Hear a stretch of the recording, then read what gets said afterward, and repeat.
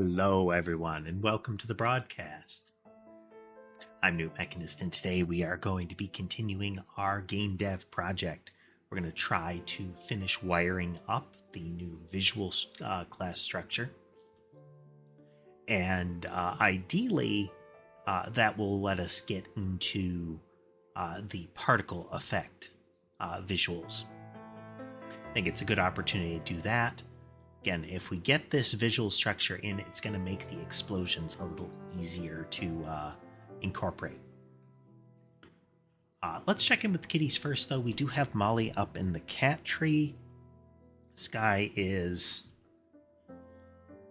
I don't know what Sky's up to. He just darted up and is looking over the end of the desk intently. Mason is up in the tree. Ribbit is hiding in the footrest. And unclear where Ember is. Sammy is on the table next to where Sky has run over to. Ember may be looking out the window. Hard to say, but she would normally be visible otherwise. Or she would be getting a snack, and she is not. But yeah. Coding. Okie dokie. So last time we got these, the visual sprites set up. We are currently using those by default in the entity node renderer, where all visuals that come in are the entity visual sprite. And I see we have 2time over there on tall format. Let me make sure that this is functional. I'm just gonna give this app a restart because it didn't come through on the aggregation. So there may be a nuance in how the tall chat is rendered. Either way, we'll see. Getting all connected up. There we go. Okie dokie. But right now we're using that by default, and we load it up. Load.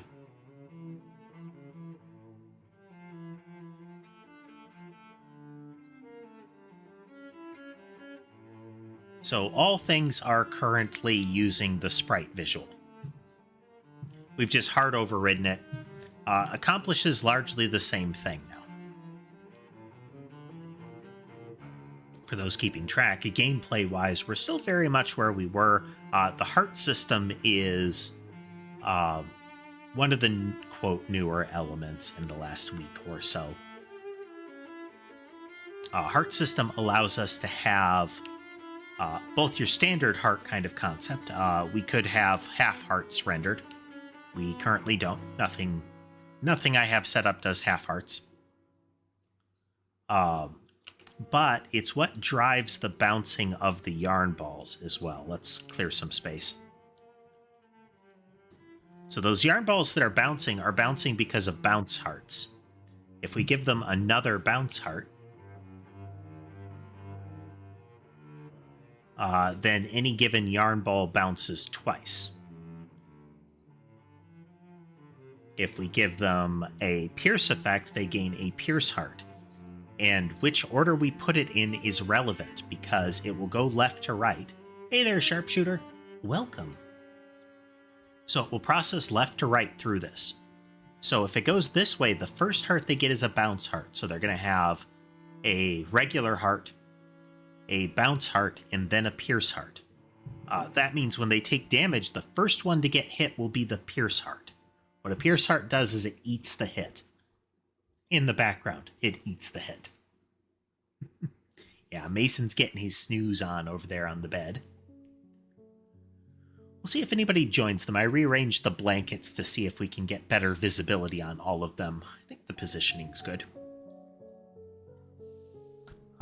In the background, a pierce heart just eats the hit so that the that collision essentially doesn't register. If we were to do it this way, it would bounce, then pierce, then bounce again before it ran out of health, before the final hit runs out of health. So if we do a pierce first, the bullets will pass through the target. Well, it will seem like they hit and just don't go away. But then the subsequent 2 hits will bounce. If we swap the order, that would be bounce, pierce, bounce. We can see it better if we reduce the number of projectiles. But we'll give it a burst just so that we can... I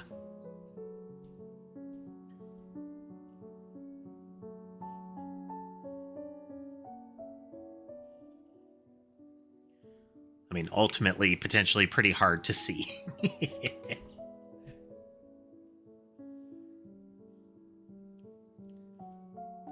The blobs move too fast.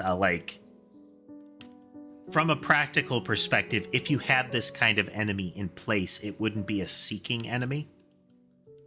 Or you would need to have the expectation that the player could move faster. That is the kind of thing I do want to avoid. I'd rather have the player be able to outrun them than to have too many raw stat boosting upgrades. We will get to that kind of thing.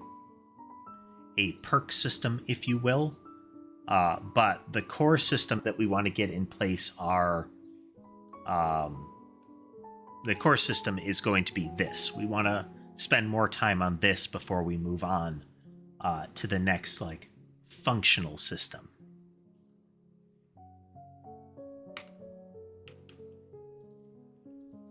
Okay, but we left off getting entity visuals in place.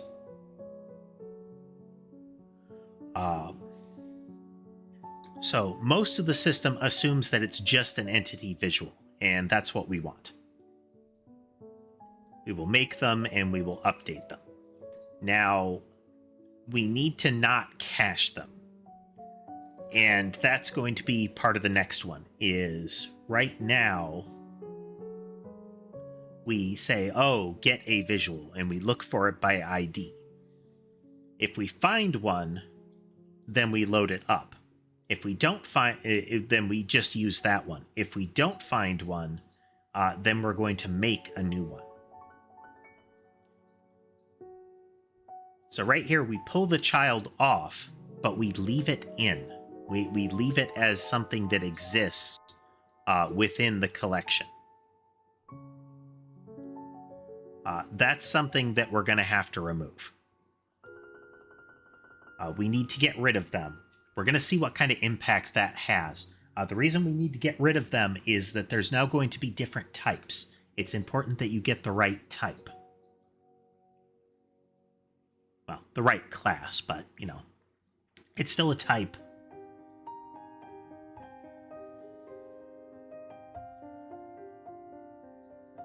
Okay, so if it contains the key, we're going to get it. We're not going to change this for now. It should be viable. What we need to do...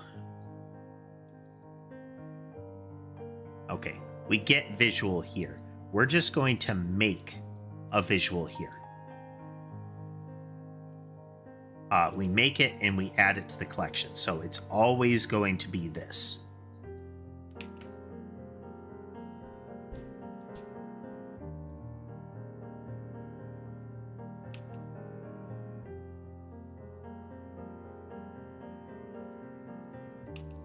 Just so. So we're not using get visual anymore.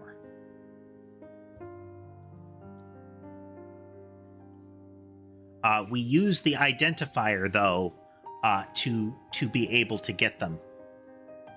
We don't actually need that. If we're going to remove them, we won't need an ID on a visual. Because again, the visual is entirely for finding them again. But since I'm just removing the ID here and removing the child, we don't need to do that. So we're gonna verify that this works, and verify if there's any sort of massive performance drain. Minor performance drain is okay, but we should be able to do this with no problem.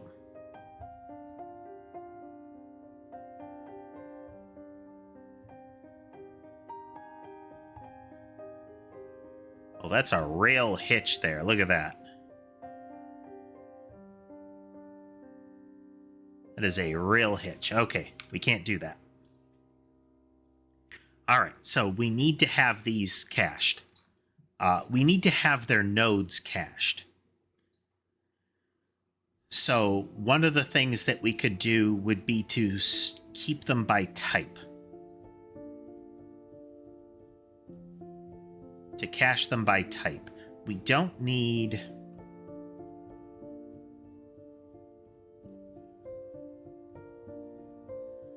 When we remove them, we just need to keep them. So we have a dictionary of types. And each of those is contains a dictionary of nodes. It'd really be like a queue of nodes. So what this would do is say, okay, if we get a type and we haven't seen it before, then we're going to create a new queue for that type. We load that into the dictionary, and then we load the corresponding node into the queue here. What that is that is the node of a visual.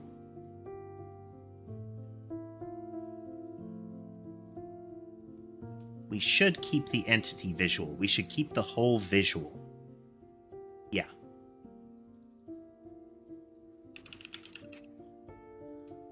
So every time we make one, we are going to... We're going to create that queue, and that will be a queue of that type. It'll be a queue of entity visuals, but we're going to list it by the type. It could be a queue of the given type. Yeah, you get it.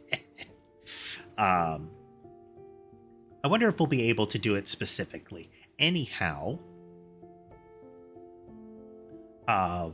so if we get a new entity entering, we're going to check what its visual is. We're going to get the type. Once we get that type,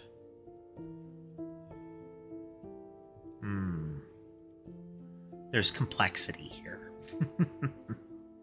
What we want to do is we want to avoid creating new nodes if we can avoid it. So an entity visual has a node on it. This is a risk surface. Because that node represents a new Godot tree operation here. We have to allocate resources in order to make this thing. And every time we're doing that, if we watch, we are spending a lot of effort. So when it's just one thing, like a couple of things a second, not an issue. But we're going to ramp this up to like 28 things a second plus. Now we can see there's a noticeable hitch that happens every second. So tick, tick, tick kind of thing. And it's not showing up in the frames per second because it's fully hitching the application. If we push it way up, you can really see it. It's almost like a half-second beat happening each time. It's not affecting the rendering, but it's affecting the processing as the CPU kind of lurches.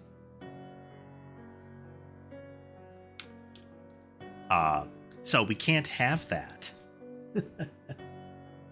And if we're recreating the sprites, that's going to be a similar issue. I don't think there's anything we can do about recreating the sprite, but the node we could save. So let's see if we can store those nodes off, and then we can set that node. Okay, so there's a decent chance we won't get to the particle effects today because we have a fundamental issue with the way that we're doing this. But ultimately, we were already doing a lot of this, and it wasn't hitching performance much. So as long as we keep these nodes around, as long as we keep the visuals around, I think we should be in okay shape. Which means we're still going to need IDs. We need to get the type, and then we're going to get the ID in order to find it within the corresponding collection.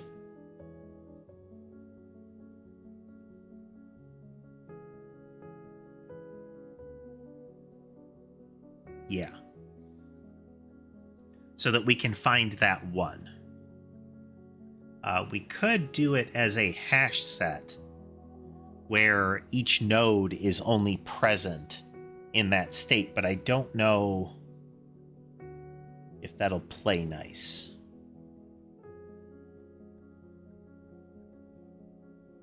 Because we could do a hash set of the nodes so that we don't, of the visual objects, so that we don't have to have the ID to find them. So let's noodle this out here. So we have a dictionary, and that is of a type and of I wonder if we could do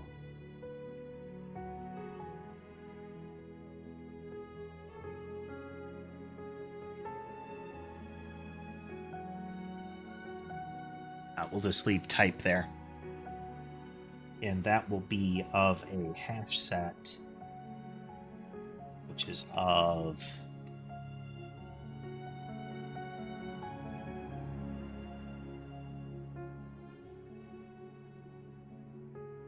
can I do type T?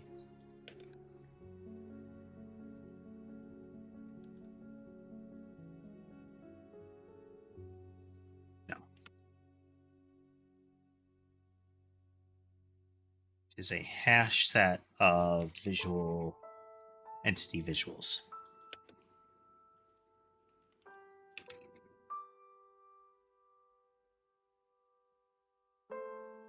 Okay, so we've prepped it. It exists.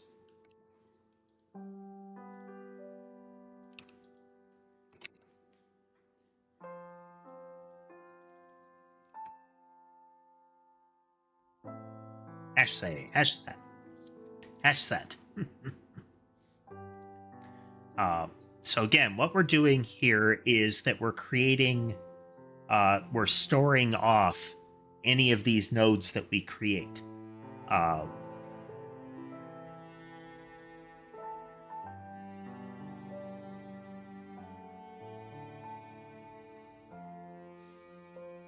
No.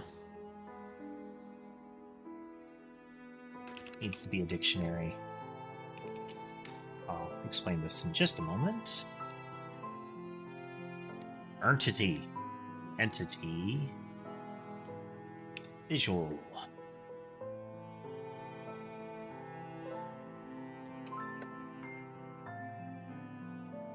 Hello, Ember. Hello, baby. It says sherbet's in my spot.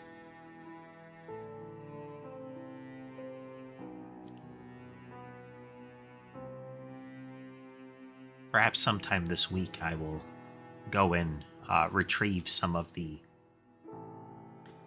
see if I can get some of the infrastructure pieces that I would like to start moving some of the cameras, or at least start replacing some of the cameras. In particular, camera 1 here that we can see Sherbet on is very prone to freezing up. It will occasionally be that it's still showing the cat as if it's napping, but if you look close, the cat won't be moving because the camera is frozen. But we need... So, what we're looking at here is within the type, we still need an integer on the dictionary to be the identifier. We're using the identifiers right here, where we are creating this stack of integers here. Because what we want to do is say, okay, if this ID is available, we're going to use that ID again. Oh, that still won't work. Oh, man.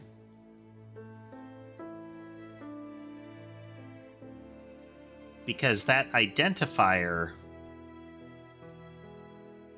will be specific to a list of available ones. Okay. We can still do this. So if it already exists, that's not a problem. Okay, okay. Okay, okay.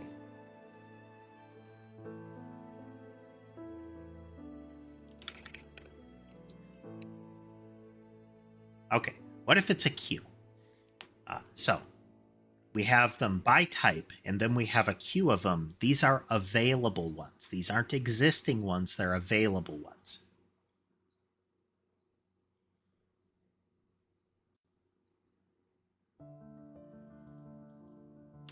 That, get rid of you, and do a queue.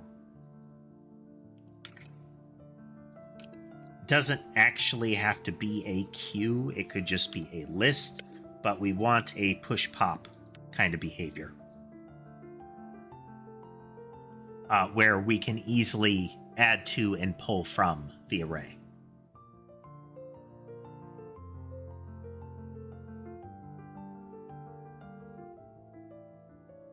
Yeah.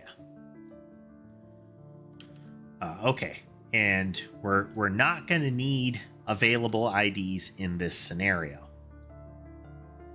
And in a similar fashion, we shouldn't need this anymore.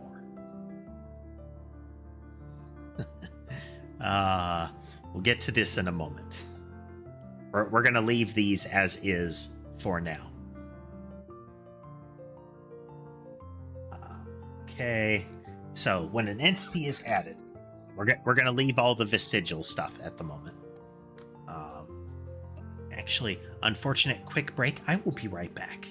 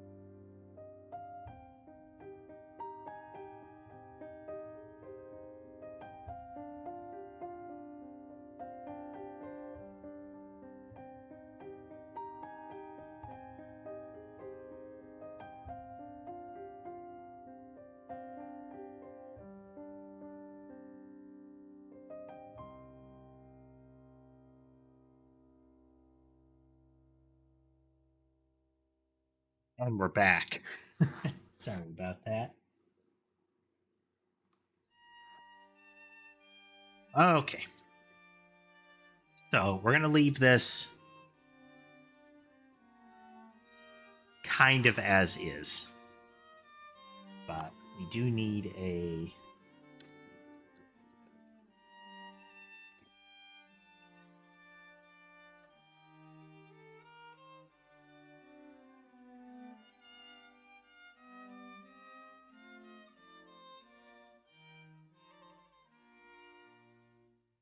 So this is going to be different.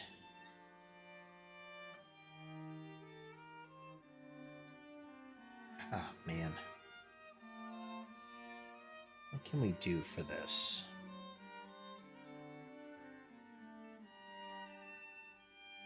Okay, before we get too far into the weeds on that, what if... What if we were to save the node? Can we save the node?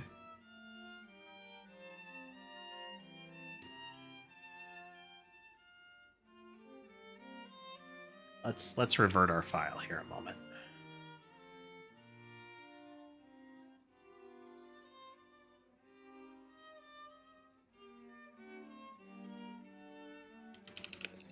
Save for our visual data here.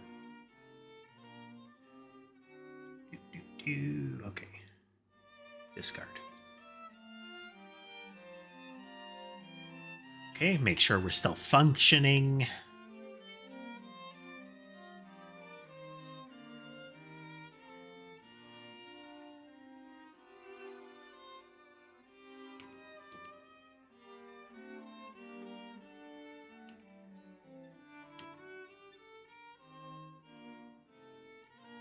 Okay. So we're still caching them in this scenario. Again, we can't cache these the way that we're setting out to. There is going to be a type that lingers. If we... Hey, Drew. Hello.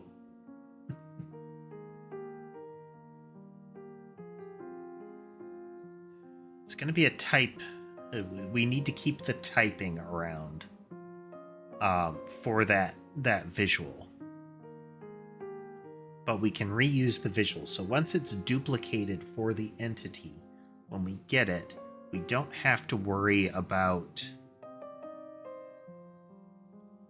reusing it. That visual can stick around indefinitely. And we can leverage that. So the entity should have a visual key, not a visual itself.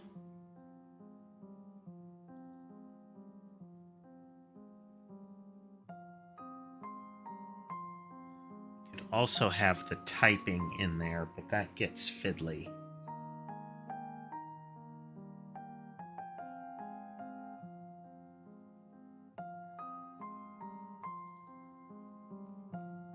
Was hoping that we were going to get to particles, but we're probably not going to. We might get into the skeleton of them.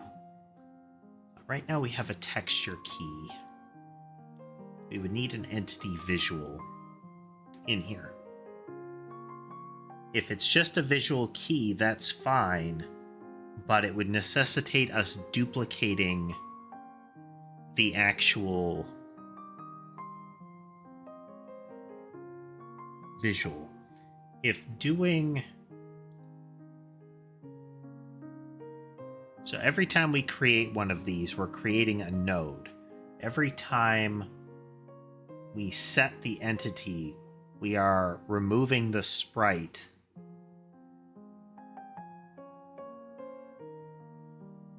It's our remove sprite. Okay, we rip the sprite out every time we do this. So it's okay. It's the removal of the node. We want the node.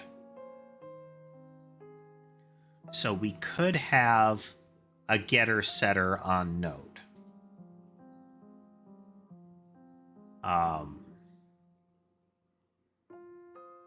We look here. So we have a node.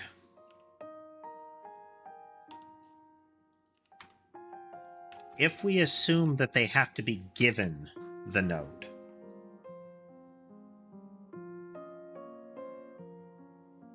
we could have initialize take a node and say this is the node you will use. So if we say node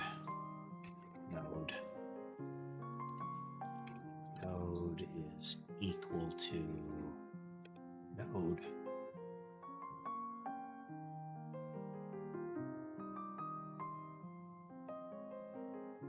node2d. Okay, this will break a couple of other things.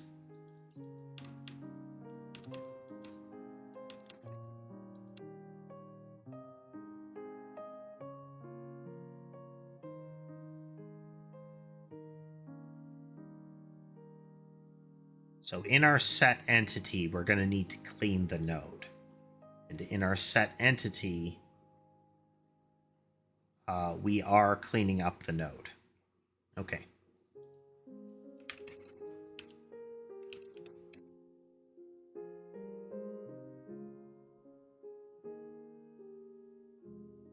So at this point, we have a node. We can mess with stuff. Okay. Then in our node renderer,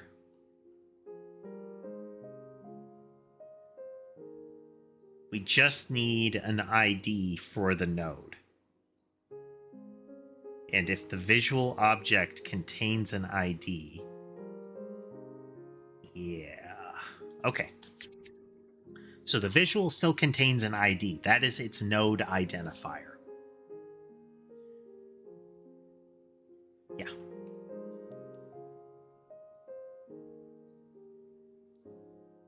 Does it need one?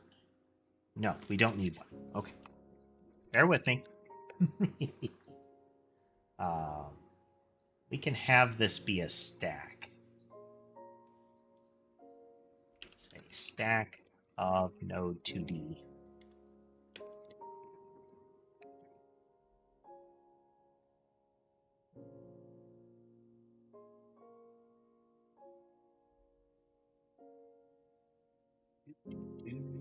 Using Godot.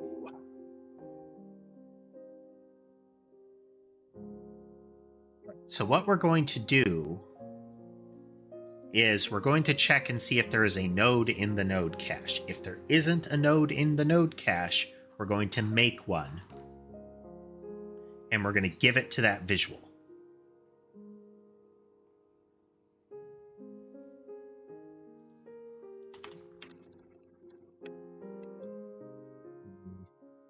Node.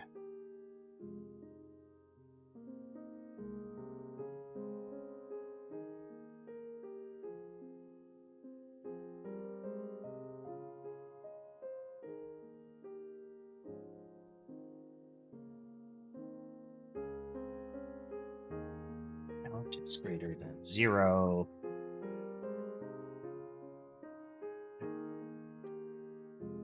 To return.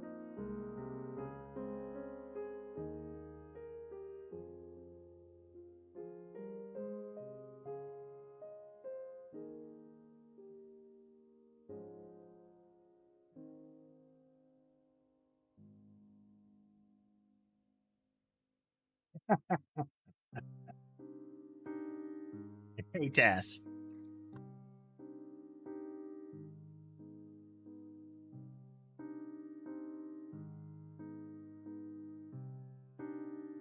Unfortunate terminology in Godot for those that have who have Node.js trauma.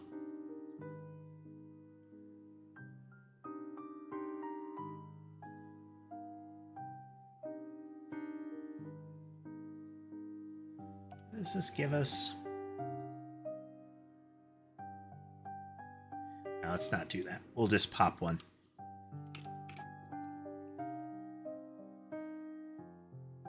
Pop.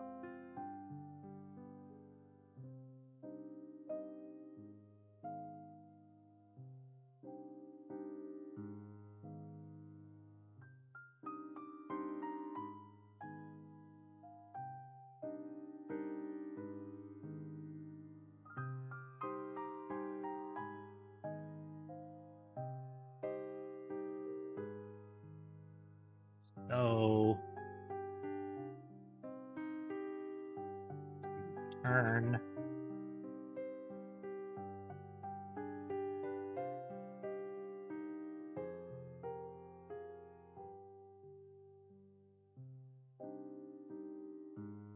Bracket.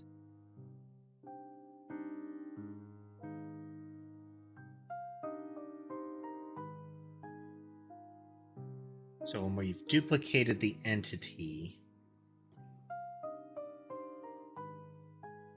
the entity doesn't need to have a visual, it needs to have a visual key. Otherwise, we're just going to be copying them anyway. And we don't want the entity to contain its visual. Okay. But for now, we are going to create one.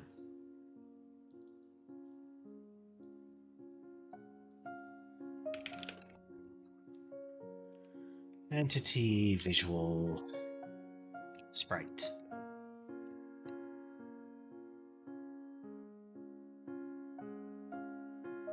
Not copying it, we're just making a new one. We're going to initialize with a node, which is going to be getNode.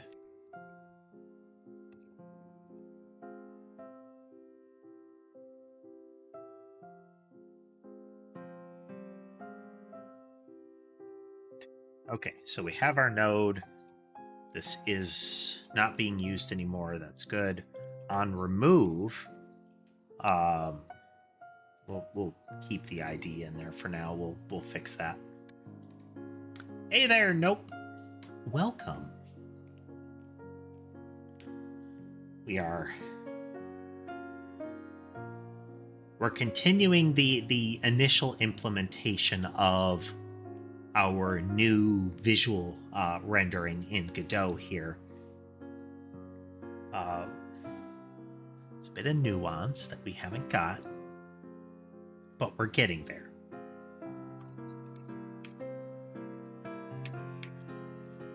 Push.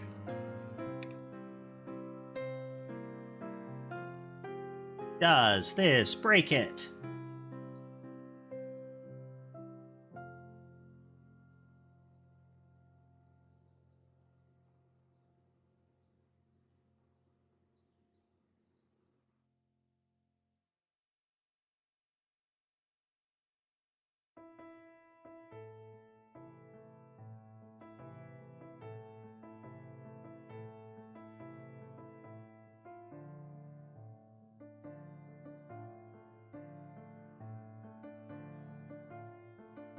Well, okay. Okay. Okay. Not using view anymore. And ultimately, we're not really using the identifier anymore. This is good.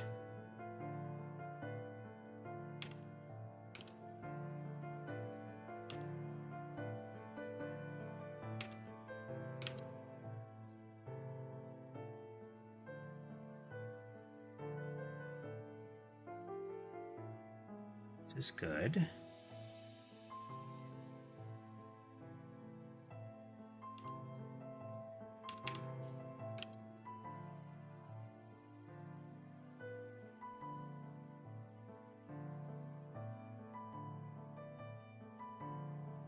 Probably should have saved it before I did this.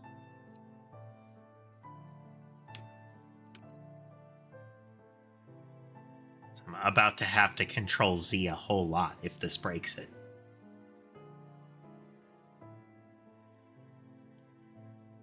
Okay. The fact that the explosion is not perpetually going off or having problems is a good sign. Spam a whole bunch of them. Really strain it.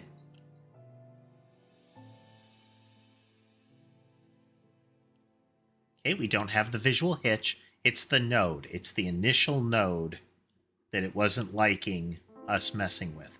Sprite, it doesn't seem to care as much.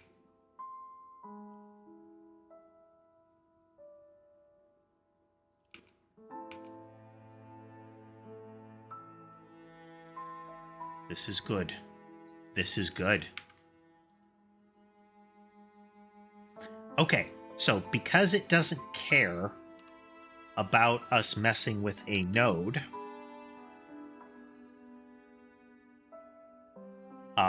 we don't need a stack of entity visuals.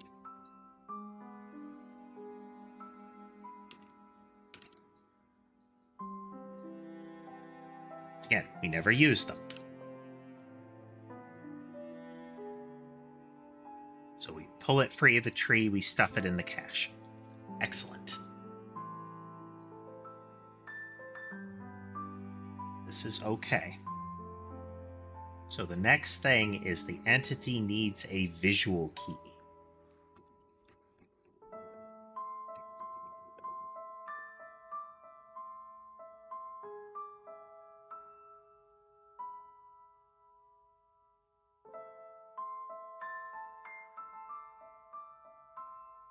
So in the background, a bit of yesterday and some of today, I did this, which is make visual files that correspond to each one of the entity files. So in this case, player. And what this contains is a reference to the texture wrapper. It is a creation vector for the visual sprite. So by getting this key, we're going to be able to use that in here. Again, the entity just contains a reference to it. Hey, diminished, welcome. Bullet visuals, yes.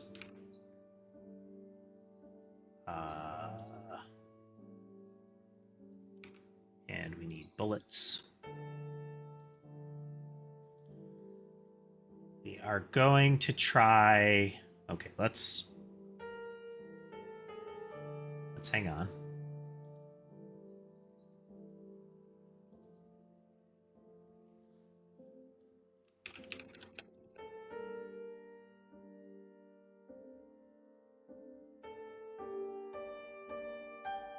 Let's... Well, thank you, Diminished. I appreciate it. Let's see. Don't believe they are present, but if Delusive Maki and Tanashiro Kiki are present, please give a wave to Diminish there to thank them for the gift subs. This guy is being adorable there. Yeah, I see you.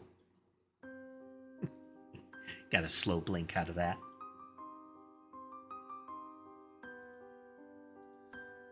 Okay. So if this is instead visual key,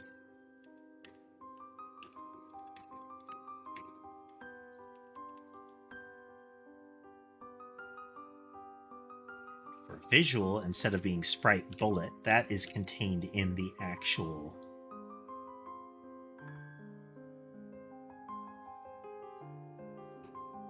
What did you use to make an AI there, Nope?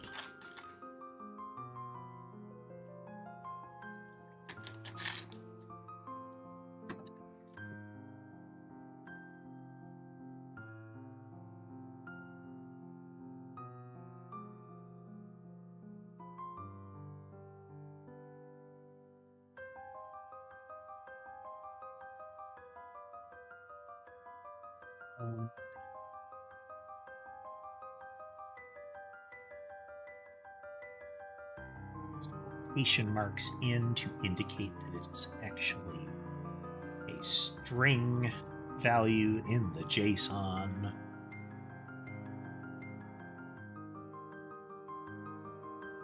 Okay. Okay. These are bullets. Go into our entity file, our enemy files. Yep. Yep. Visual for blob.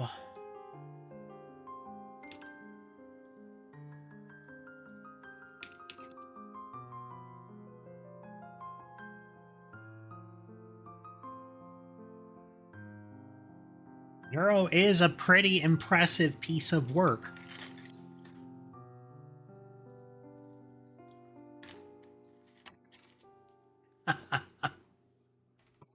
I mean, not having stuttery internet is good. I have had some internet issues recently. We did have a drop in Sunday stream, which was very irritating. And last couple of days, I've had a couple of drops in the internet. They've recovered, but very irritating. I had to perform the ritual of the cable modem reset recently. You know, light the incense and apply the sacred unguents. Unguents. Weird word. Visual key. Layer. I don't actually need to spread these apart, but it's very likely that most of the things in a given file will have similar visuals. Hey there, troll. Hello, Levi. Welcome, everyone. Welcome.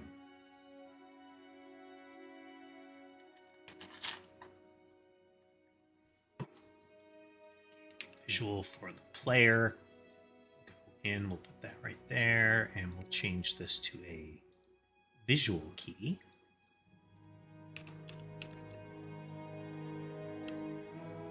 Okay, and the visual key is just a string. It is not a translatable one. So we just want that key. Then in our sprite,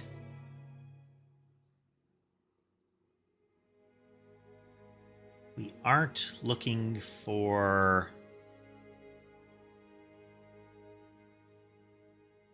This is our copy, but this will already have been loaded.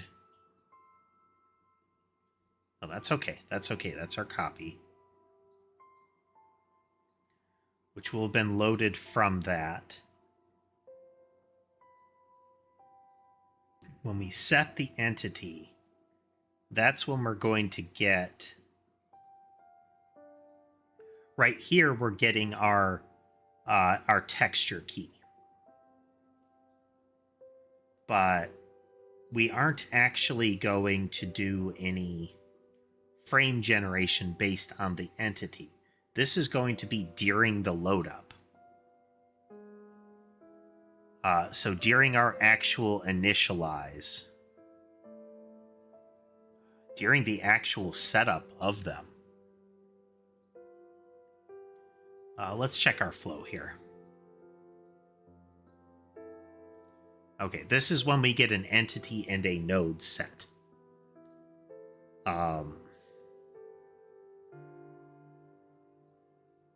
We can't generate our frames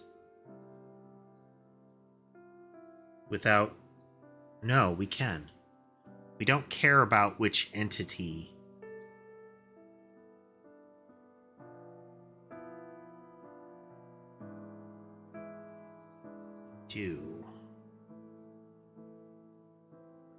We just need to have a particular type.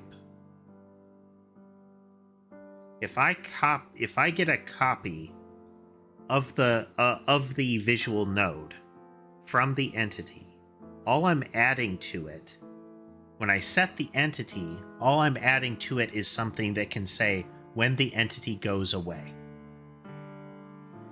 Yeah, nope, this is our 131st day of, our 131st stream of doing this. I'm trying to accelerate it, but by doing more offline coding, but you know, 3-hour streams do not make for drastic progress. But yeah, I'm trying to do more of these streams so we can see more progress. Okay, if the entity is just for getting the event,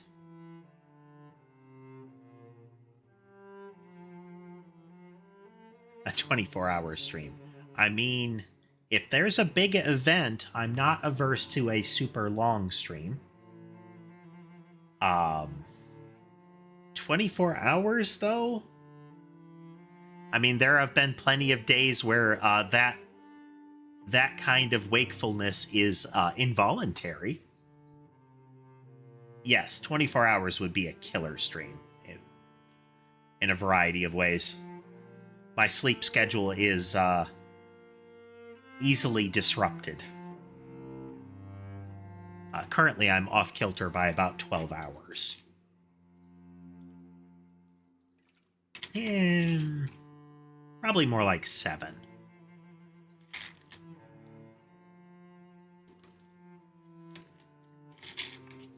It's not good, but it's not disrupting stream, so you know.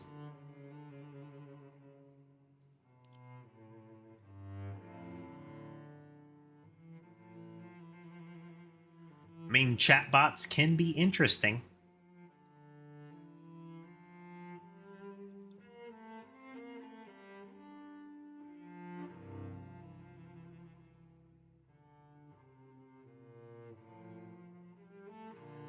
Just trying to think through this.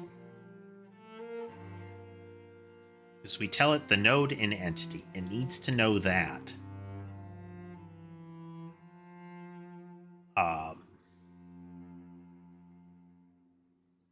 There's nothing about the actual constructor that is fundamental to all of them.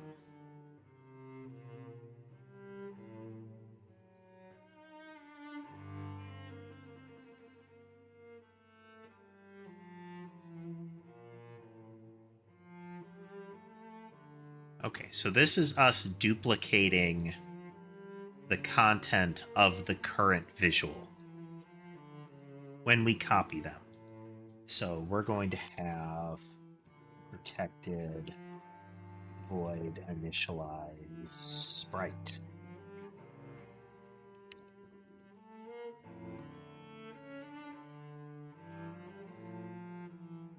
We have this here.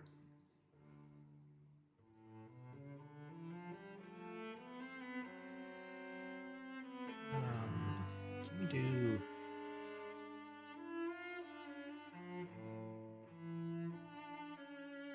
duplicate? Yes.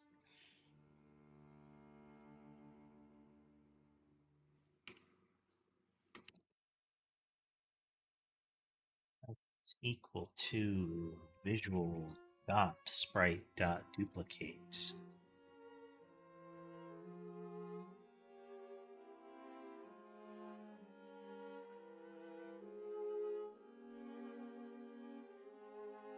Animated sprite 2D. There's an echo, you say? Is there? Wouldn't think so. Anybody else getting that? Would like to verify.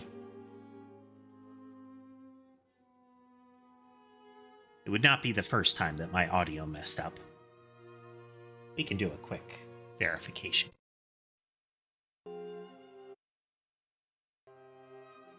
Just be sure, you know.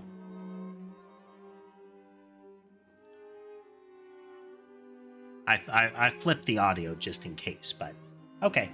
You may want to check. Nope. Sometimes either the browser itself. There's also the possibility that you've managed to get 2 of the windows open. I don't know how that would be, but it also depends on if you're... Yeah, usually that ends up happening because you have 2 active windows. How that might occur, not sure.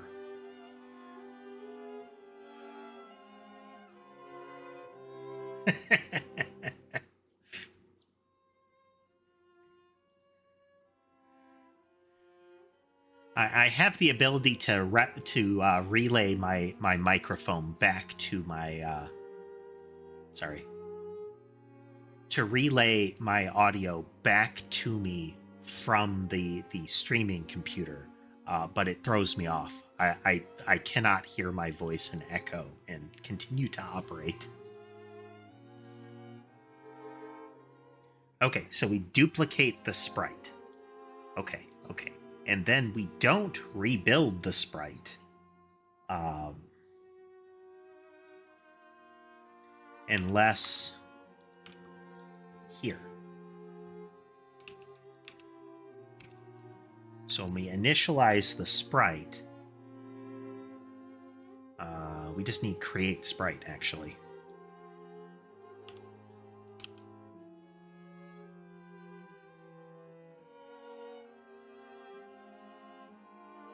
But we don't add the child yet.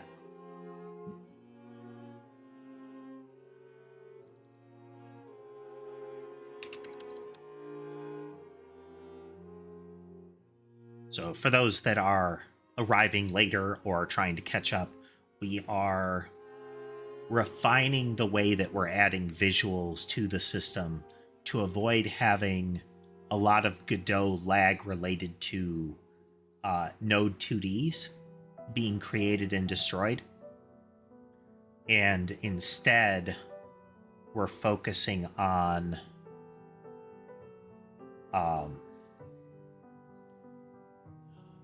words and things. We are focusing on trying to get it so that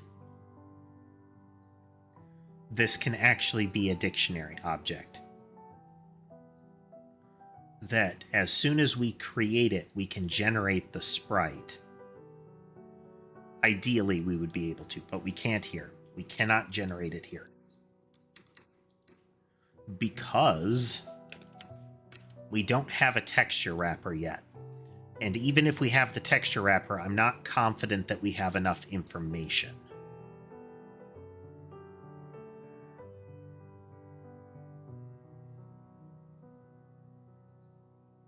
Let's roll with that, though.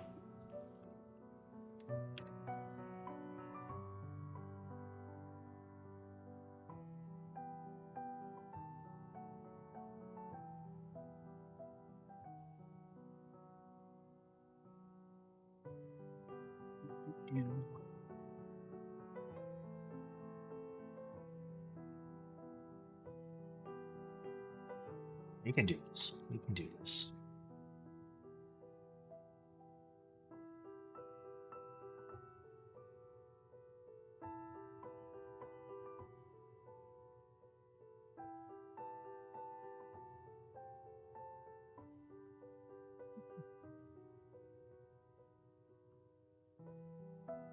Okay. So here, we're still going to set it that way.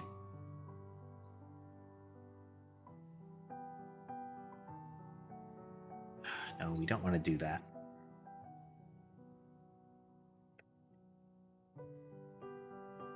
Can't do that because we don't want to remake the sprite here.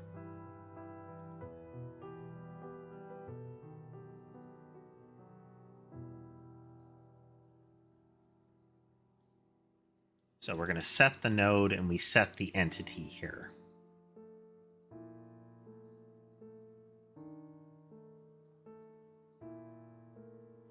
We don't need to worry about whatever the entity is doing here. We're not going to create sprite here. We're going to remove the entity. Our generate frames does not happen here.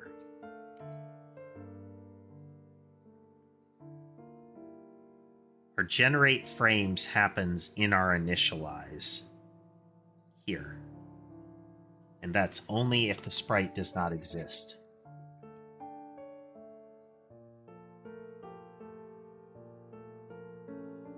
So that's if sprite is equal to null. We're going to create the initial sprite. We already have our texture wrapper.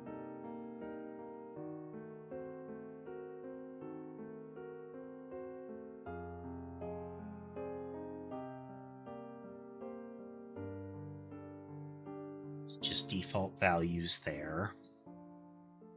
We generate our frames. We are not relying on anything in the entity here.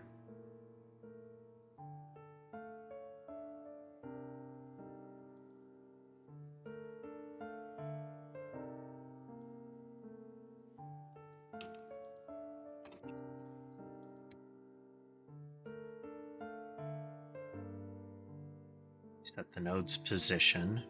So the assertion here is that we already have a node.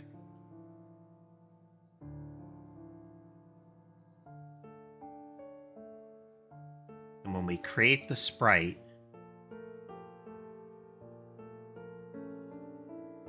we add it to the node. But that's not really where we want to add it.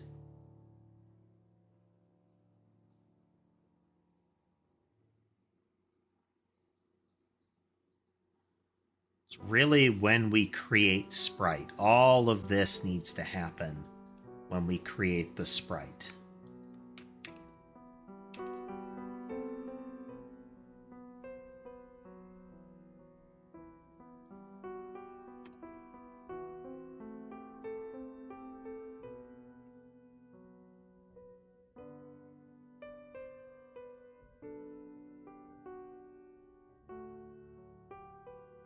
Is all if sprite is null.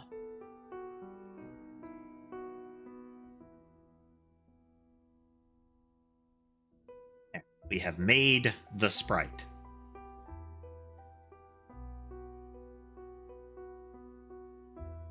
And then we can say sprite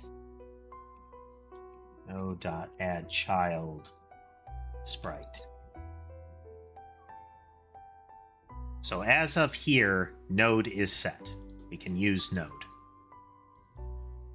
If we don't have a sprite yet, we generate it, and then we attach it.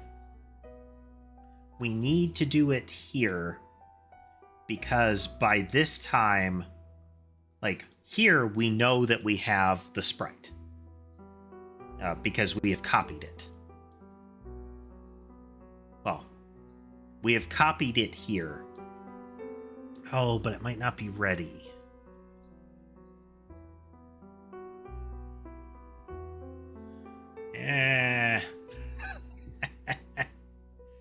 Let's find a kitty shelf.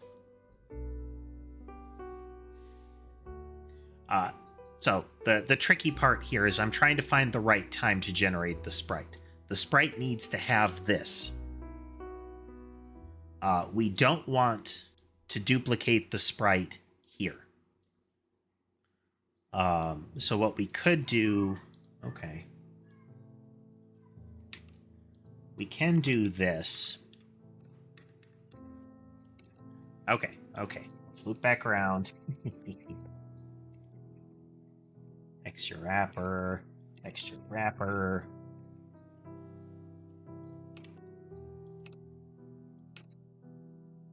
We've done a tiny circle, but this is still okay.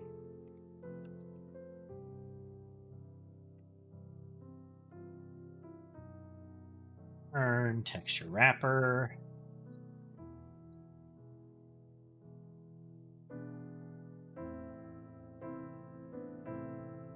Right here, it is possible for us to create the sprite.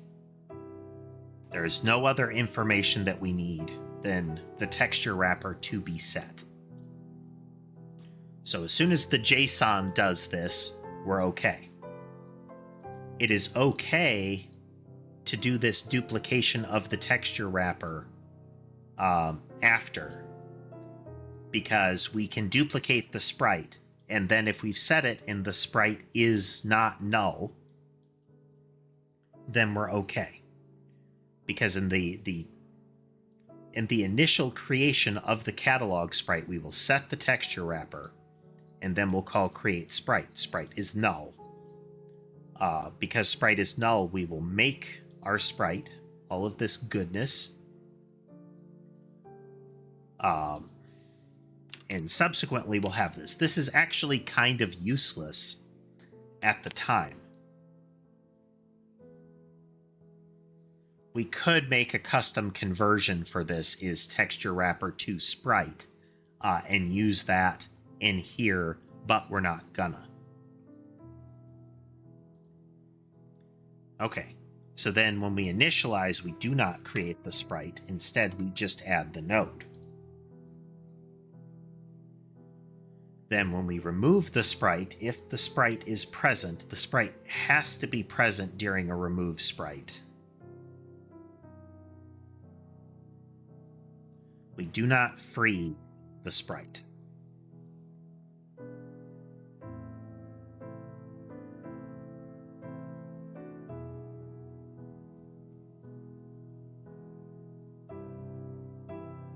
Let's see.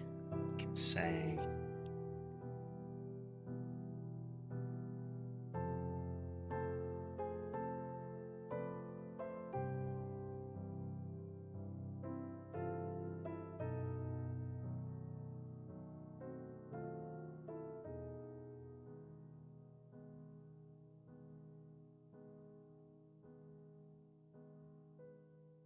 this is a just in case if we ever get rid of a sprite, a visual sprite,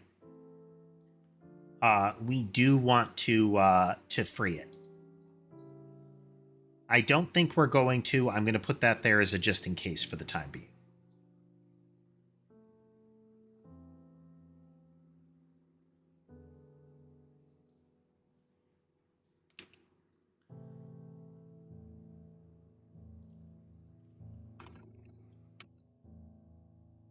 When we set the entity, that's when we know the position.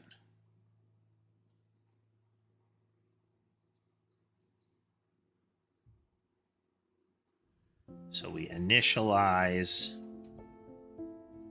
which will set the node in entity. As part of set entity, we set the position of the node.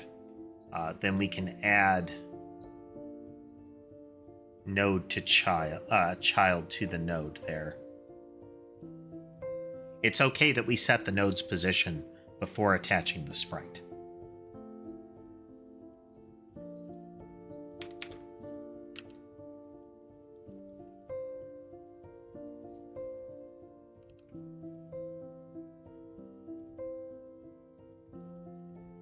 Move the entity, we clear the entity, we detach.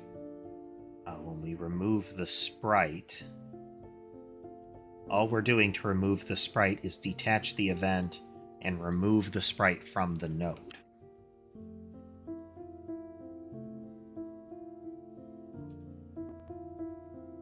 There are a couple of breakdowns we could have here. One of them would be happening right there. It didn't.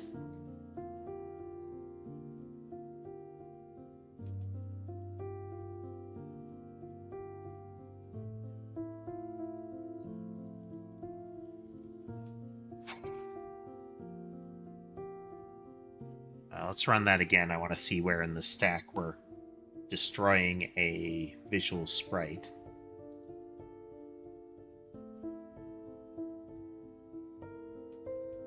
This is the notation for a destructor, right?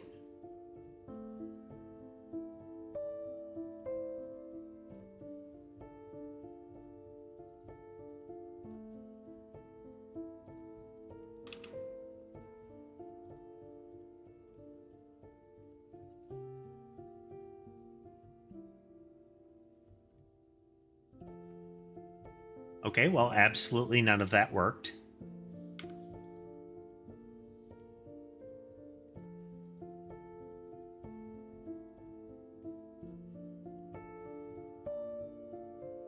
Because we're never creating it. Okay.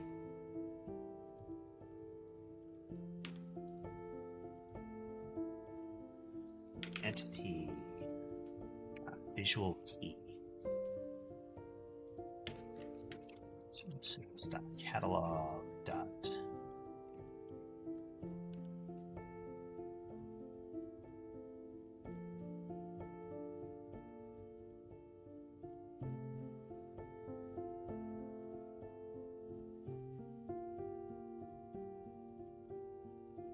We need that.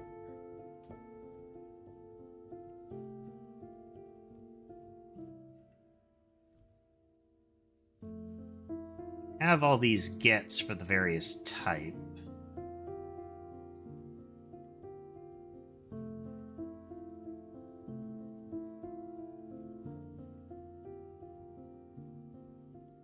Get catalogable. Okay.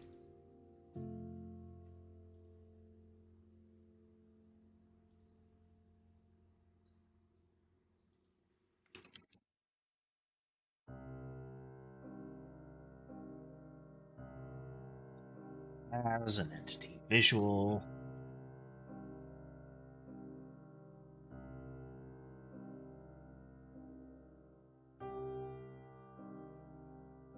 Initialize it with a node. We set up its removal. We add it as a child.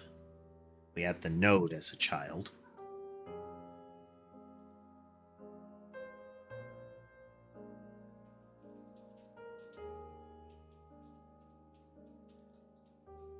Still no. Okay, let's go in here.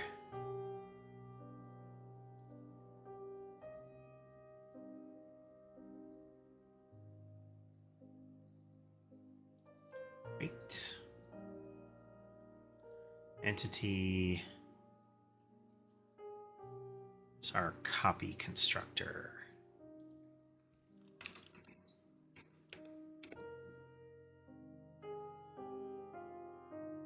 New.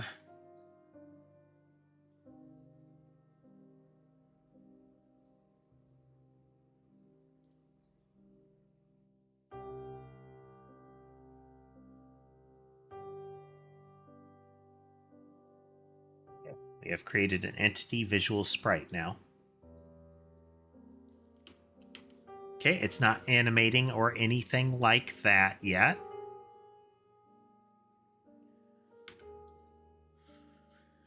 What else could be broken? We initialize it, we add the child.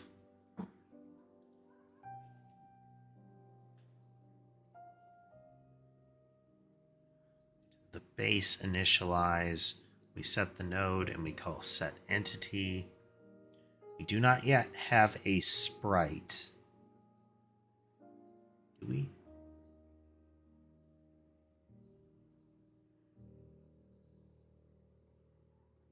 We definitely have the image.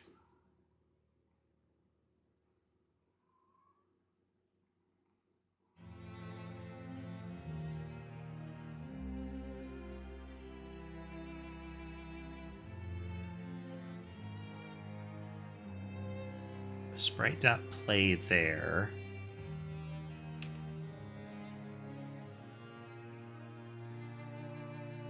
We've created it, but it's outside the tree.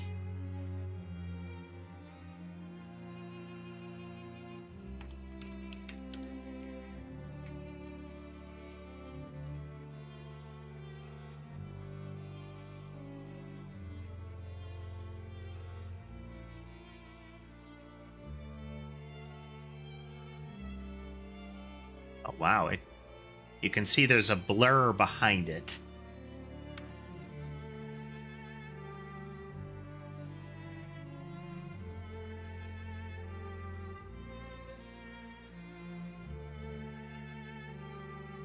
Let's just pull that out.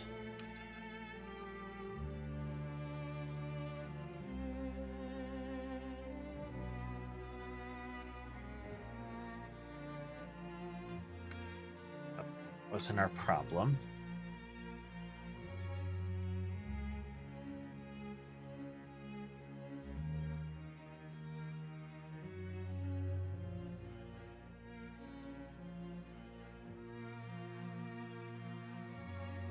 Entity visual is gone at the end of this.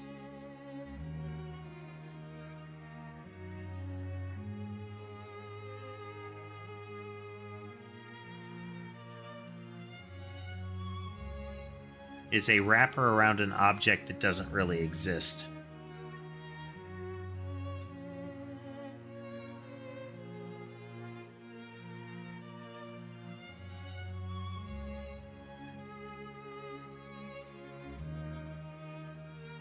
I mean, one of its children does, but we saw the destructor fire, and that's because it was here. Okay.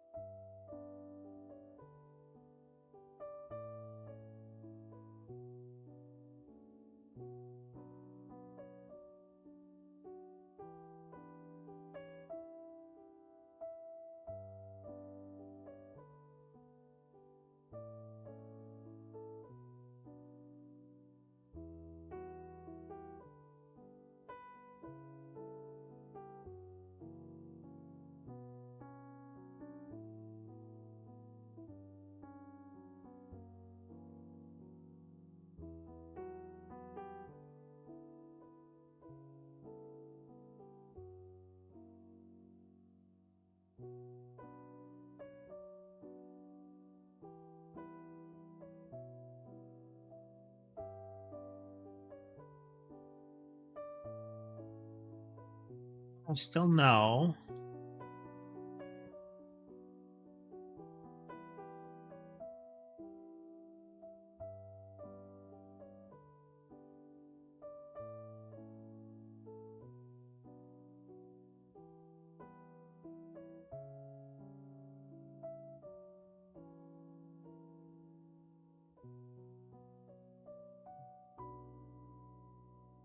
Seeing this fire.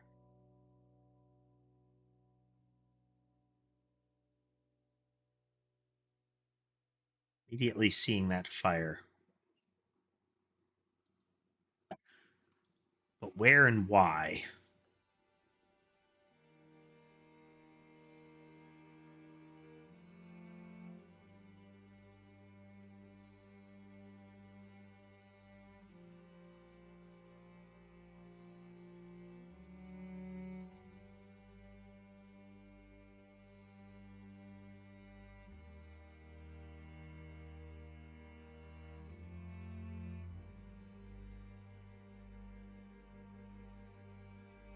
Being created in one of the threads, I believe, but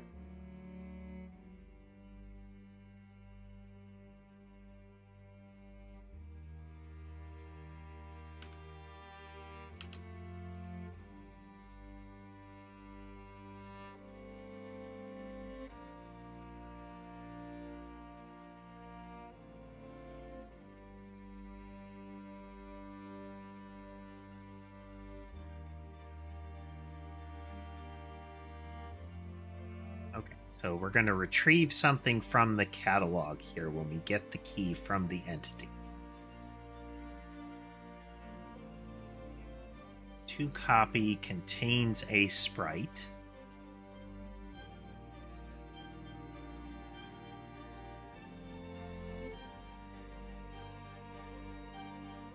Should have all the relevant bits.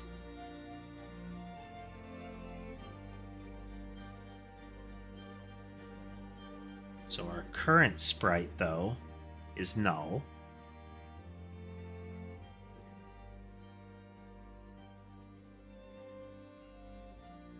It is the same sprite. It is the exact same sprite. Okay, so that's part of our problem. So we'll just do that.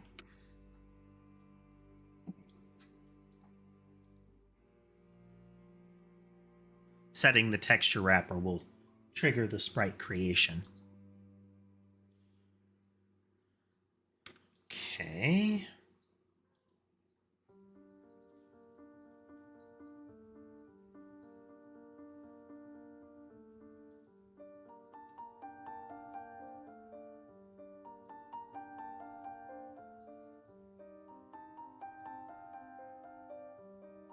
Texture wrapper is no longer null. This sprite is a new sprite. To copy sprite is a different sprite. Okay.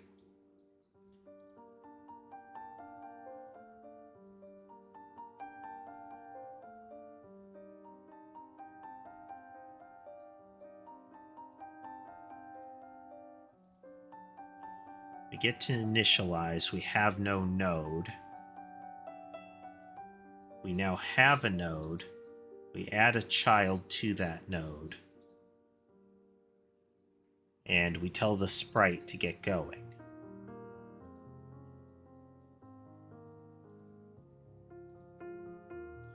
We do get into here.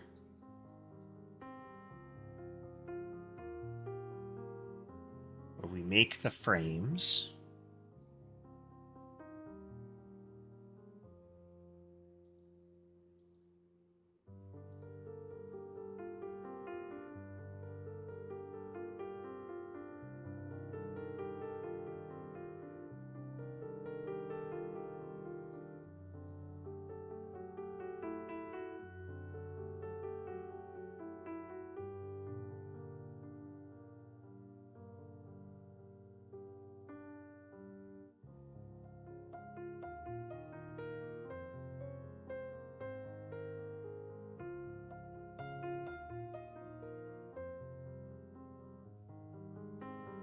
Hey, that's weird. We are never getting to... We're never getting to here.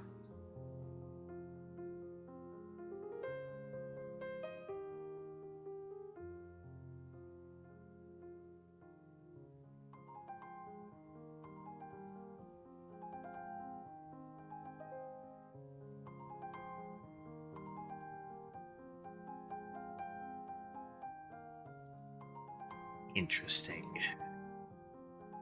We create the visual, we add the visual to our collection, we initialize it, we set our event up.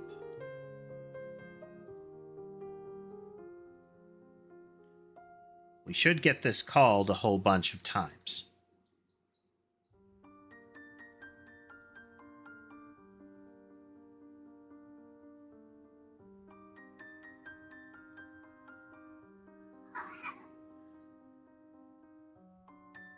Visual sprite.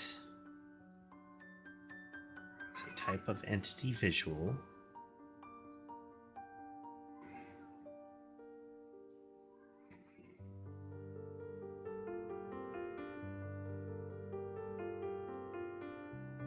This guy is chirping around in the background.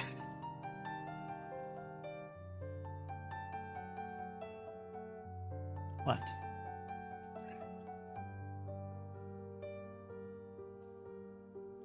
Still food in the dish. Yeah.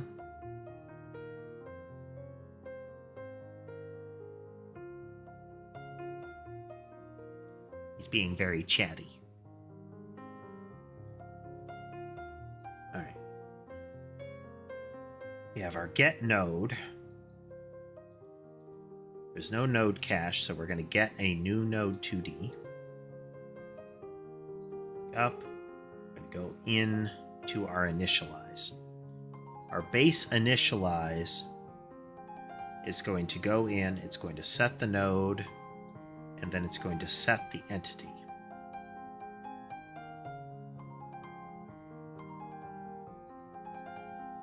We do the base set entity, which is just setting the entity.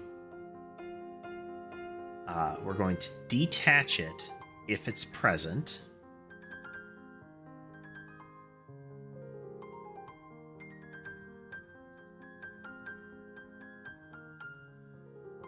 It's going to be present by the time we get to remove entity. Oh.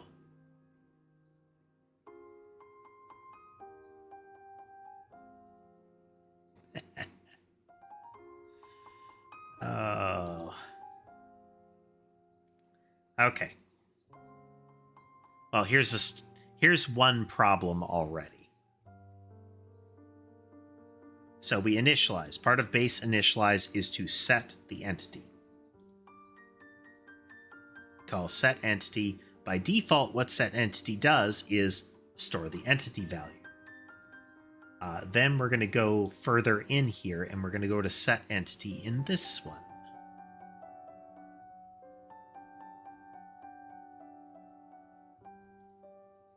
First thing set entity does is rip it back out.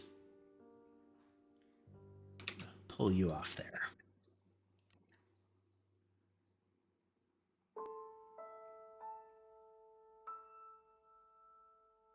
So when the entity is removed, we're going to remove entity here.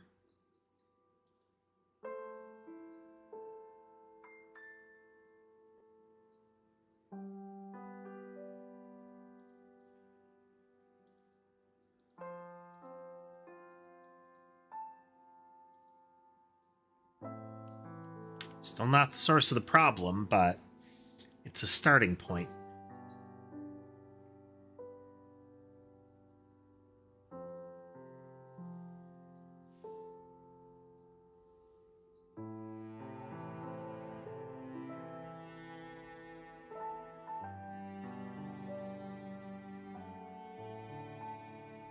Why is it stuck here?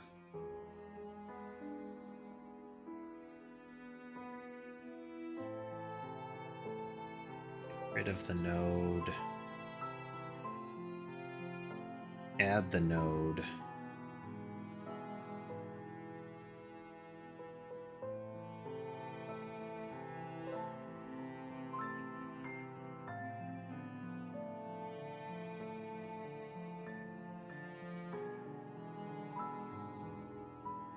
So the sprite is just not animating is part of the problem. So let's run this over on the Godot side.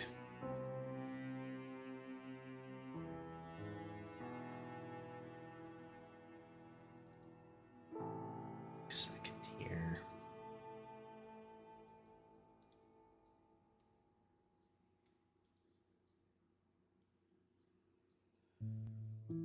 Let's see what kind of errors we're getting.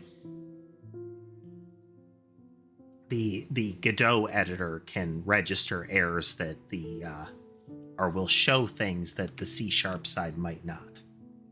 All right, we've got debugger errors. Let's go.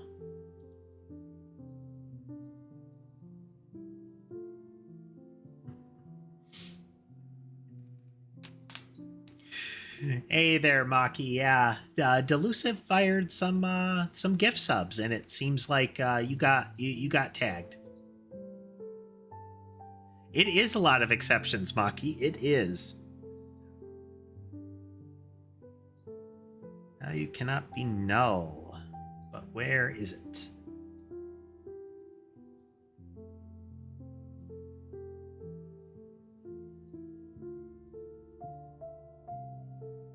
On entity added, we're initializing the collision area. Why would the collision area ultimately call into texture wrapper?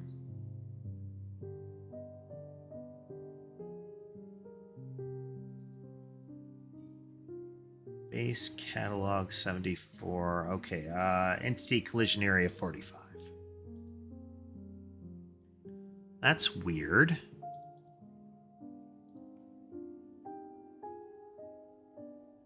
Huh.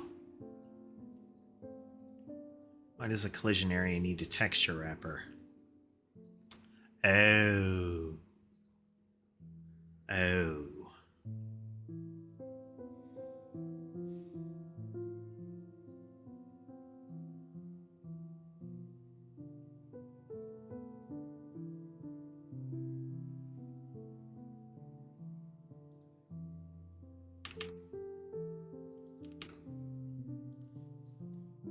For the time being, we gotta fix that. Found a problem.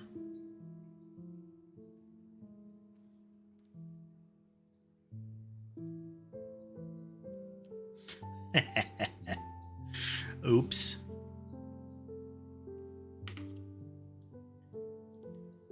All right, let's run it for a bit here.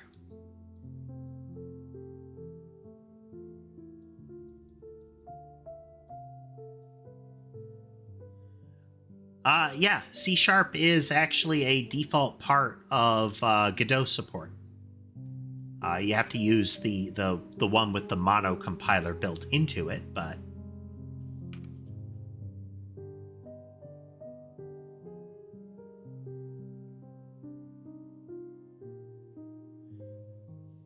it runs pretty well. It runs pretty well.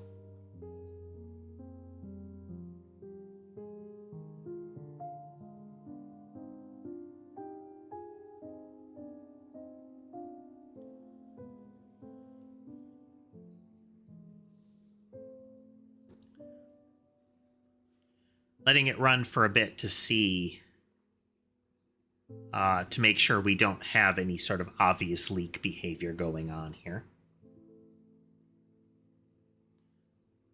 But it seems like we are recovering frames just as much as we are losing them. It might be drifting down.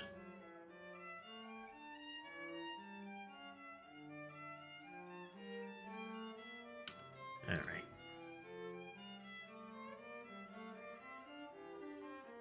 Let's verify we don't have... Oh, well.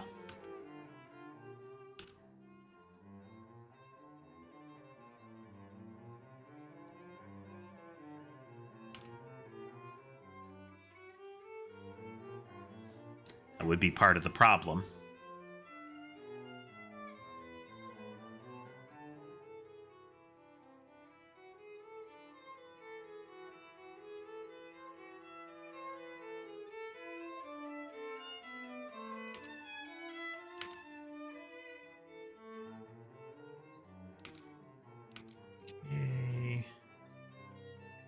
Grossly increased number of things.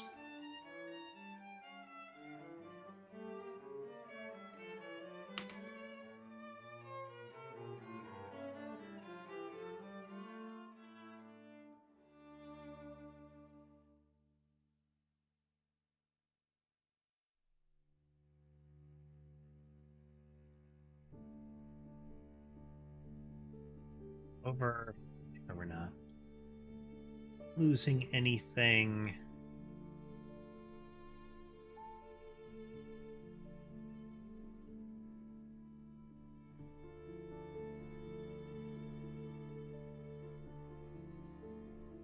We are seeing lower numbers crop back up.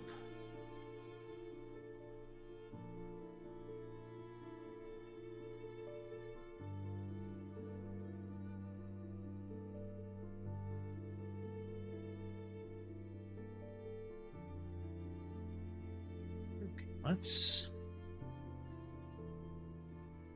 make sure we don't have an oddity here.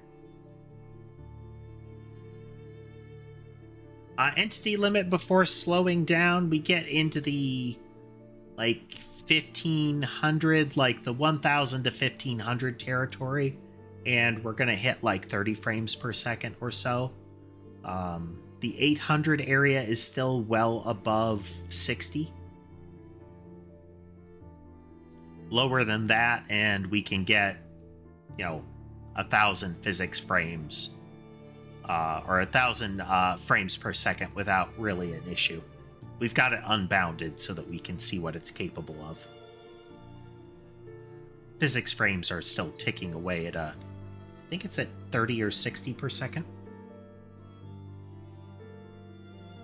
Okay, in the visual sprite,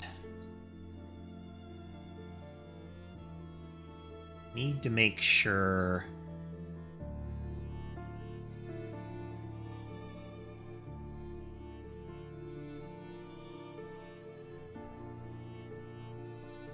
we remove sprite,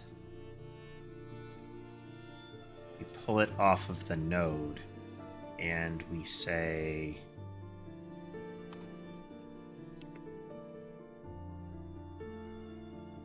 oh no.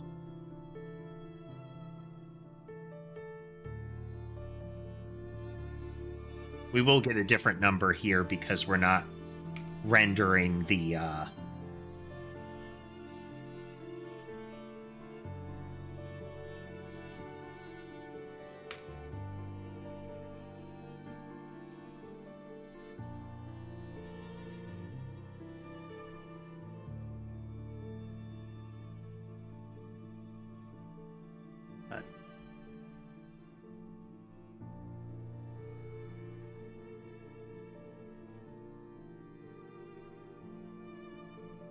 we're setting entity.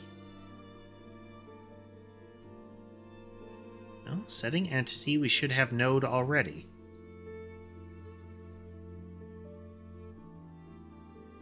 We initialize this, node equals node.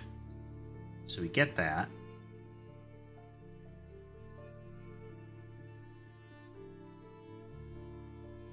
We set the entity and we do the base set entity.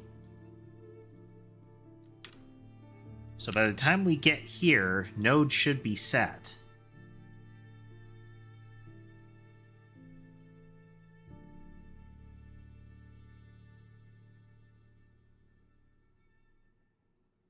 This is going to be a case where we're reusing one.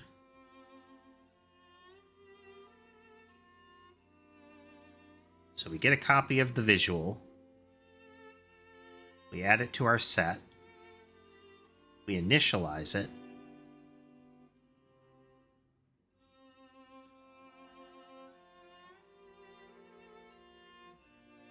Remove the node. We put it into the cache. And we remove the visual from the set.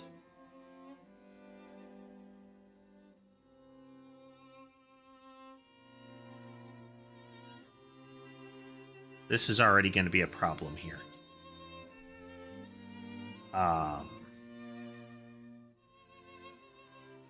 Okay, but the visual is purged. We have the node.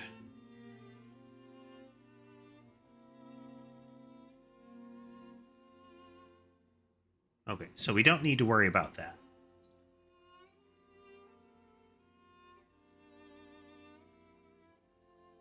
We don't need to null the node, because this visual is going to go away.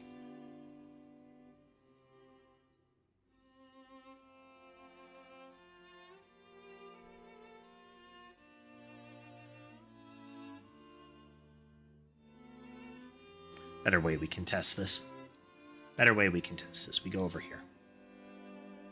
Run you. Should turn that debug off, but we'll get to it. Start that. We're going to do debugger. Orphan nodes.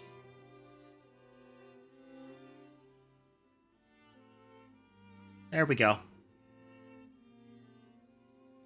We're leaking nodes here.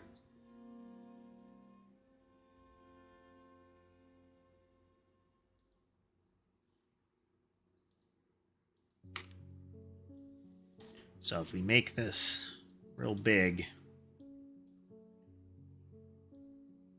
this will slow it down. This will get to the point where it slows down.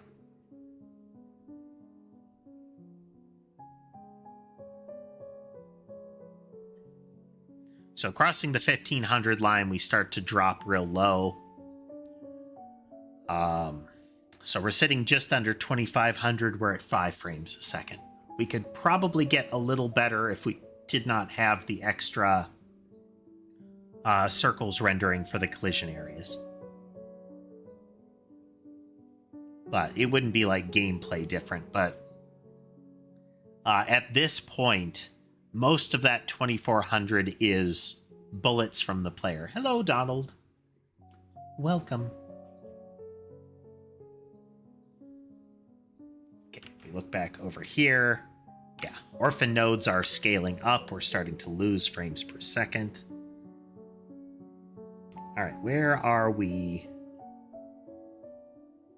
Where are we losing these?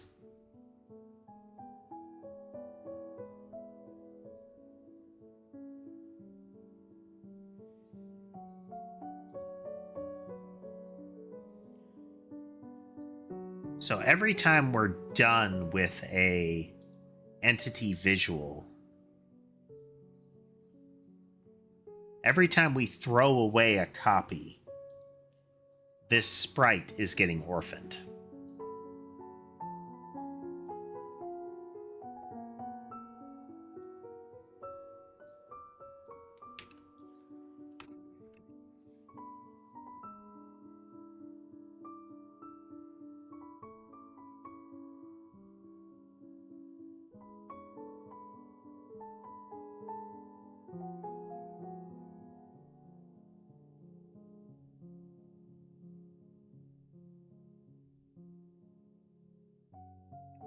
Immediately calling into this.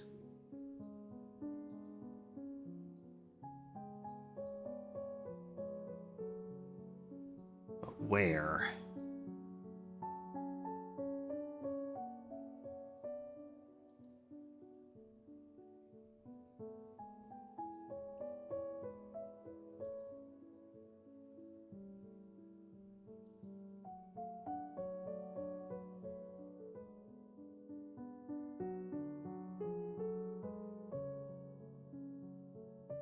Because if I have a if sprite dot q free,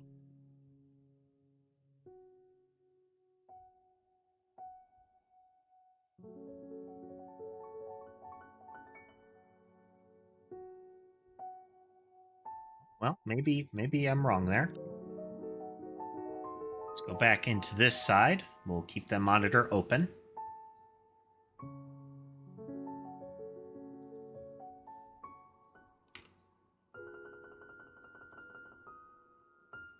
We're still leaking them.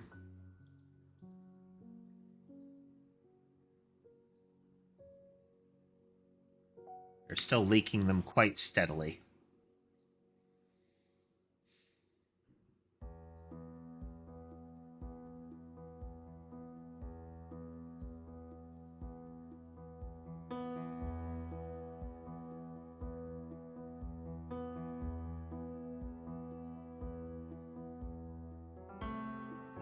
Yeah, you know what? Let's look at the node cache and see here.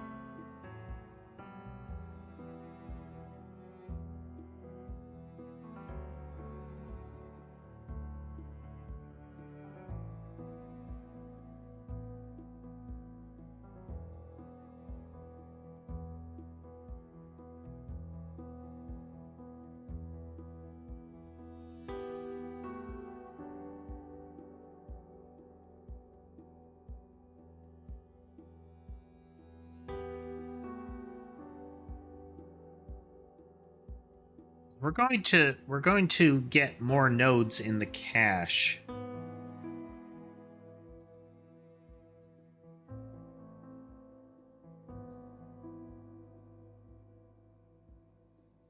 Let's do a little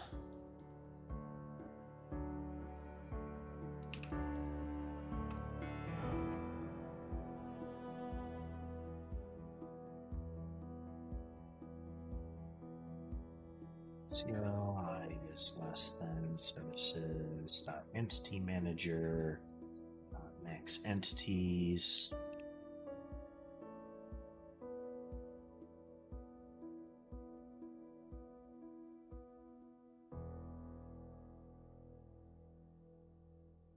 Plus node cache dots new node 2D.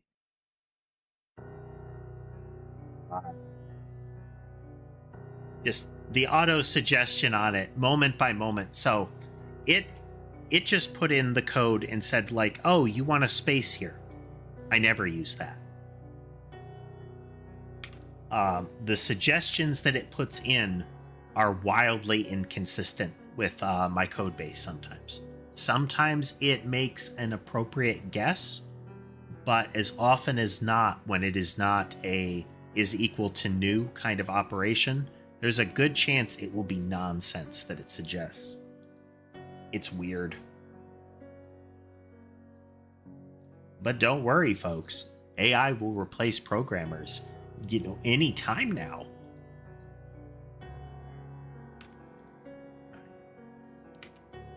Let's go over here.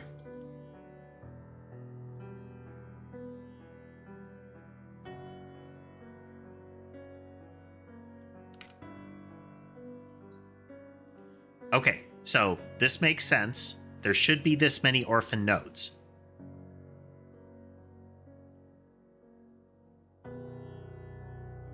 We should not exceed 7,500, though.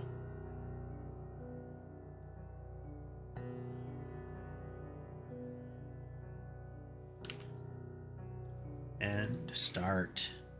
Go completely overboard. We put the snake pattern in because it's more likely to improve coverage.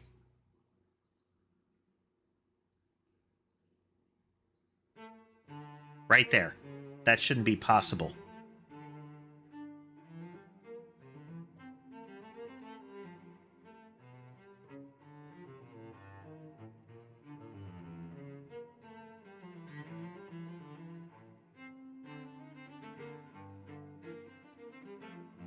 Shouldn't have been able to do that.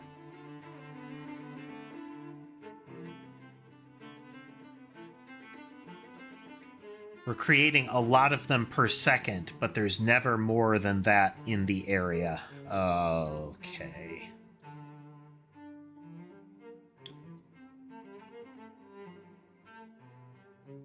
We pull the child off of the tree. We put it in here. We remove the visual from the collection.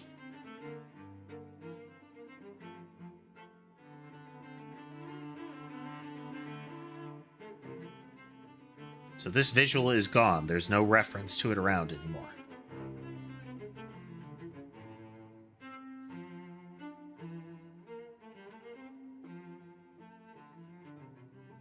It's distinctly possible that they live for quite a while. We're creating a bunch of them per second, but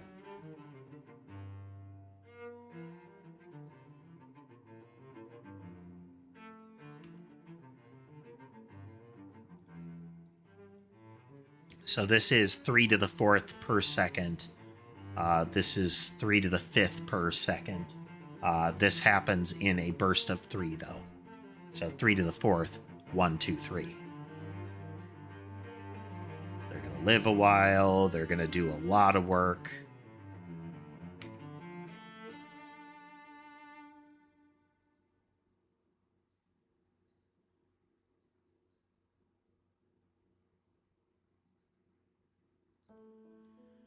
So yeah, there's never more than 2,500 in existence. Like, of everything together, there's never more than 2,500. The game doesn't allow there to be that many of them. So it's weird. Hey there, Lunar. It's weird that we were able to consume that many nodes at once in the debugger.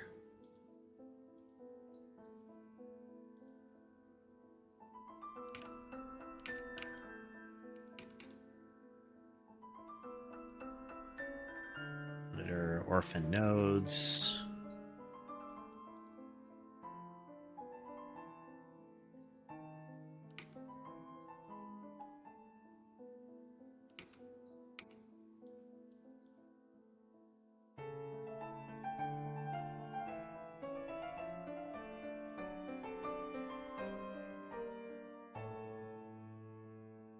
The dating sim section where you're secretly juggling as many love interests as you can so they can provide passive bonuses to the meta progression side of things.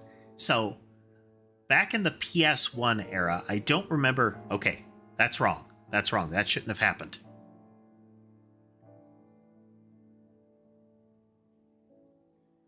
That went at 76. It should never be able to do that.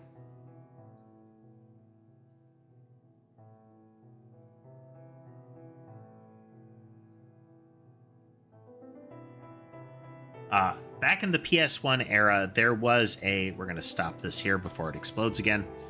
There was a JRPG where the main character was the apprentice of a blacksmith.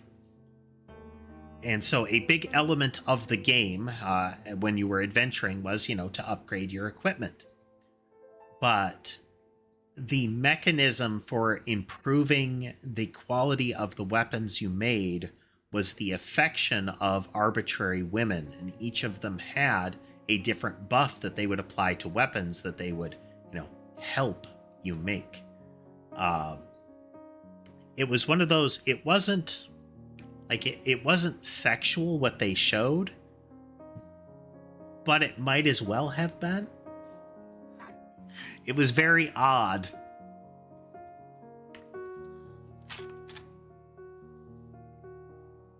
And the way the master blacksmith referred to it did not help that.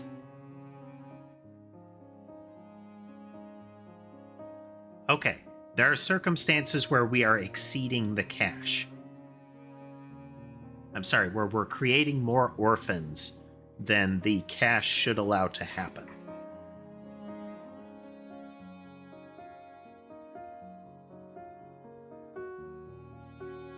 It is possible that we're creating one and we're stuffing it to that. So what if we do node cache.e?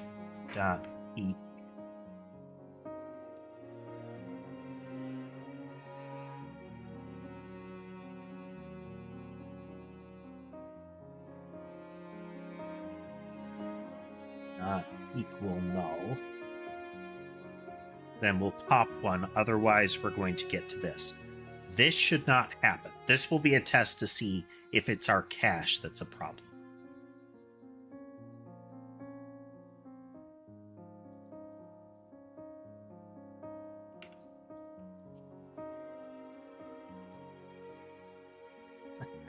Hey there, Lore.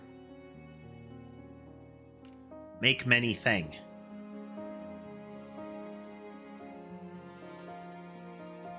Make more many thing.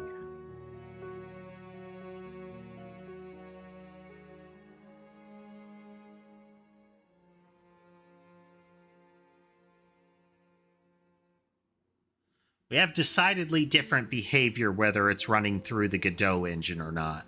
This isn't too surprising because the C# side of things is generally better at the performance of it. Okay, we're going to pull some of these off.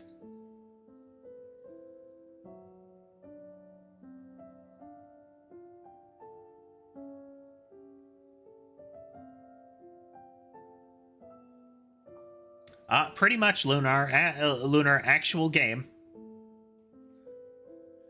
There are perhaps not surprising, but a surprising number of games where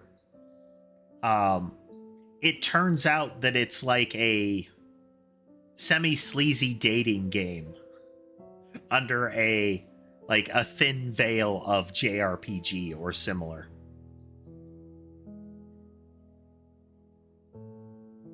Sometimes more than semi-sleazy.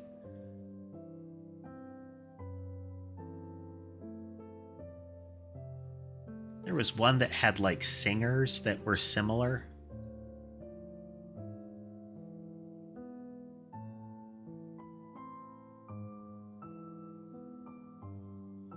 I think, was it Agorist Wars has a uncomfortable mechanic. Not because it's too surprising, it's the main character is always like a male in like the in a royal lineage, and the successor is determined by who they marry, but the system of generating the new heir is referred to as the soul breed system, which is just a lot of ick when you think about it. And that is really, unfortunately, common as far as how it can show up. Not prolific, but I feel like too common by far.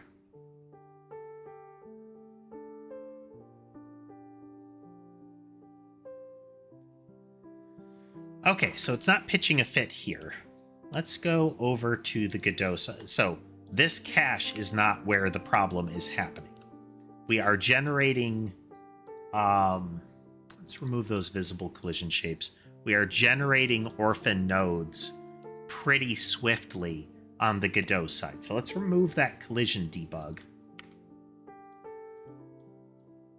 That, and that, and that, and that, that.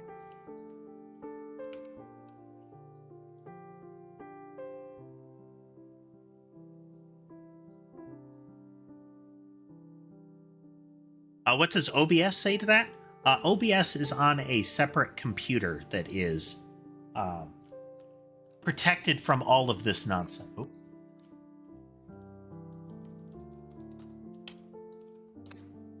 I hope that didn't cause an interruption. I hit the wrong button.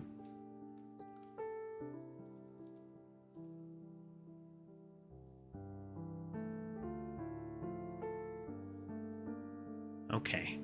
There are spikes of orphan nodes that happen that are exceeding the threshold.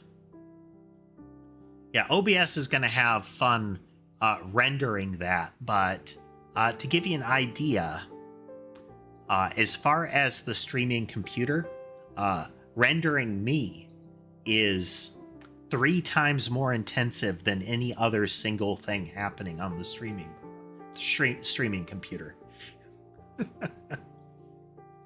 Okay, so there are orphan nodes that are slipping through the cracks, but I think something about changing it to peak instead of checking count is saving us some pain here. Just for visual flair, let's switch to this one. Whee!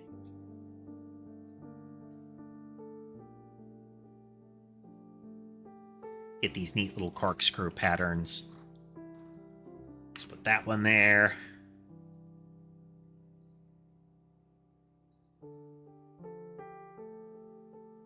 So the reason that I shoot for super high frames per second and that I want to be able to have like 1500 things on the screen is I want the game to still run when we're doing this. The player should not frequently get to this point. This is not quite, but it's on the verge of what I call a calamity case, and that is the system is being pushed to its limits as far as performance or functionality. But we're still getting over 10 frames a second here. I say that just as it plummets down below, but we're still getting 5 to 15 frames a second. Which, for this much going on the screen at once, is, I think, okay. Would I like better than this? Yes, and I'm wondering if some of the things that I'll be doing next could factor into that. For one, I want to change these explosions to a particle instead of the sprite as they are, and see if that improves things any. Right now, they're a very hacky animated sprite. And they should not be that way. But we'll see. We'll see how that do. We're going to take a quick break here. I'll be right back. I'm going to keep it running just to see if we get some sort of error down the road. But be right back.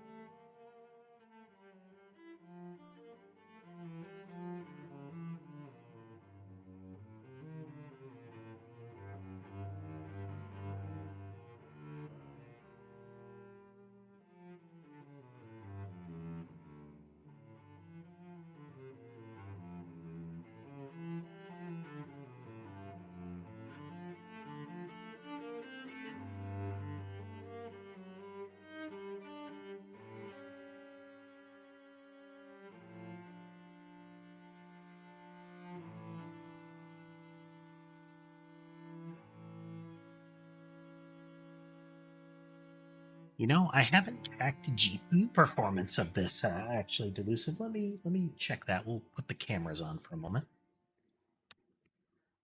Put the game at bonkers mode here in the background.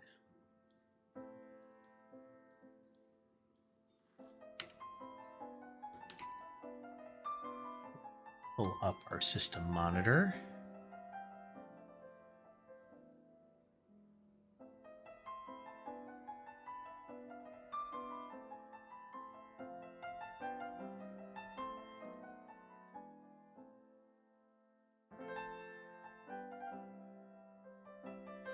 GPU and CPU aren't taxed much by this at all.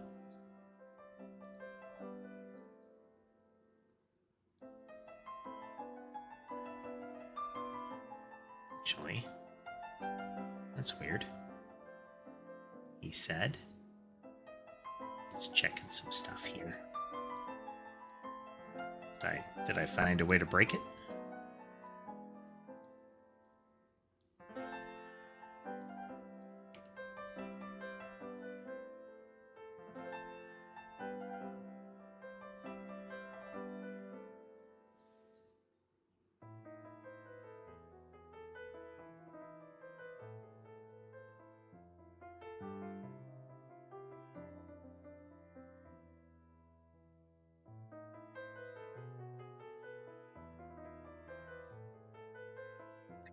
Running at kind of max strain there.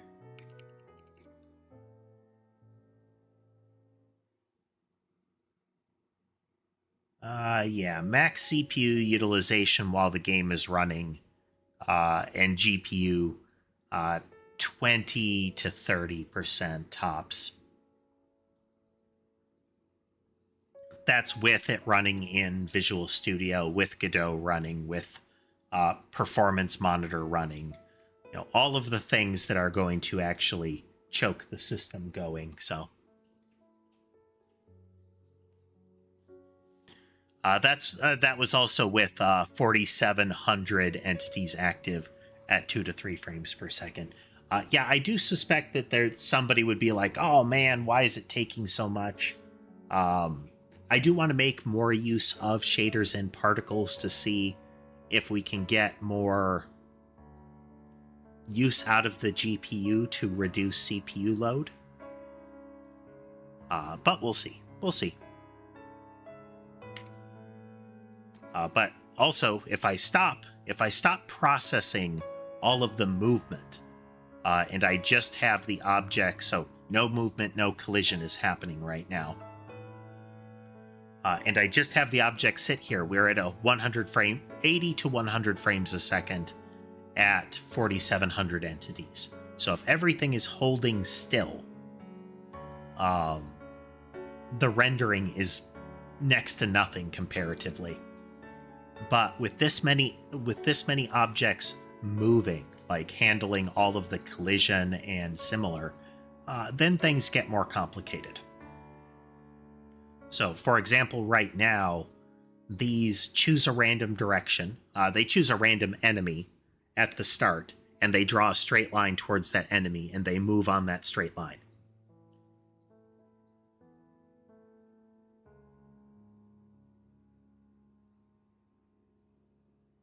Yeah. Running on weaker systems, being able to run on weaker systems will be an attractive option. And that's why we do want to keep the number of entities lower. If for no other reason, there's not really a big win to having more of them. Only so many things fit on the screen. I think it's like we could flood the screen with like 700 enemies at once. If that is the circumstance, if there's 700 enemies on the screen at once, you are about to lose. They will be touching the player during that. During that time, that means you also aren't firing enough bullets to slow them down, which means those bullets are going to be getting eaten, either by the enemies or they're going off the screen. So that is going to put us in the under 1,000 territory. But yeah, we have 3 to the 5th projectiles per second being generated, and each one of those has a kind of complicated inward spiral behavior on its path, which is going to create kind of a loop-de-loop as it moves out. And while it's doing that, it is constantly rotated left or right.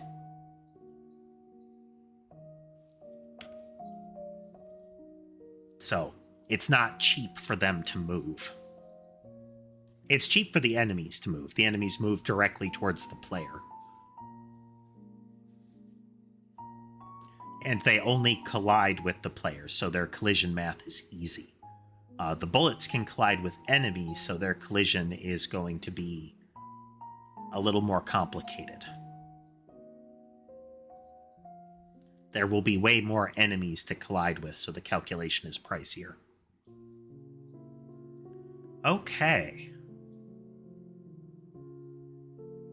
I think. All right, let's get a commit in there.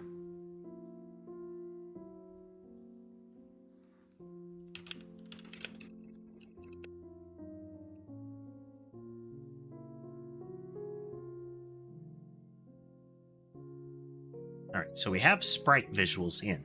The advantage now is that the whole concept of entity visuals is now in the game, which means we can now make a different type of entity visual.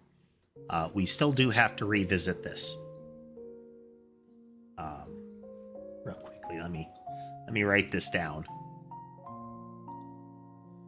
I must not forget that is an issue. I think in the entity we have to define a collision shape for them.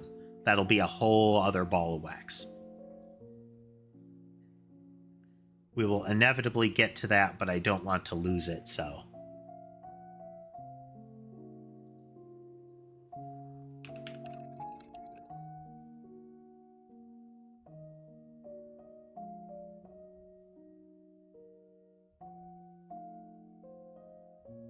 Is infrastructure.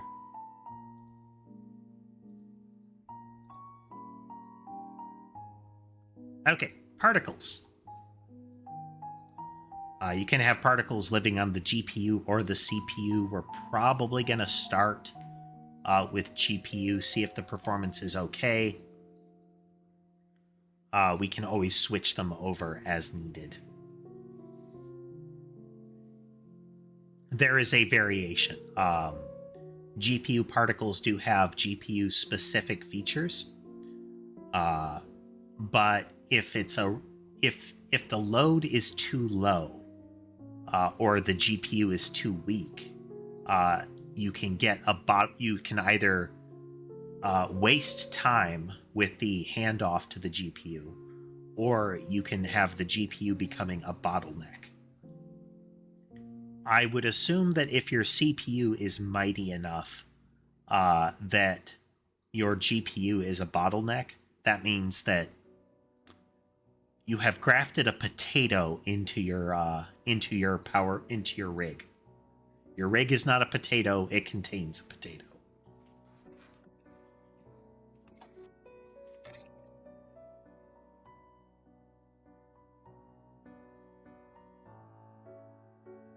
Within reason.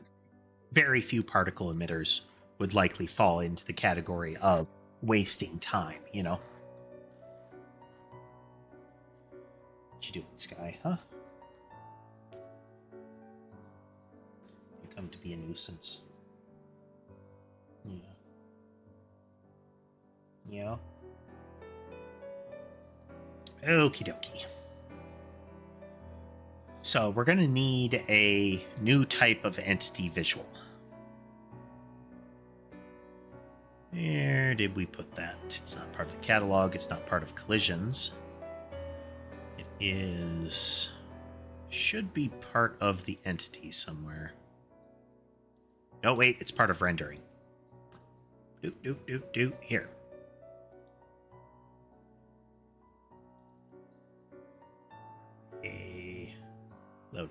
Loading.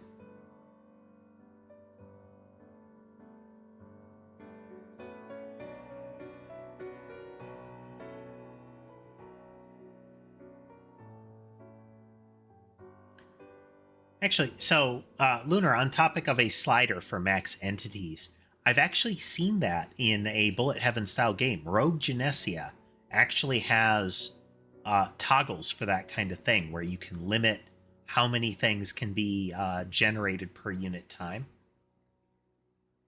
That sort of setting, which will impact the game drastically, but can also aid performance at extreme edge cases. And boy, that game could reach edge cases.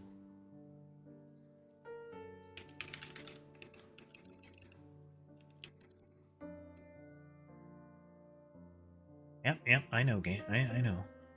One of these times I'll have to read that and understand what it means.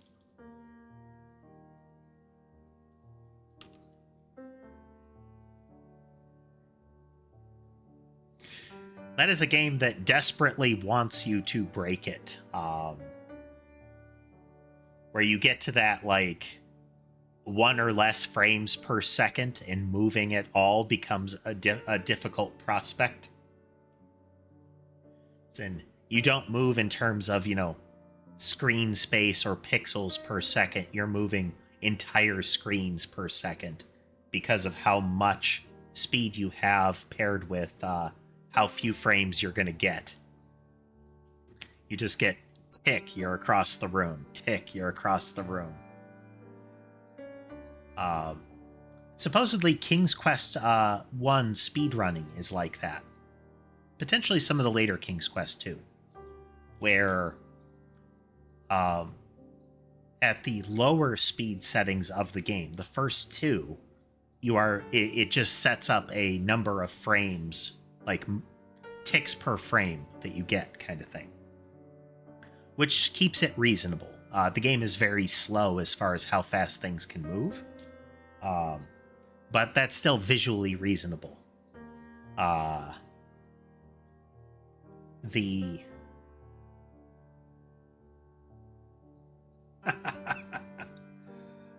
But if you set the game to full speed, if you essentially put it on turbo mode, it removes that boundary. So it's as many ticks as it can process. And the King's Quest games are old DOS games. So the amount of processing that they can handle per unit time is phenomenal. So, and the difficulty is that movement is a matter in those games is you press the movement button and until, oh, come on, Molly.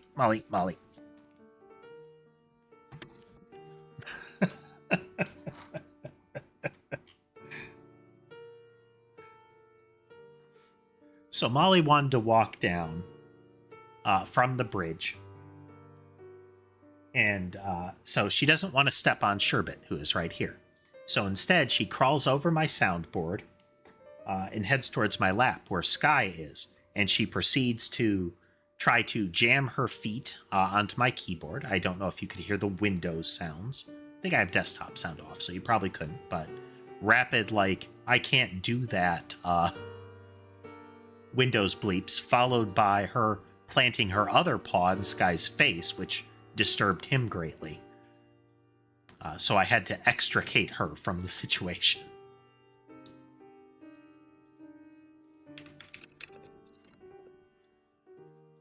Which extends entity visual.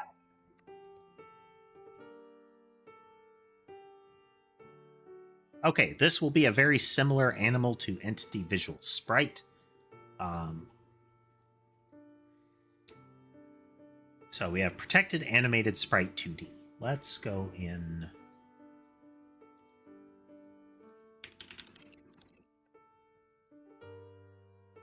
What is it called? It is a GPU particle 2D.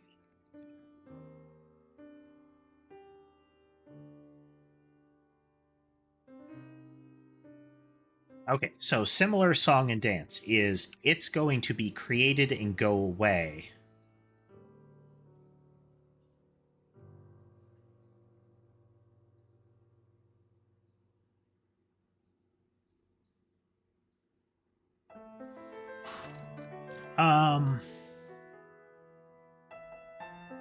So Lunar's question is, does the player move or does the world move? So if the world moves around the player, that still creates the question of, is the player permanently at 0-0? If the player is always at 0-0, but when the player moves, essentially the world slides around them, then the math for moving the player becomes iterating over everything in the world and moving it. Which isn't out of the question, but currently moving the player is change the position of the player. It is one movement, so it is one collision area that changes, and one visual element that changes. I don't know what particular sorcery they're doing in the background of Outer Wilds to make everything else move. But I feel like having all of their positions kind of snap after each other move is, I don't know how I would make that work better or even as good under our current model. It has to be something else, you know.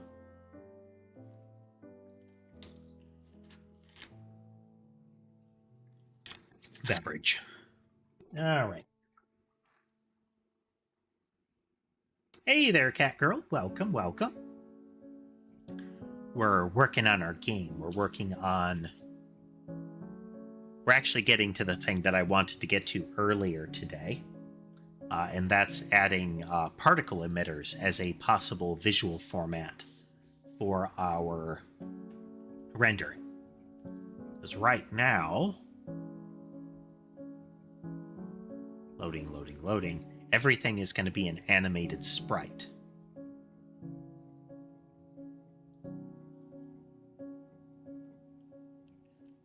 So in particular things like that explosion, I'd rather it be a particle so it can kind of do its thing and go away.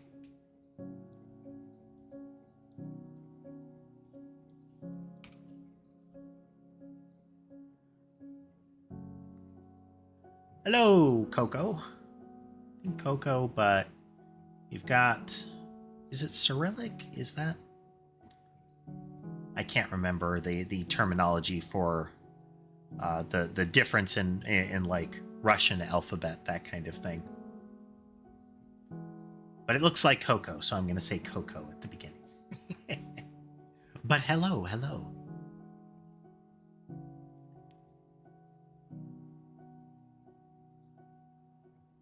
So right now they're all animated sprites. We want to have other things. Twofold, because some of them are not going to just be a ball in space. Some of them are going to be temporary, but additionally I want to be able to have things like a laser beam. And a laser beam isn't really going to work as just an animated sprite easily. A particle would be much easier to do for that, where I could essentially say emit a particle along this line, whether it is backwards or forwards. I could say draw it from its point to its current position to its origin, or from its origin to its current position. Fire particles. Kind of thing. Gives us some flexibility. So we gonna work on that. So I create a particle. What do we do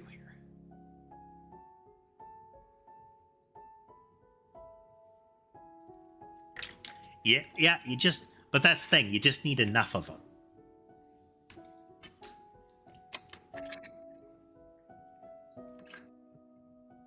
Or I could have one that takes an image and just smears it across the screen, or across its canvas space. I don't know how Noida did its beams, but it was something along those lines. Is a Noida, like, direct line, like beam weapon, you would actually make a short sprite for it that was like left to right aligned, and it would sort of stretch it across.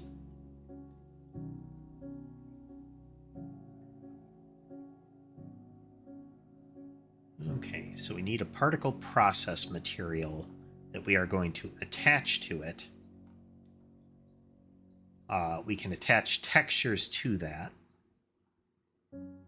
Song and dance there. And then we can do various elements here of how long they live, all of that.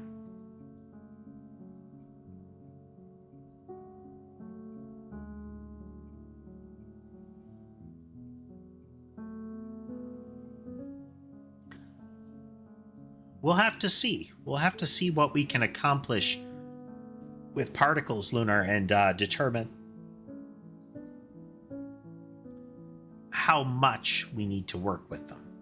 All right, so let's just copy most of the guts over from the sprite, and we will go from there. I'm copying over the sprite not because we will actually be using it in the same way, but because the general flow is going to be very similar.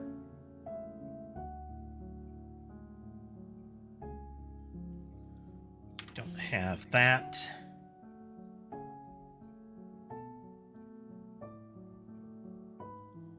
Let's move particle.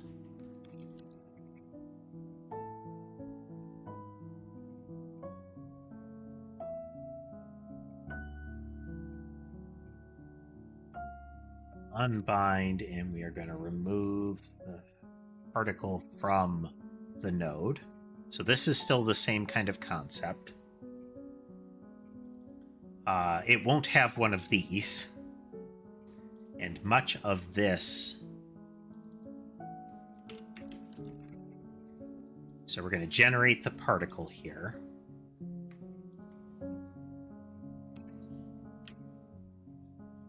We initialize, we add the particle here.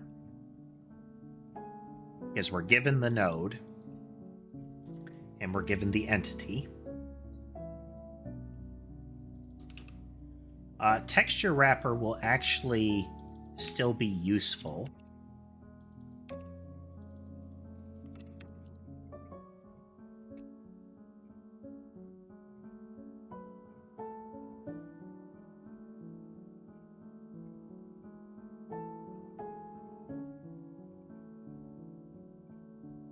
We go to the definition there. We are going to create particle.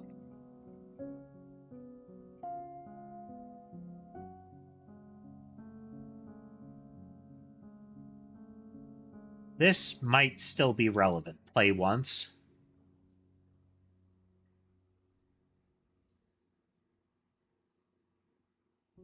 We'll keep that.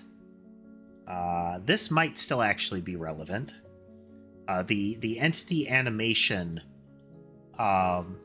includes things like you're holding still, you're moving, and we might have different particle effect patterns associated with that.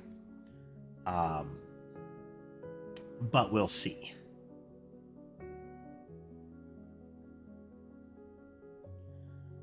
Most of this isn't the case, but for now we're going to say move the node.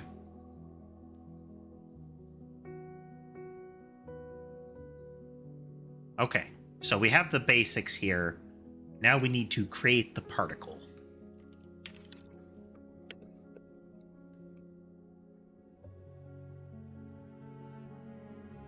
What is it called? It is a particle process material.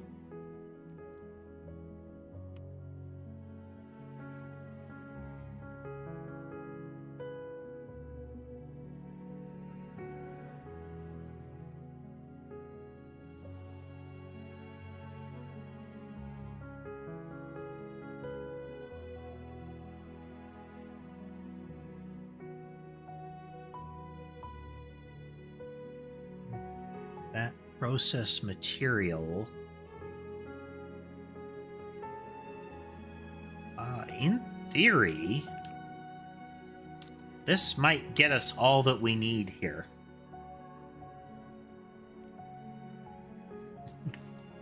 Alistor, welcome, welcome.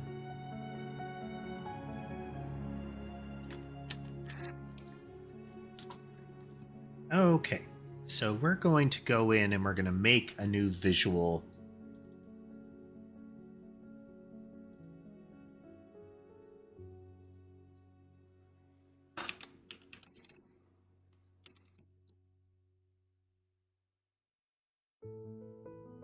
Welcome back. Nope. Visual, visual particle.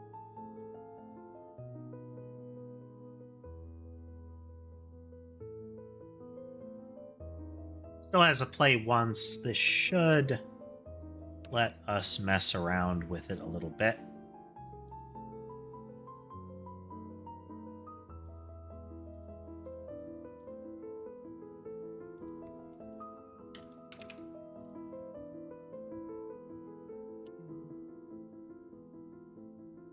I still need to tweak the file reading so that it can handle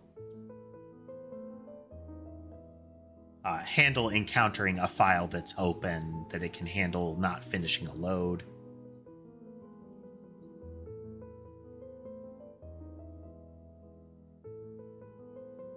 Ah. Do.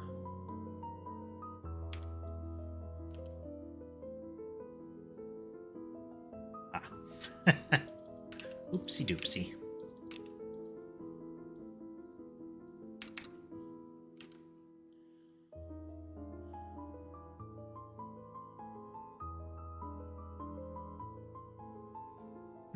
I'm a nanotype. I am a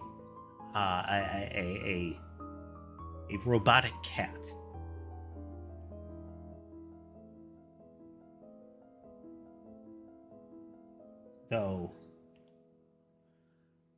Though I understand people. I understand the assertion of perhaps rat, perhaps fox. I've now heard both of those. But out the cat.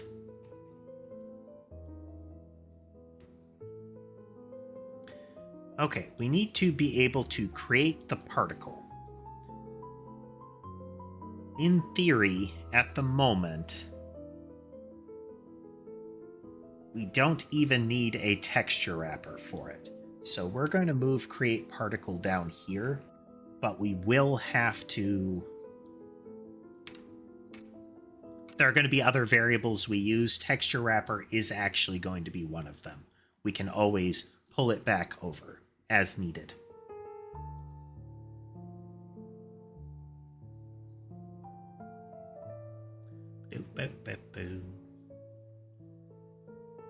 Oh, look at those two. They're all snuggly.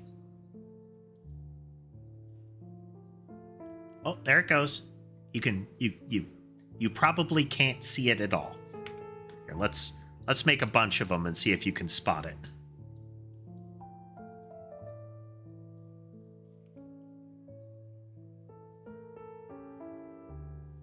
Can you see the little white sparkles?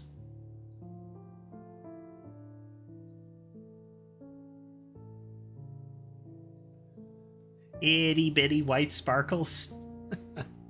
Okay, well, our particle engine is already in place then. Hooray, we're definitely not done yet.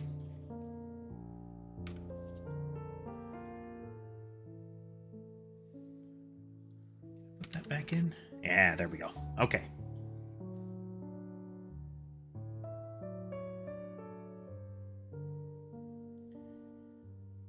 Okay, this doesn't need to be a full get set that way. It just needs to be like that. Just so.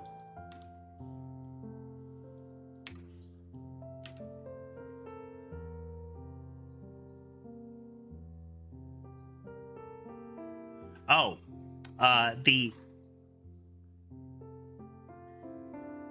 leave that as is for now.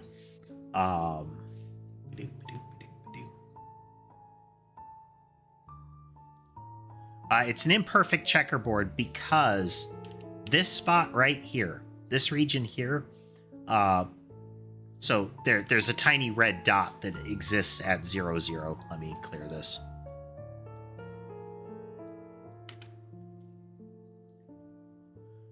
There's a tiny red dot here. Everything down and right from that dot, so including the square the player is standing in, everything down and right from that is what's called the fixed map.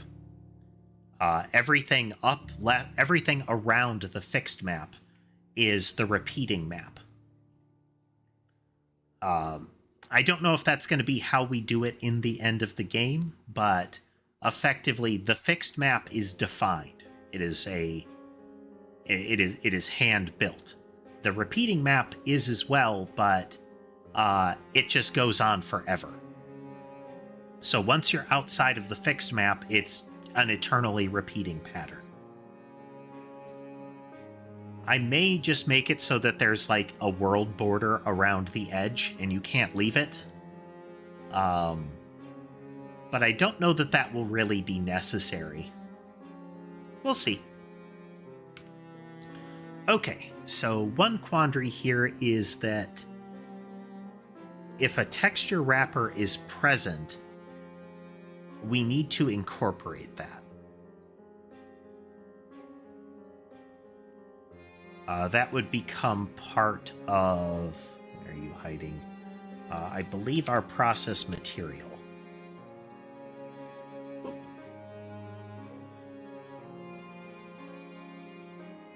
No, it would actually be the texture of the particle.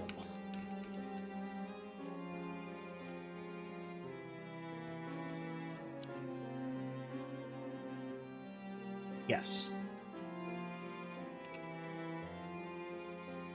Okay. So if we wanted to set a texture, you would set the texture. You can use an animation flipbook, which is individual pieces here.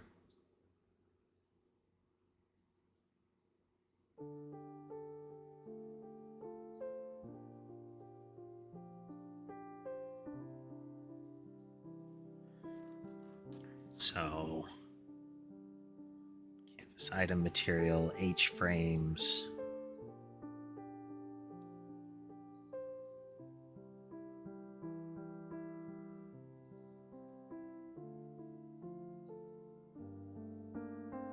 So what we don't want is to have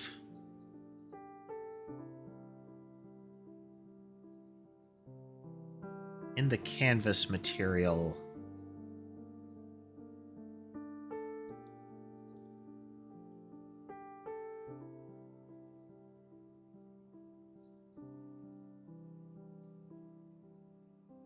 linear playback.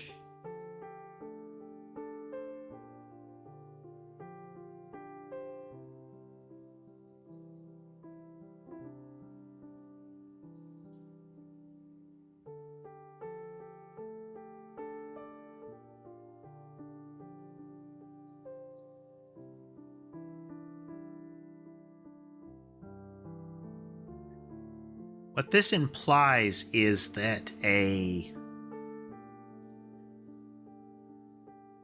this should still work for us here. Let me double check. Data, textures, bullet explosion. Okay, that should still work.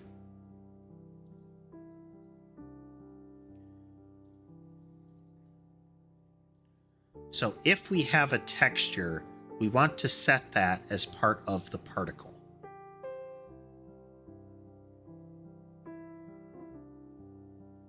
So when we create the particle from a copy,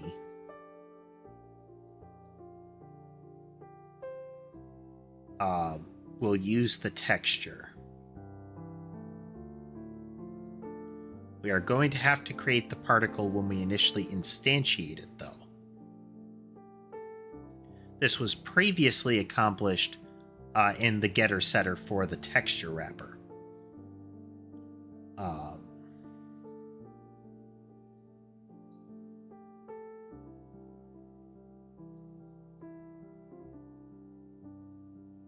Which we could still do.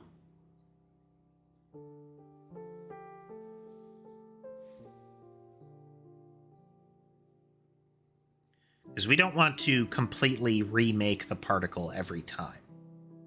The one in the catalog has pretty much everything we need.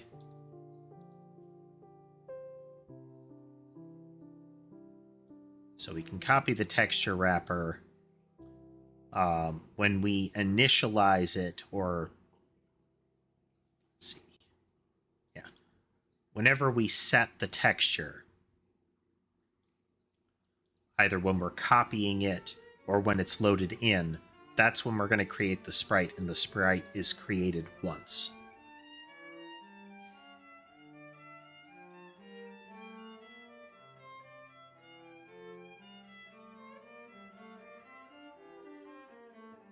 Ugh. Okay. And we're still gonna need a lot of this, actually. A lot of this same logic. So the texture changing can happen at any point, but the particle needs to exist for that to work.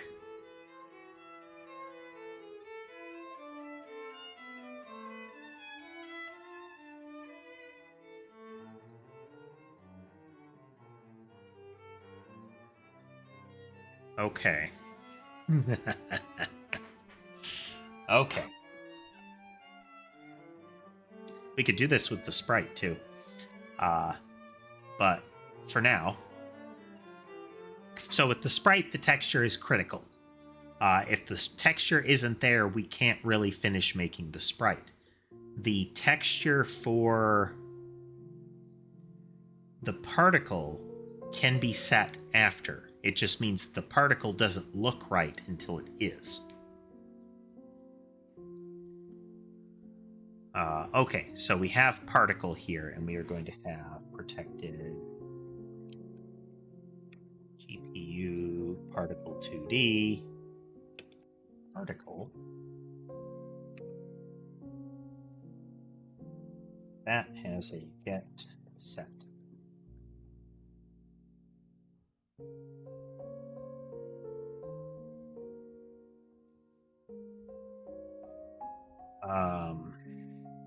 Don't really ever set particle.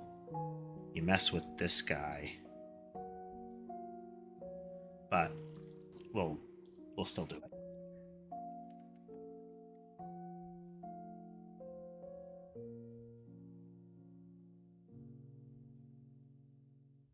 So get it, we are going to return particle.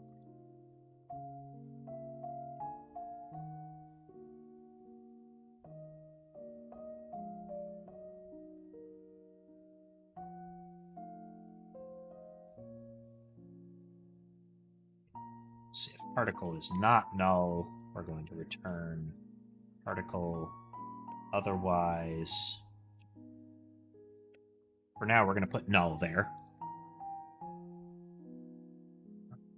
We're going to create particle. And let's do that beforehand.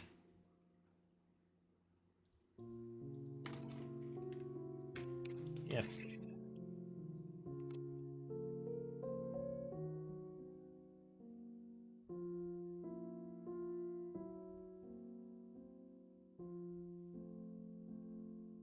cleaner. So if we don't have a particle when we go to get particle, we create it. This means we have to reference it as its property. We do not reference its internal.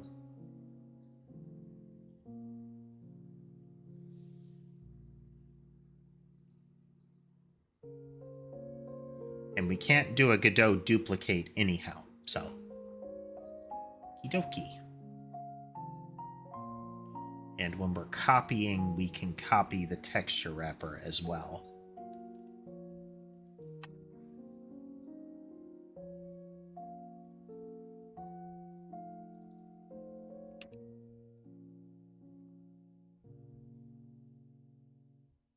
Services.catalog.copy.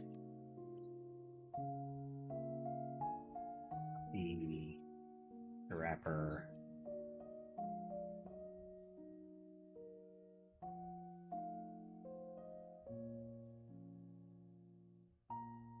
Visual.texture wrapper. As as a texture wrapper. Okay. So then when we set the texture wrapper, we are going to want to go in and mess with the particle.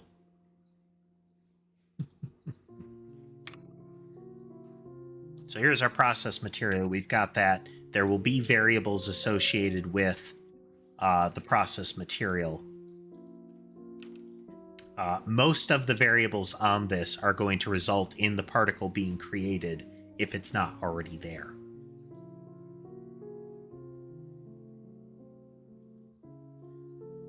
A lot of it is going to trigger create particle.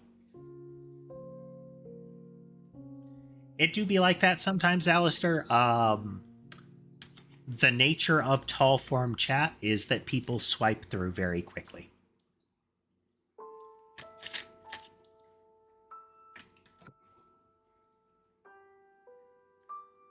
Okay, so then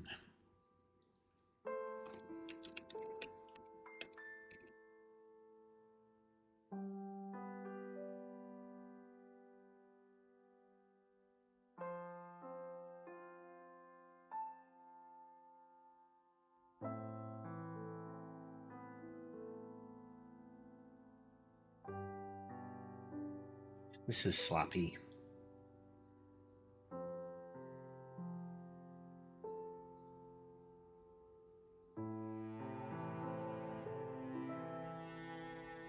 Don't like it.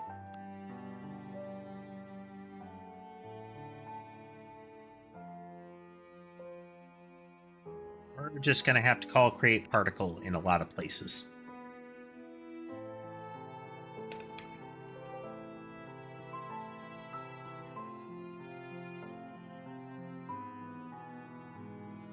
No. No, actually. No, we're okay. We're okay.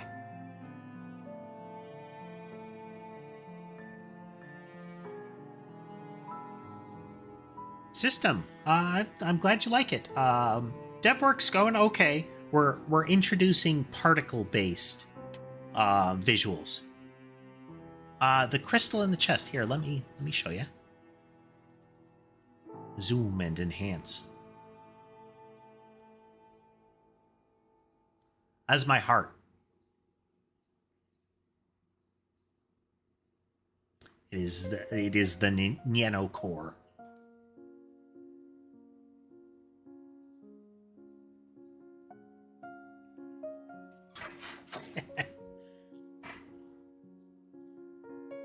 Oh, once again for new folks. There you go.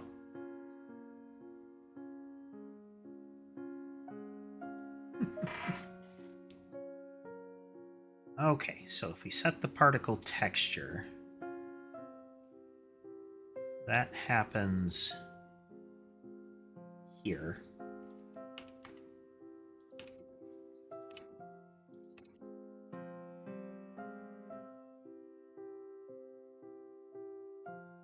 It's protected. Texture wrapper. Texture wrapper. Underscore.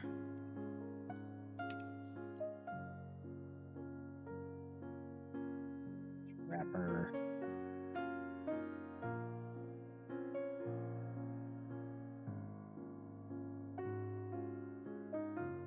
Value set.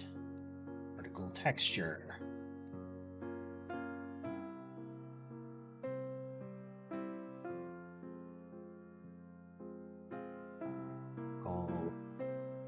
Texture. So by doing particle here, it is going to result in the creation of the particle if it's not there.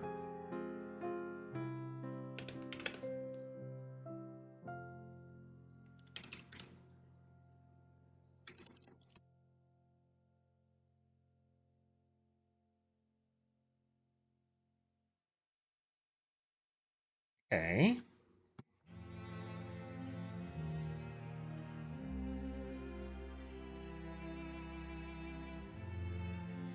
Then we need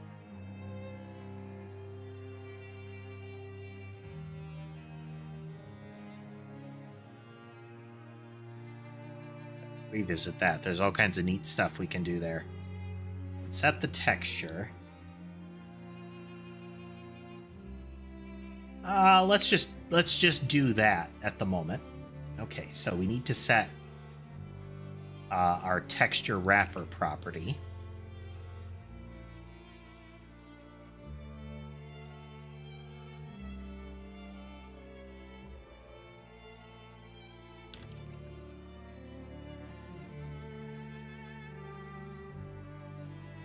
It would just be that.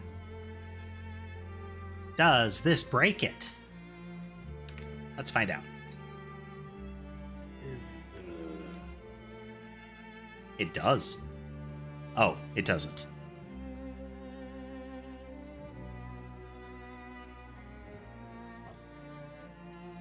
Close that. Reload that.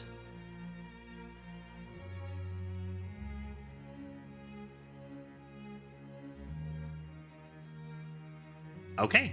So it's not what it's supposed to look like, but it is emitting the explosion particle, or the explosion sprite, as a particle.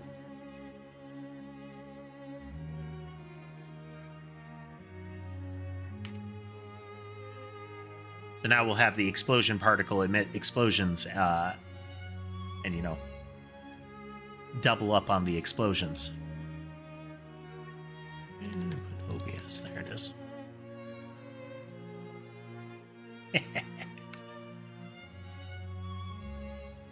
Okay. Alright, now we need it to be an animation, which we can pull from the sprite here.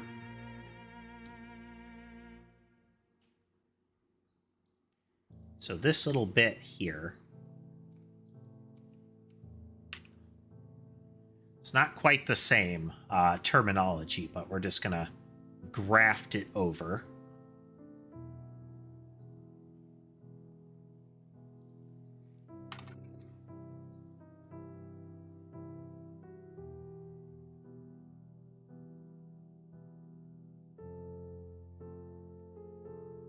Rows.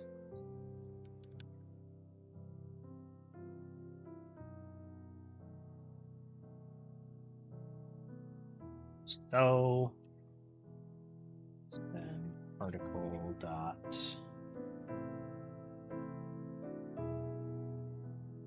is it? So in the animation flipbook, okay. Dot material is equal to new canvas item material.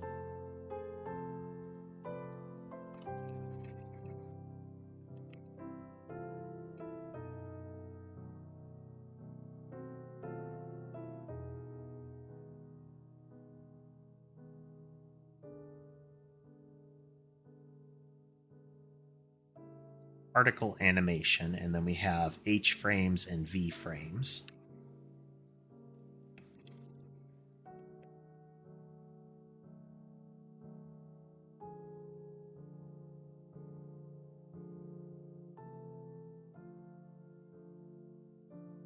H frames, horizontal frames should be columns.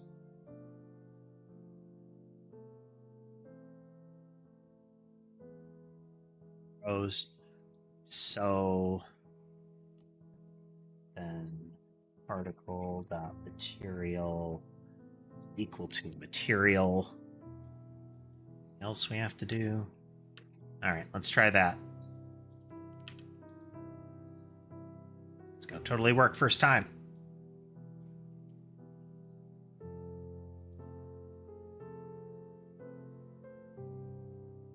Okay, not quite. It's only showing the first frame. That to get it out of the way. Here, you can see just the little blue bits there.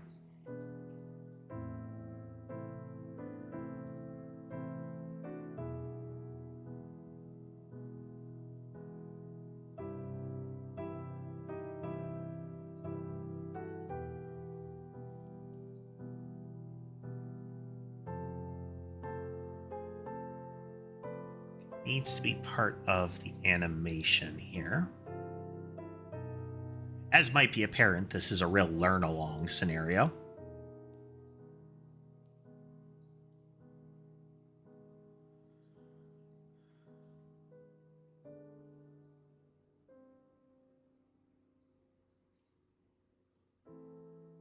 Okay, so I think this is the canvas item material. So it's animation.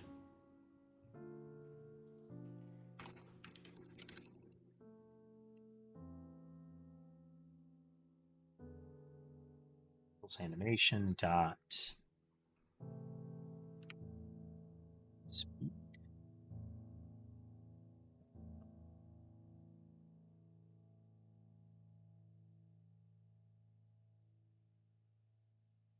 Oh, it's a boolean there. Well, thank you, Alistair.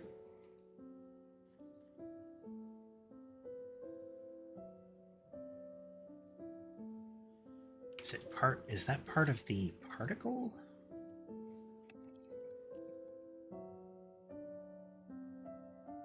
Speed scale.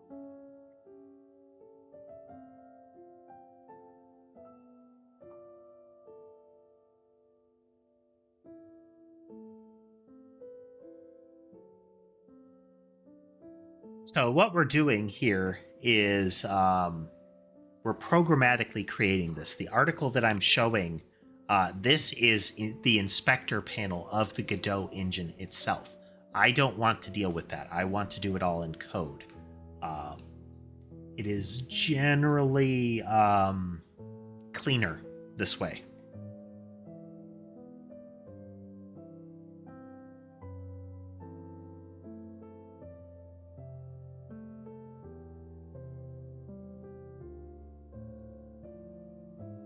Particle flipbook animation is only effective if the canvas item material. Okay, so something in particle has got to be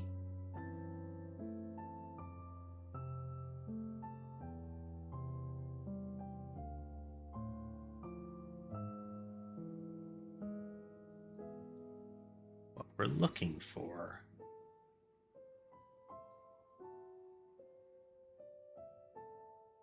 Circle, no.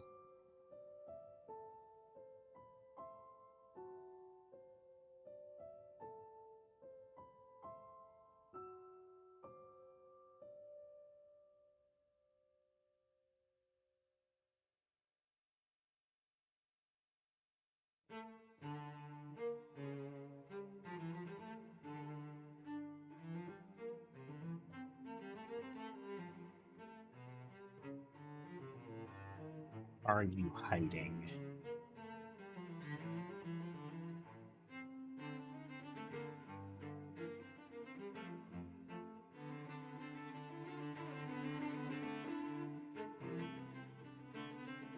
Not part of this.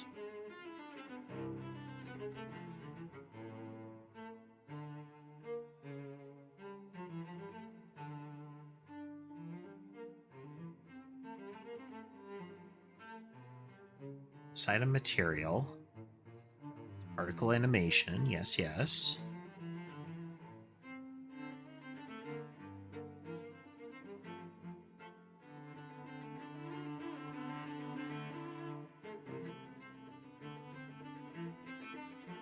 Particle 2D has an amount and a ratio.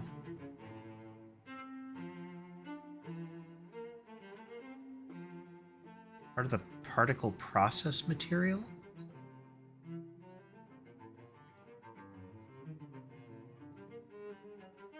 We're finding the pieces here.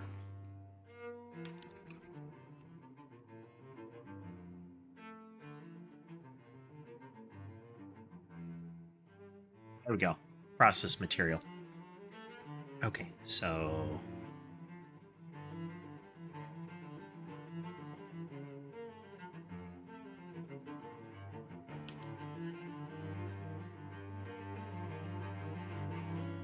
this is where that gets real messy. Ugh. Right there.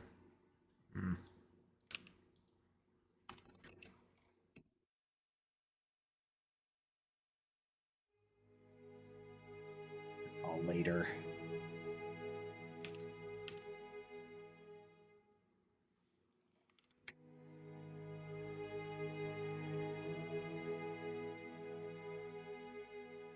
Process material dot speed.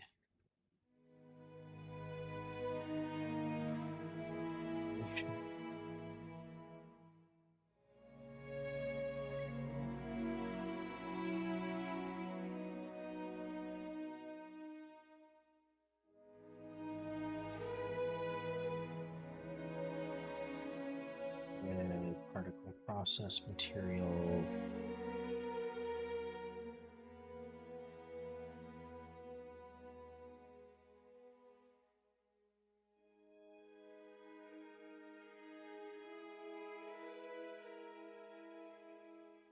All of this stuff gets set up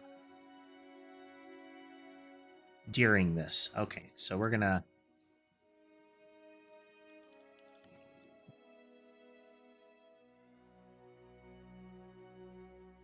keep these around just in case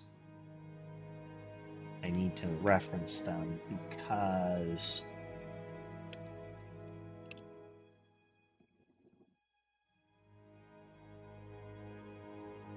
if I need to double back to it, I don't want to rebuild these things.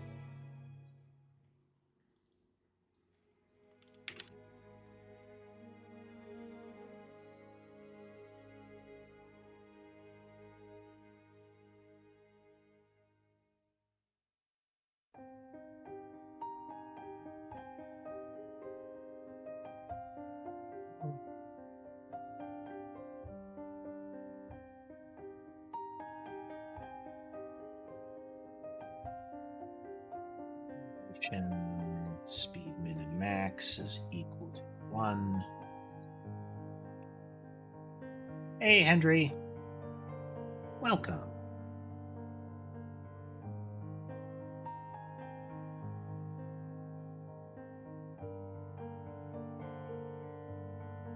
Default movement behavior is going to be number of images total divided by its lifetime. So there are how many images in the explosion? There are 6.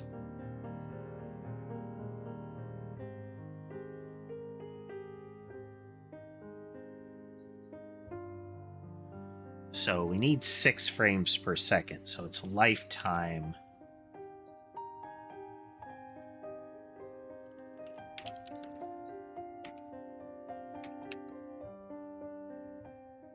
is going to be 1. Let's get you over here.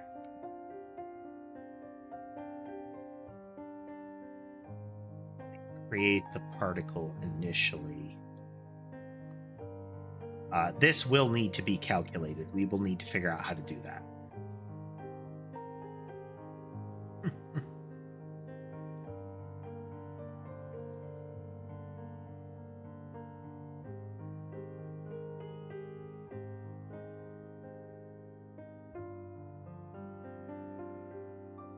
It's not quite right, but, you know.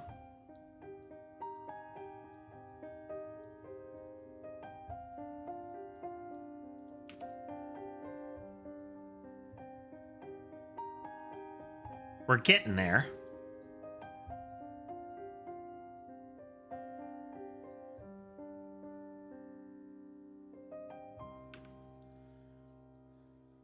That doesn't seem right.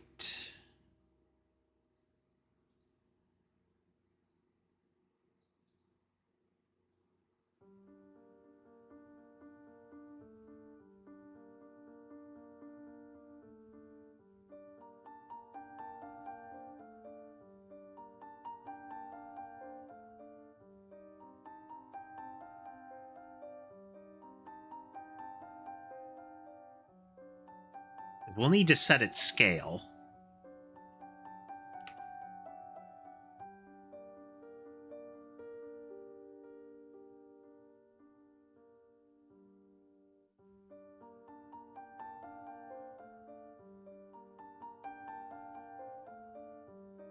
Scale.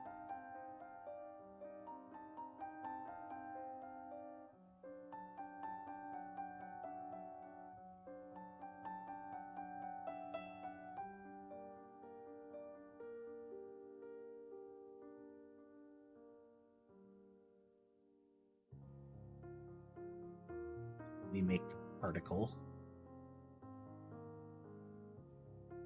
So the time on it is off. I'll have to check how I'm doing the sprite animations.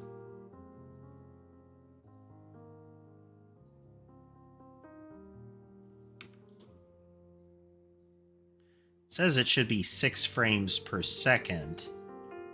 But that's way faster. It's playing through the whole animation multiple times. This implies that since we have 6 images with a lifespan of 1... Oh. Wait. So there's a lifetime of 1. And its min speed is 1.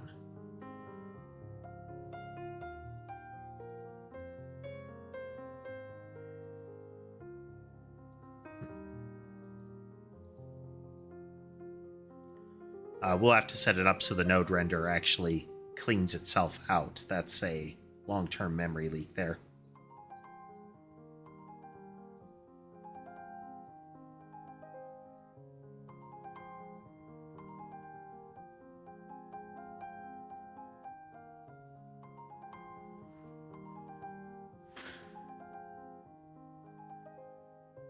Animation speed doesn't tell me that.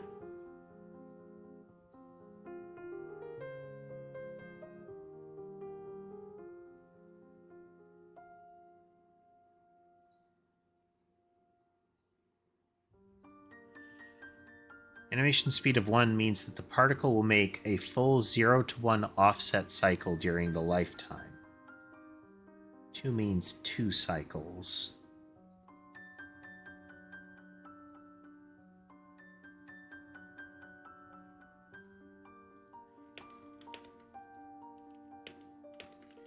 For science.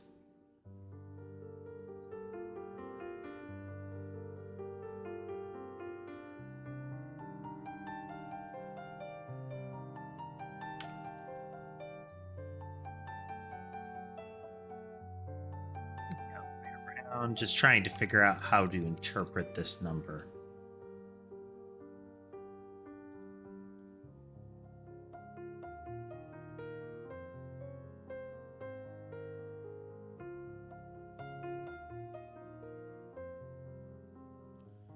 Okay, that does make it faster.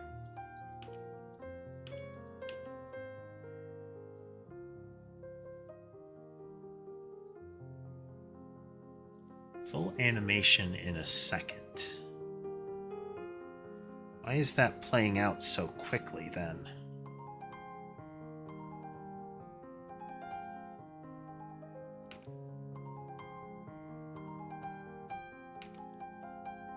Let's set its lifetime.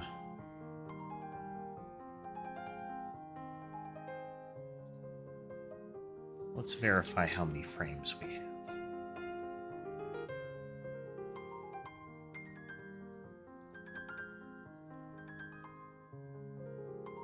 Should be a 6th one right there. We are getting through to that, and it should be disappearing. We don't really need the disappear anymore, but is what it is at the moment.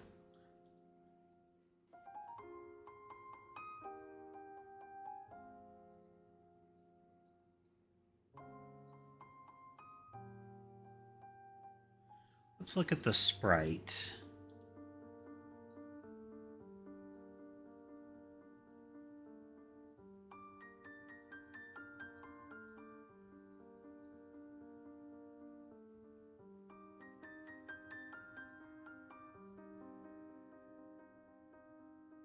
So relative duration of the frame.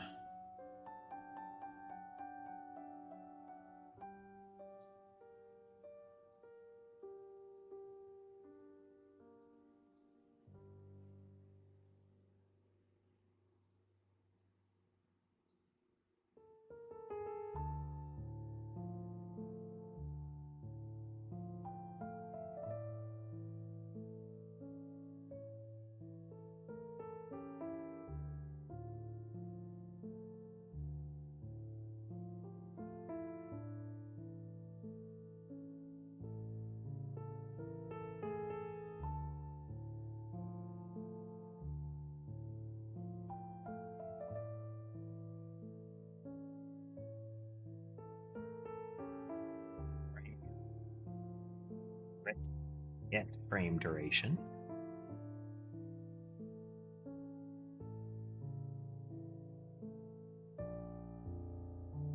Duration of 2 is displayed twice as long as the frame with a duration of 1. So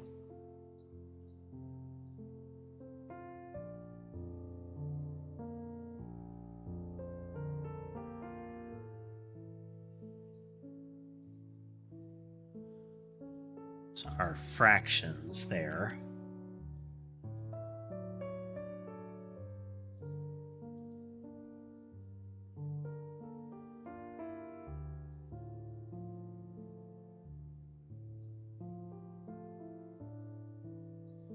If we make the particles live longer.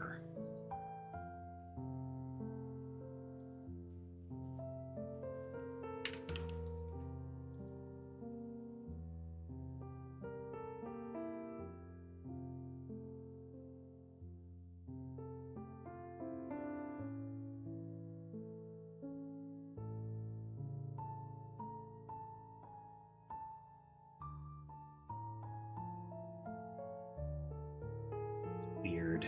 Trying to figure out how we're doing this here.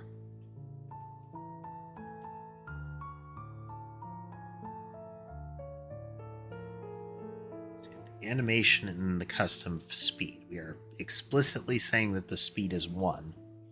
And each frame is 1. So that will be 6 frames that get added.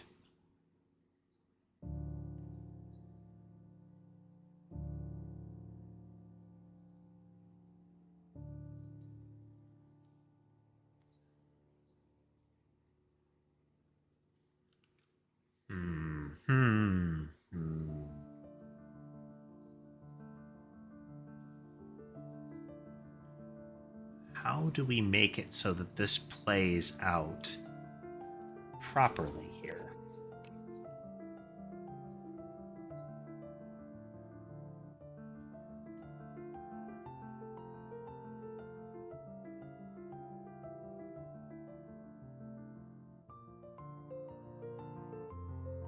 So we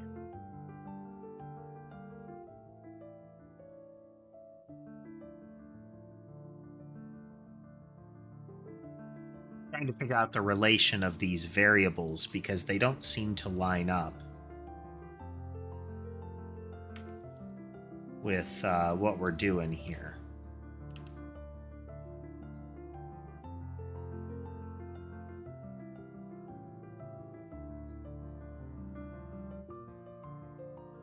The scale is not right either.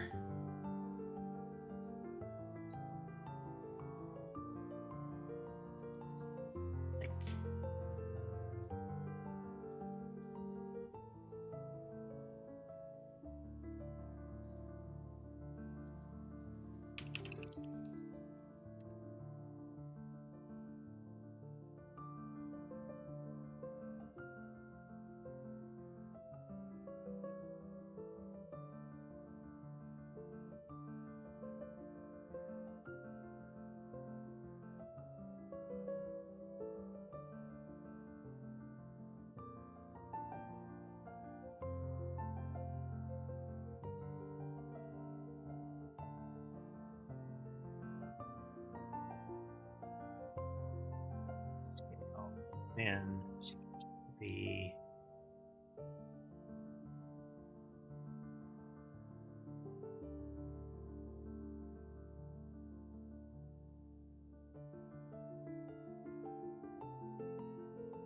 trying to get it to line up properly here. Okay, there's the right scale on the particles. They're going way too fast.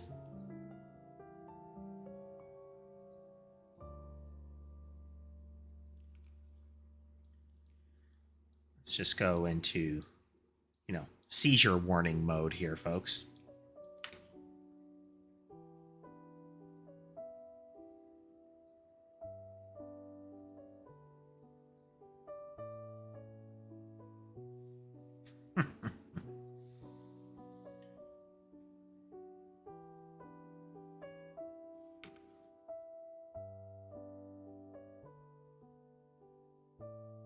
Because it doesn't seem like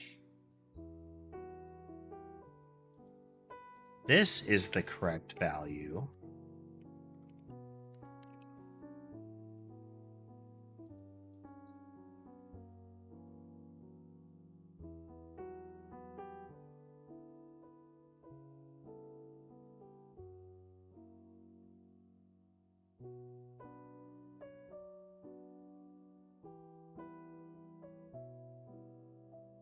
I believe this was way too fast. Hey, Garrett. I believe this was way too fast.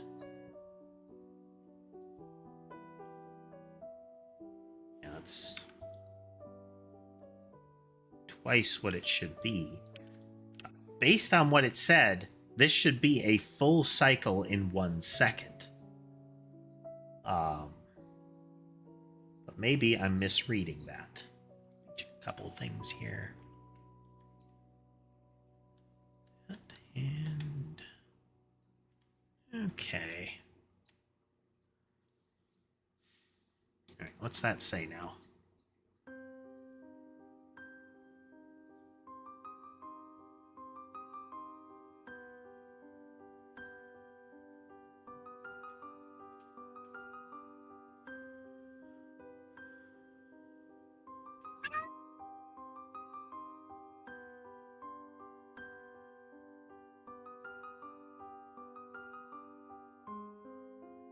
Animation will reach its last image in the sequence just as the particle's lifespan ends. Its lifespan is 1, a full second. Oh, you actually heard Sky. Oh, wow. Normally that is filtered.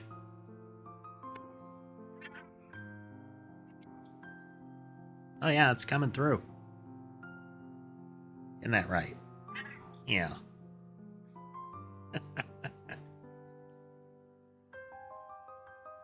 Yeah, normally it would be filtered.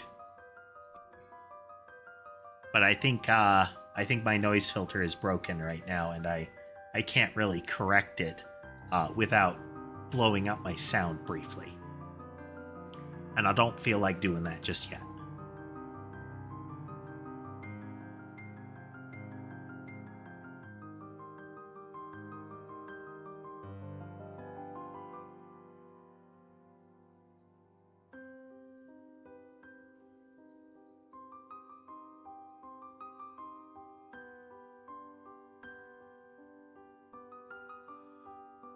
The reason I have it is that normally other noises might not be filtered.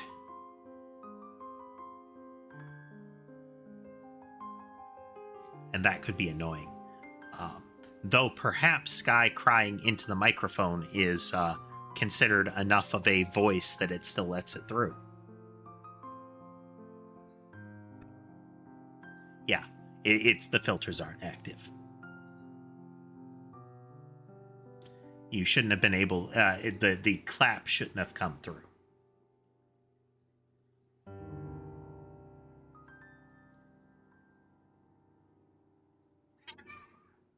I know.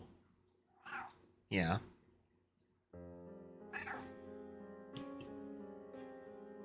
You have food, and you have water, but he doesn't have enough chin scratches.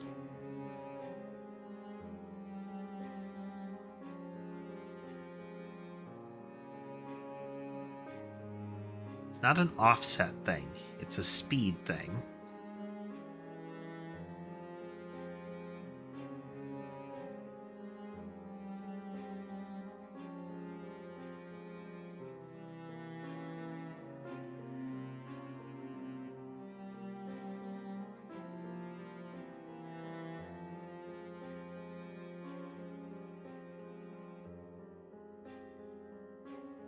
Yeah, the animation, like, okay, let's... What about lifespan? What is lifespan referring to in this case? Maybe I'm using that wrong.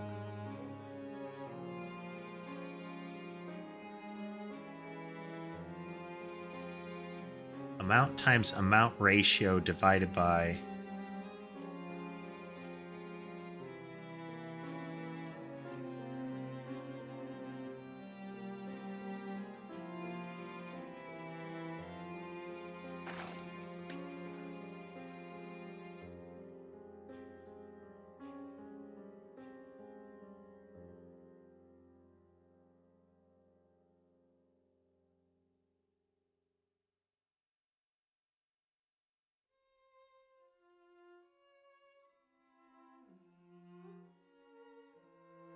one.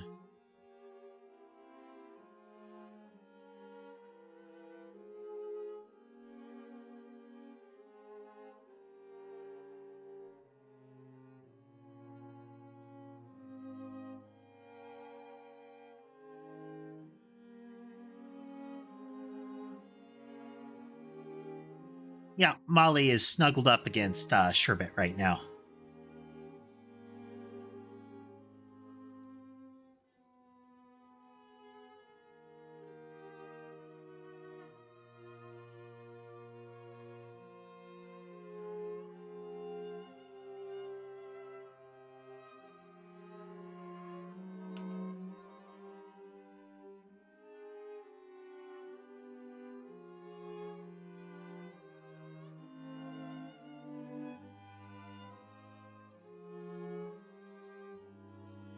That's about right. That's about right. Okay. It's if you have multiple of them being emitted at once, the animation is kind of stacked with it. So you have to account for the amount that are emitted too. That will get fiddly fast. Well, we'll see. Burn that bridge when we cross it.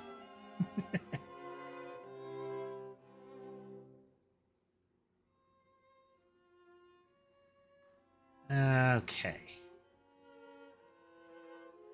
So now we need to change this to be the explosive one.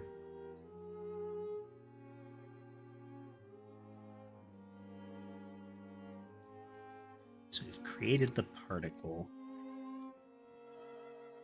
What events do we have?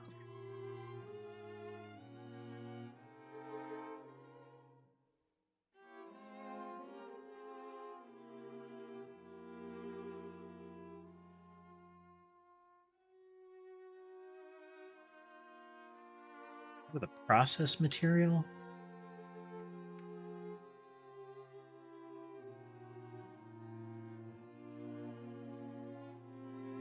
Script. Not part of the process material.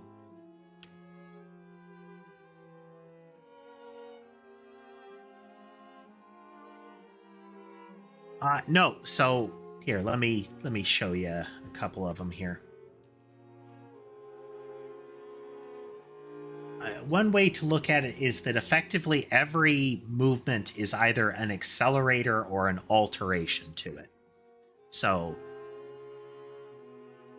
zigzag and curve are alterations. They rotate the direction that it's moving.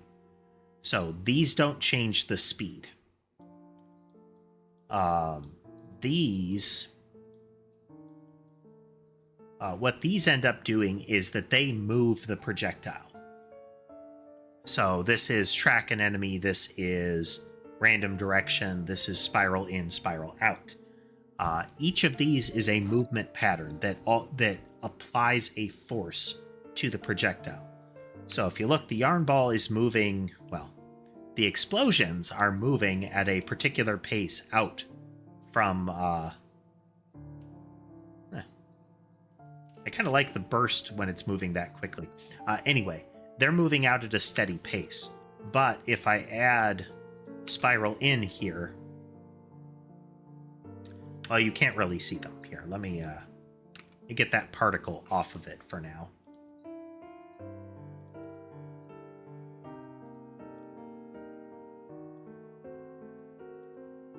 Visual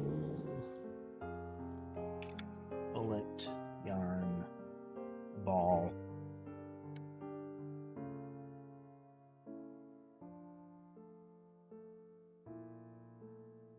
It's the file. Restart.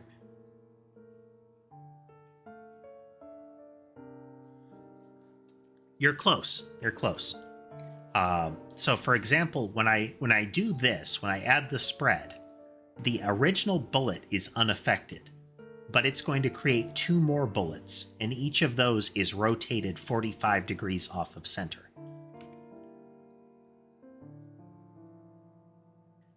They're inside their code. They're kind of moving in the same direction. As far as they're concerned, the direction that they were told to move has just been rotated. So these said, like, move directly to the left at that enemy directly to the left. But when they were created, the rotation was applied, so that directly to the left turned into, butt down 45 degrees.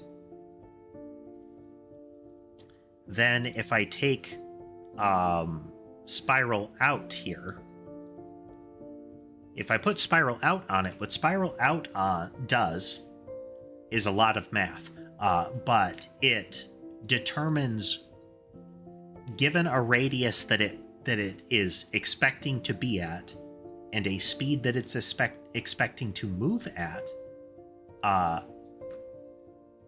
what should it curve at? Like, what angle in movement should it apply in order to continue along the path properly? So that technically speeds it up. Same with spiral in, it is moving faster. The actual velocity along its path has now increased. Whereas with the curve, this doesn't move any. Actually, it's moving slower along its path when you curve it. If you draw a straight line along its path, the curve slows it down because its path is now longer, the actual path that it moves along. But its linear speed, like along that new path, has not changed. If I add rotation like this, the speed along the path, as far as its total speed of movement, has increased because the ball has a base speed, and then this applies an additional movement to it. So these four right here push on the projectile or the object. These rotate it. Yeah, they effectively apply an offset. They move it. These change how that movement is done. These alter the direction of it, but they do not apply their own movement.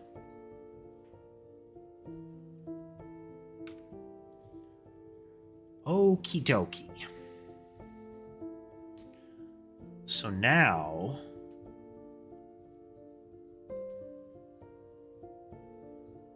we could have a lifespan set to the explosion to be essentially it's immediately dead. It immediately goes away. So that it can come into existence and it can do damage. And then it goes away. Then we attach the particle effect to it.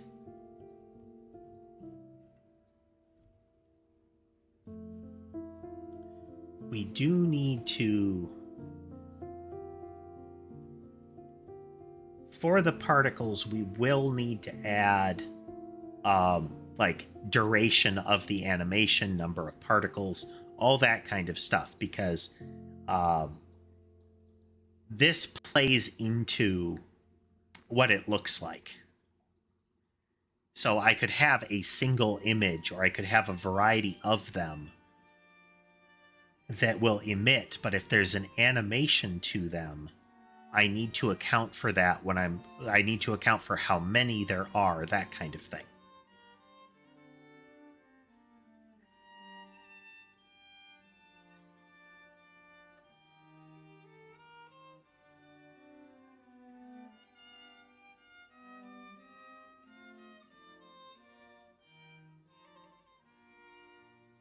Look at our animation here.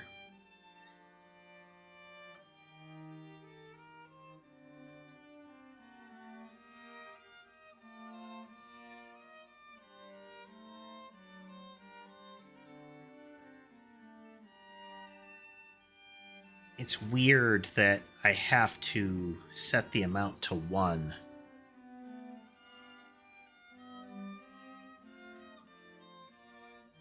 What if we do 2 here? What does that do? Well, nothing, because I don't have those visible. let's get that bullet visual in here. So explosion is now going to be a particle.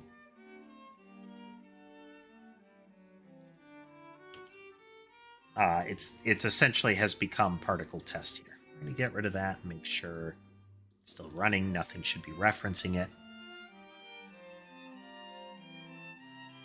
Close the file. Still need to fix that.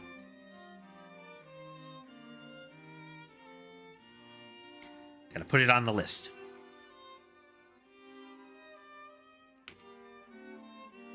Put that there.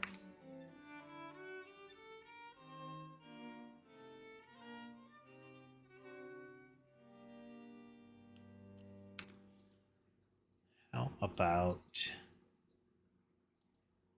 I think we had to set the amount of them. Okay, let's put 3 there and see what happens.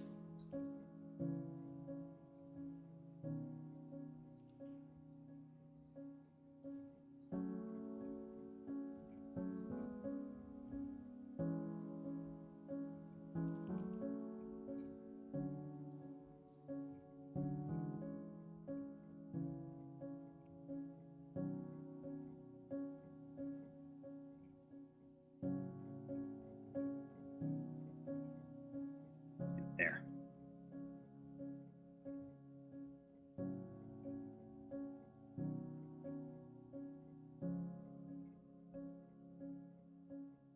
Okay, and if we set back to 1,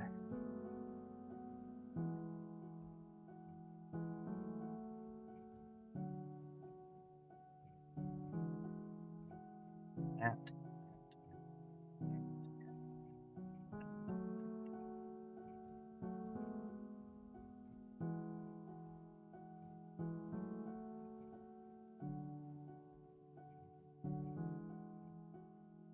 Yeah.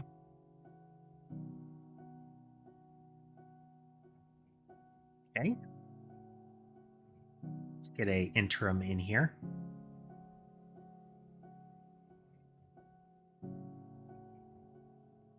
That is technically possible. Pausing the animations. We'll see if we get around to doing that. Right now, the animations don't have any like functional effect. Aside from the explosions. The explosions now would fire and go away while paused. So we'll have to see what we need to do to deal with that.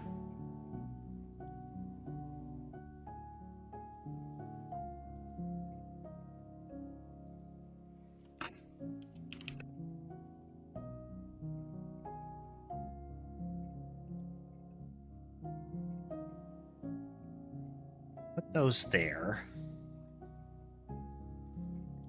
Now we need to go into our data file, and we've got our, it's probably like a timer effect, right?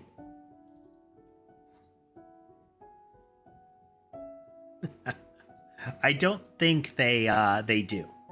If I recall, they don't. Okay, we're going to remove that persistence from it. It has a 0 lifespan.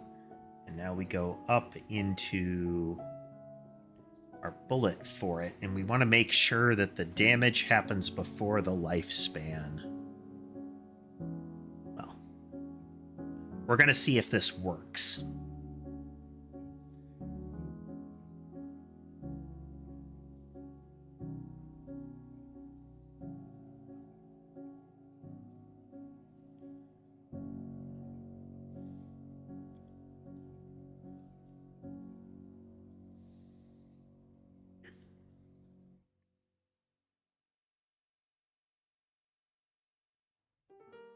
Let's also check our collision and make sure, so we don't care on collision that the source is alive.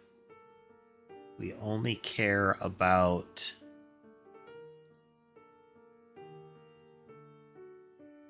the target being alive.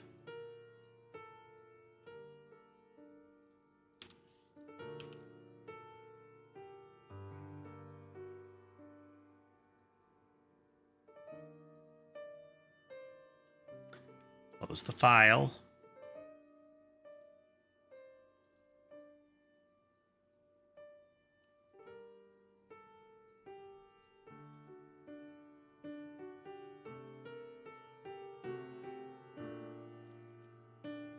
Okay, the particle is never happening. It's immediately being removed.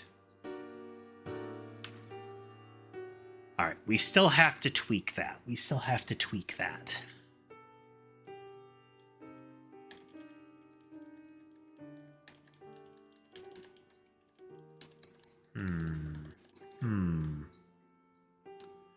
What we do?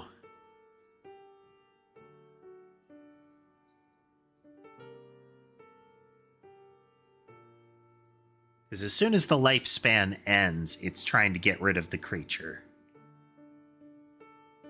And, you know, the explosion is a creature. So if we go to timers, lifespan timer. We get time passed, and we're eating the lifespan message with that. That's okay. The time passed isn't the problem.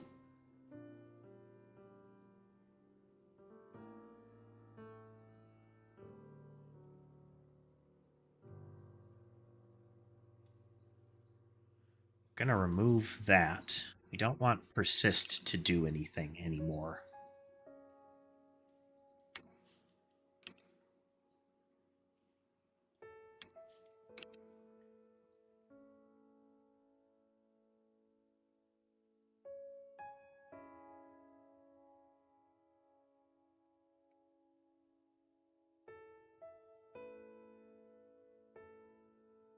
We're calling to remove the entity here.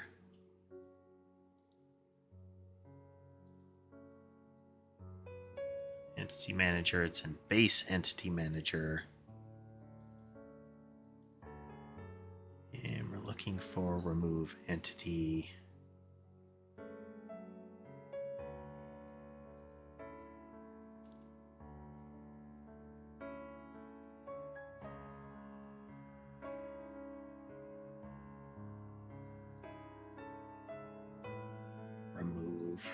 Remove entity.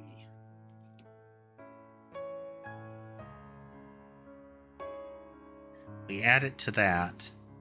We get all the way up into our update.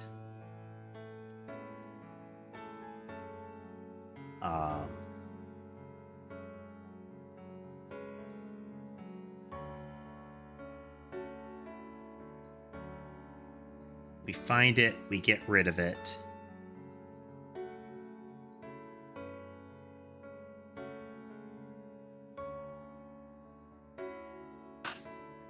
We remove it from the collection.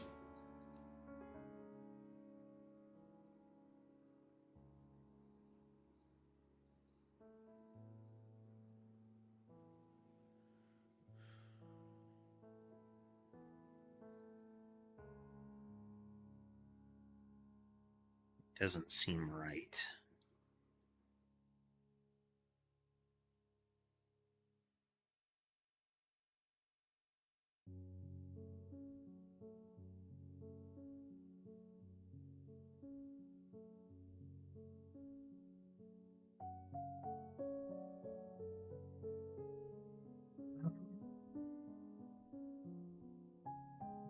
Health.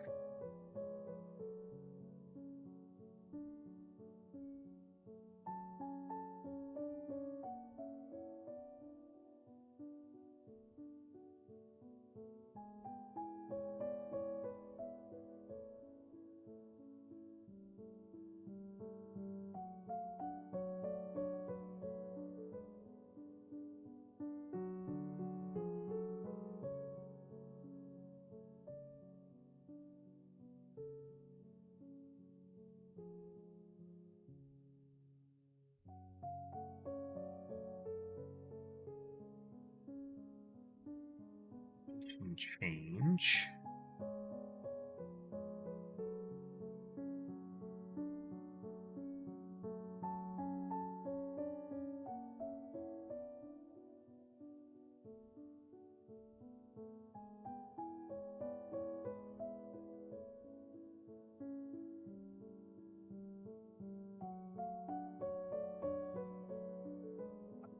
I've lost track of where we're actually triggering the entity remove properly here.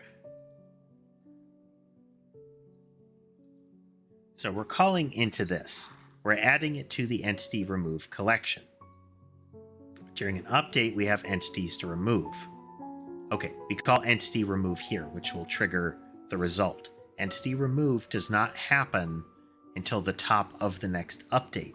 The top of the next update is when the collision events will happen. So if we look at our game,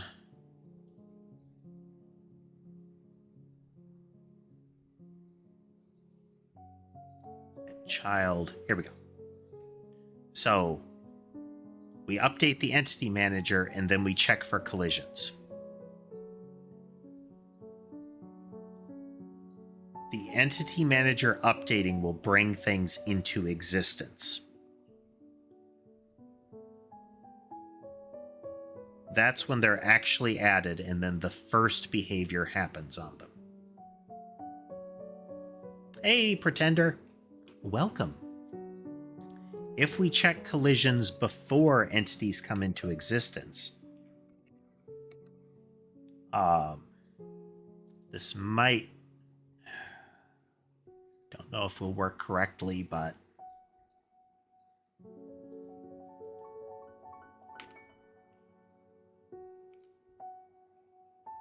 Animation is still not playing out.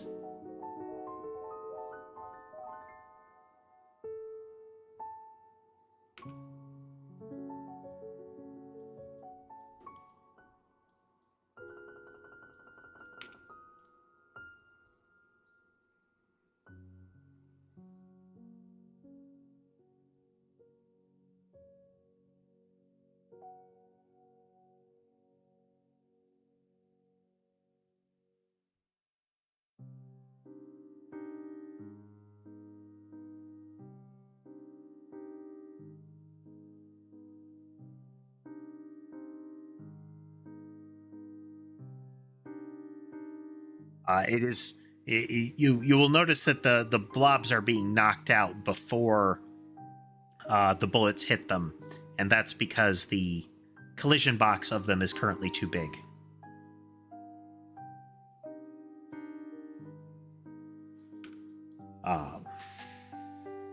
Okay, I think that's working. Now the question is, what if... Pretender, yes, this is my first game. So we are taking much longer with it than would be expected because I'm making more than like a, first game tutorial game. I'm being ambitious.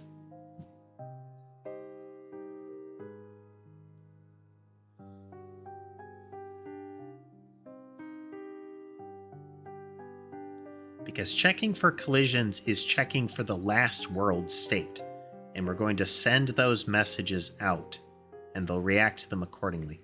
Thank you, Pretender. I like how it turned out.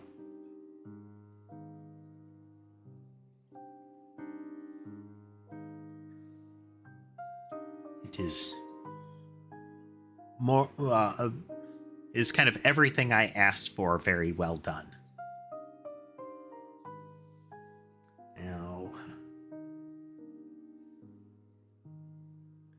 So the explosion triggers.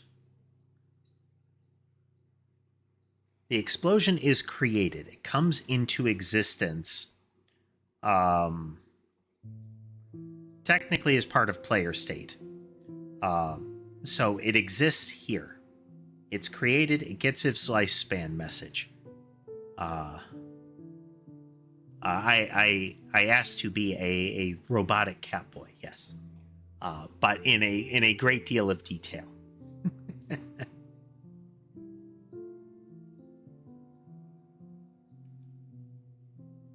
Great deal of detail.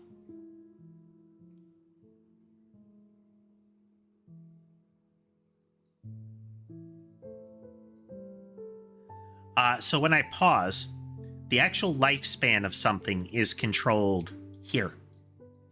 The only time that the world moves forward, aside from the way that the sprite animations play, everything actually stops when the game is paused.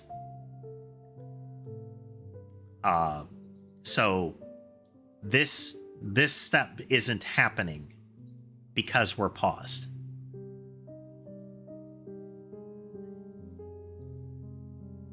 So this creates the item. No collisions happen yet because we haven't had a full physics step yet. Things move, so the entity ceases to be at the top of the next one, which will remove the visual almost immediately. If we move the persistence flag,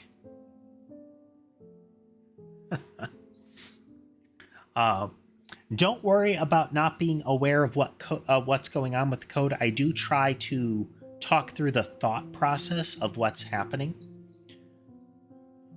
We're pretty far into the weeds here, but I'm talking through the process of why we're not seeing the explosions happen right now. So it comes into existence. It hasn't had even a fraction of a second to exist yet. It's been like 0.01 seconds or something like that. It is a bullet heaven style game, so kind of like Vampire Survivors. The actual plot of the game is going to be tied to the character lore. I'm keeping vague about it because there are going to be elements about it that I want to be sort of players uncover as they play.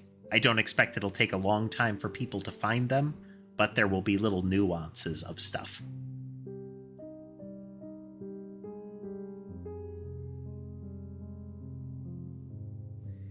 Yeah, Lunar is correct there, Pretender. There are times when somebody mentioning something can kind of jostle the ideas around properly so that we get a new path.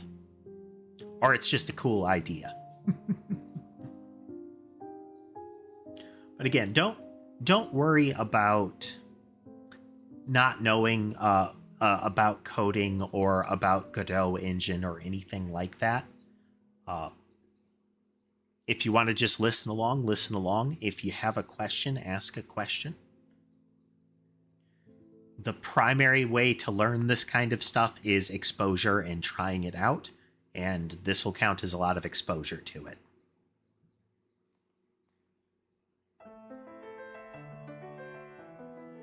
Okay, so after that first moment, the collisions happen. It should be registering them. We should have a mass harm collision happening.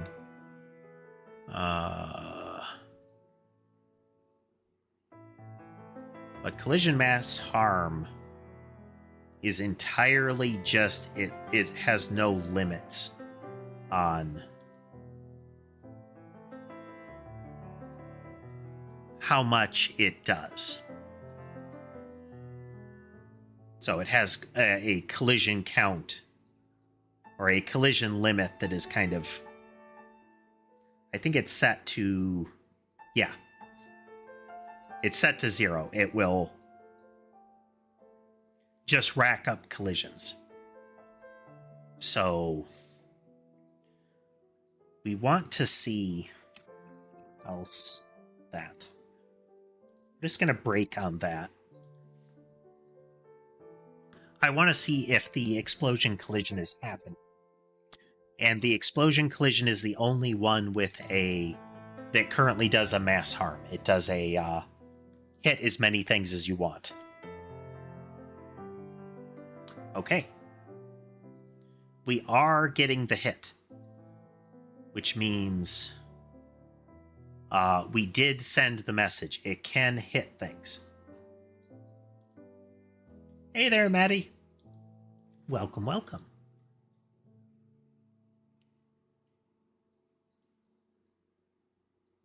Okay, and they are being removed. the explosion does exist. So now, we need a way to make the particle go away when it's done.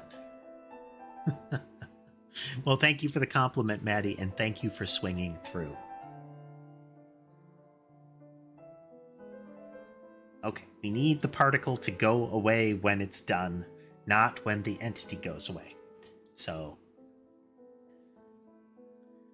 we need to see if there's an event somewhere in here that we can latch onto to say when it is finished.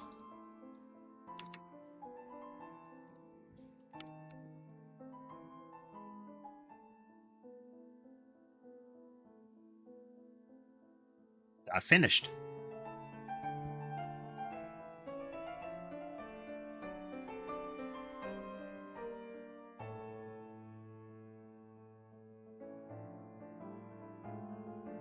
Okay, so we create the particle and we are going to say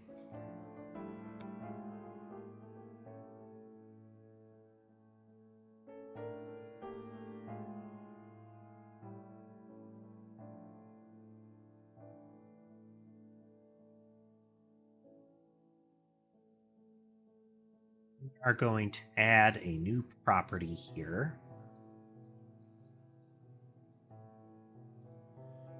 You are JSON ignore, by the way.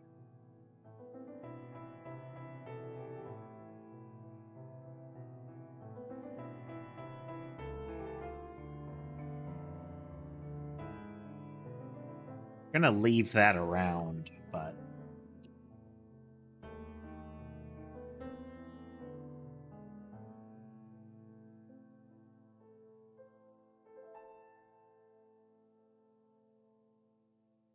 particle finished. We remove the particle.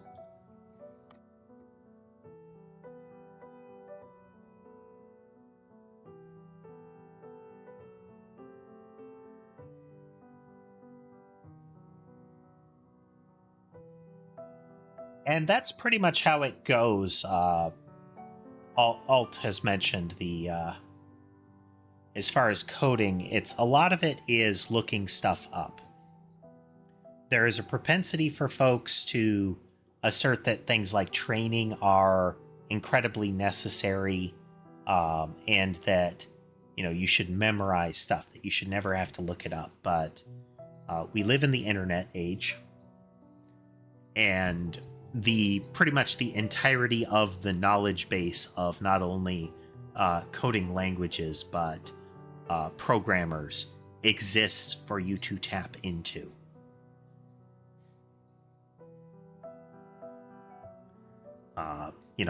Go forth and learn.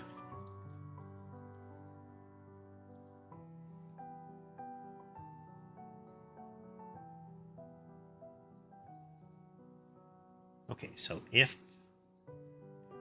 when the entity is removed,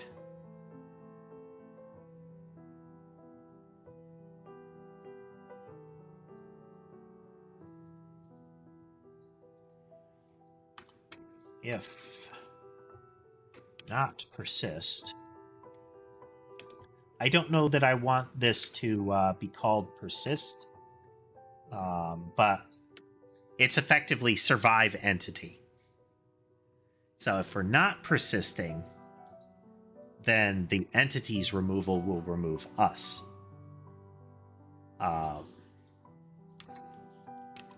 If we are persisting, then when the particle is done, we go away. This will once again totally work first time.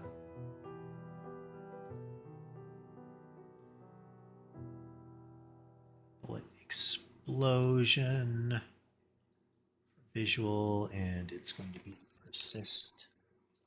This is true. And this is a string value.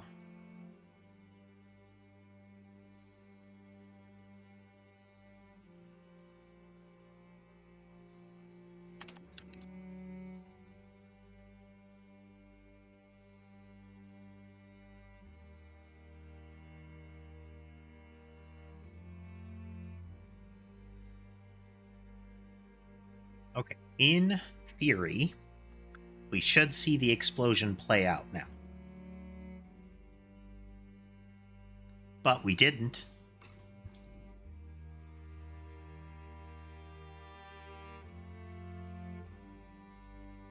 Oh, up. Persist is equal to visual dot persist. You're never messing with the thing that directly came from JSON. You're messing with a copy of it, and that copying has to happen. If you don't copy it, it doesn't get copied.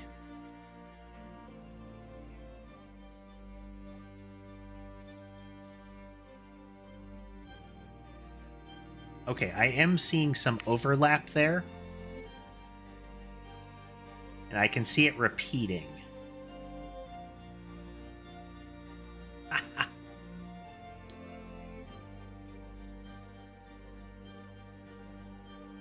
I like that one. I'm really fond of all the emojis. But that's a fun one, little box of cats.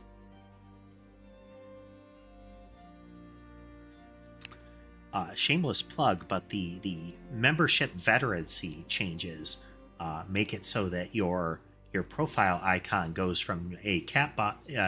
It starts as a catbot, and it increasingly accumulates cats draped on it with veterancy. Okay. Okay. The particles are not going away with this. So we're triggering removal in particle finished. This should make the particle go away.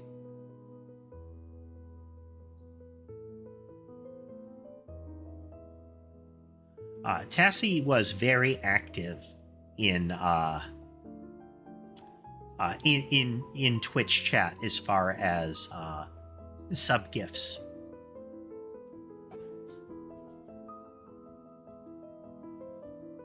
As well as like bits. Our initial era of streaming had a period of much gifting, and we always appreciate that, no matter how long it has been.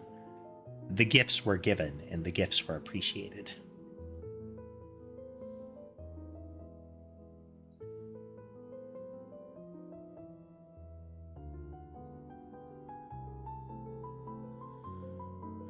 Okay, but they're lingering.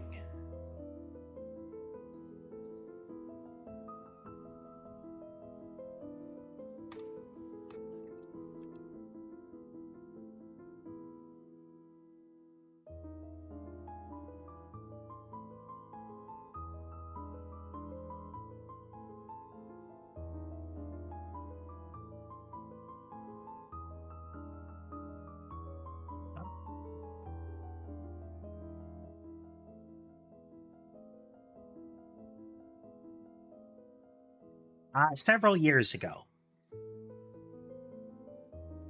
I don't have the exact date on hand. I have it written down somewhere.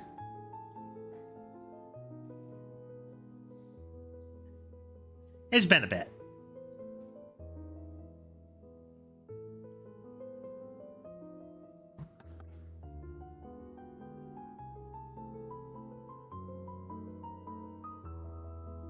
When we create the particle, by this time we'll have persist.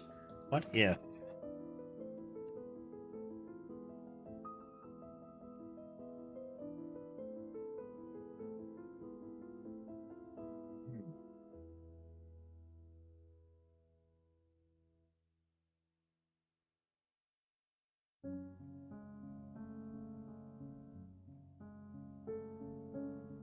Hey, Henry.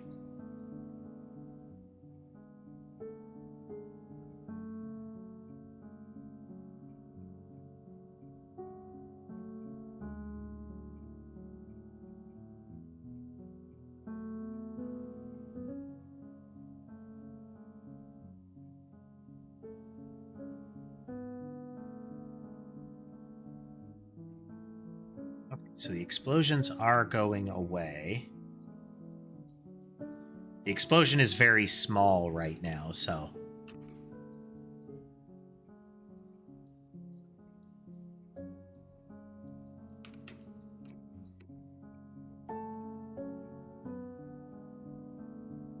So it's not able to hit much.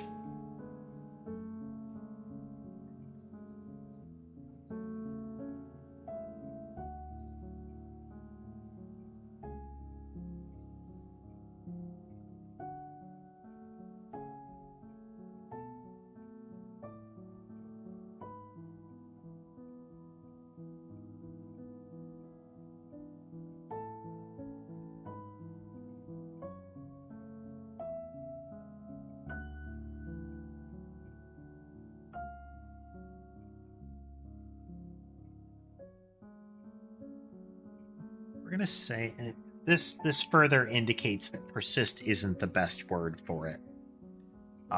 What we really mean here is to let the particles fully play out.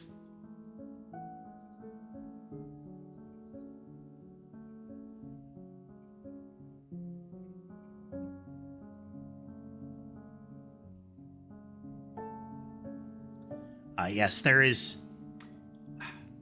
If you look back at my old VODs, shameless plug, look back at my old VODs,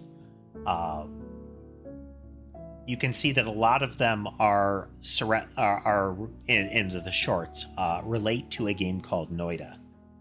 And that is a non-trivial part of the inspiration for what we're doing, is the game Noida. Now the camera array is completely flaking out now. Really got to get those changed over.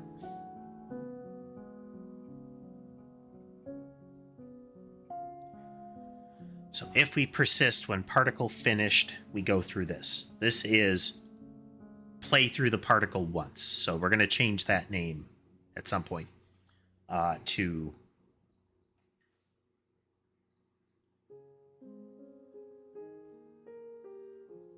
particles don't really care about entity animations, but they might. There might be some change to that. Yep. Vampire survivors and the like.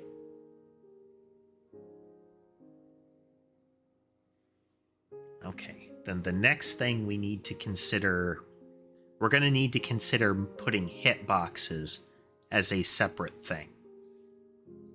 So I'll need to create a bit of logic to attach to an entity that tells you how big of a hitbox to make, such that when we get to our collision manager, ultimately when we create an entity collision area, this stuff is determined by what the entity makes, which is going to make the entity collision area a catalogable, where we will define how big the collision box is, that kind of stuff. And it will be given an entity to react to. So, kind of what we did already.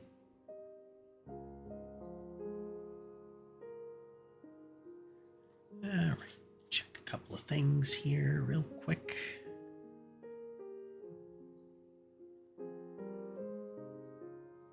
Okay, we're gonna go a little bit further, but we do have to take a quick break. I will be back in a moment.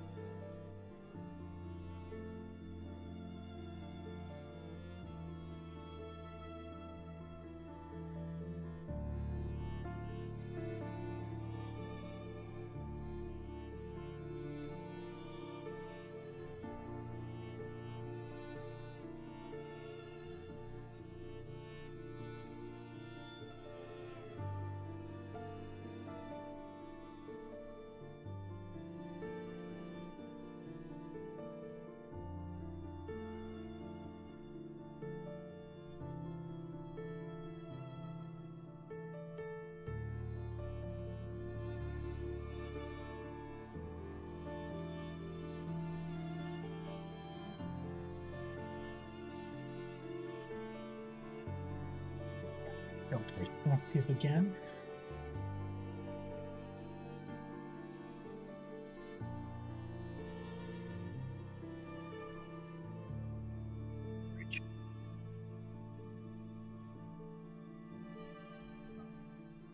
Step on that.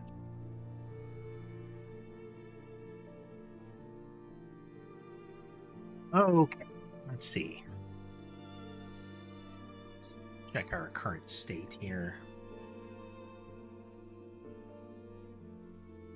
We are going to change the naming on that.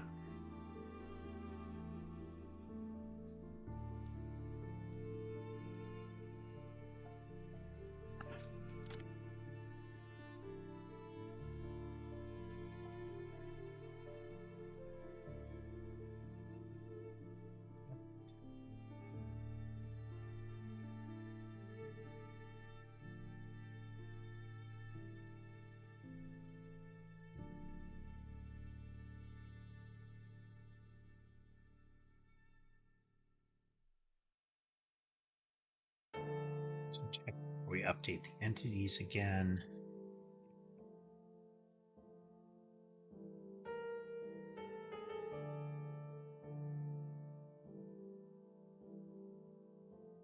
No, we made it so that the source of an event can go inactive while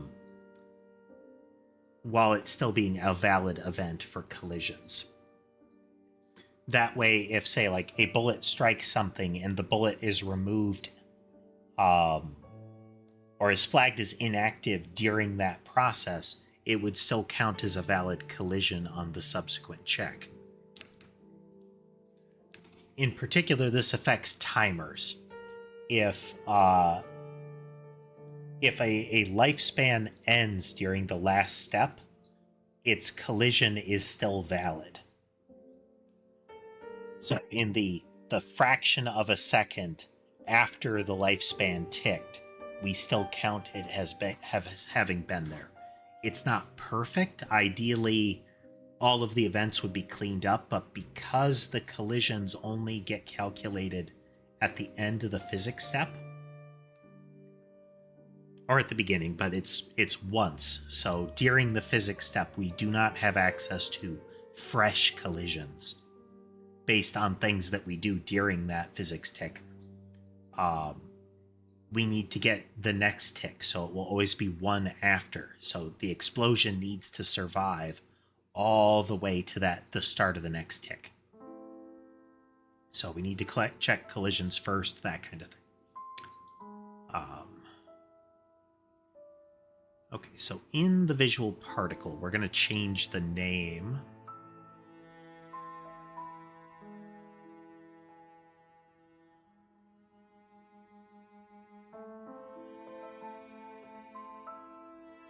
We're actually going to call this play once.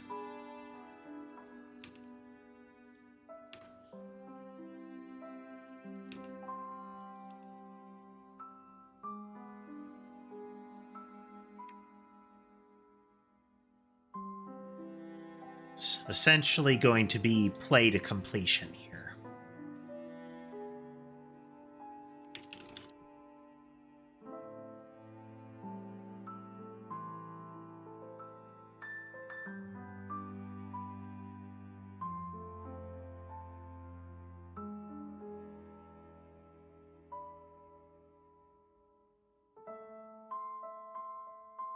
Let's make it loop all over the place.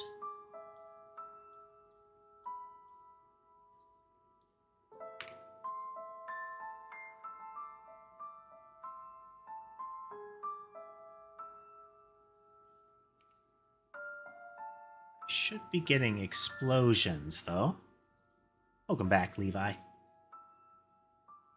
We are not.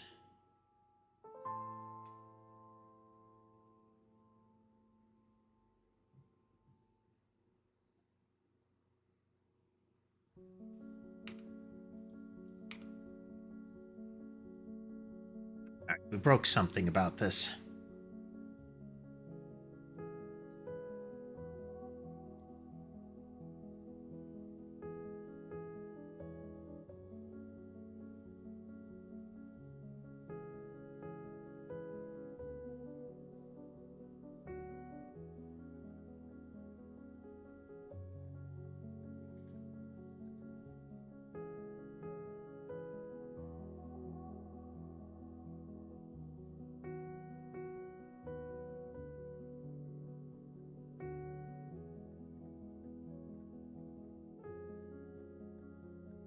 Play once that way, and we create the particle.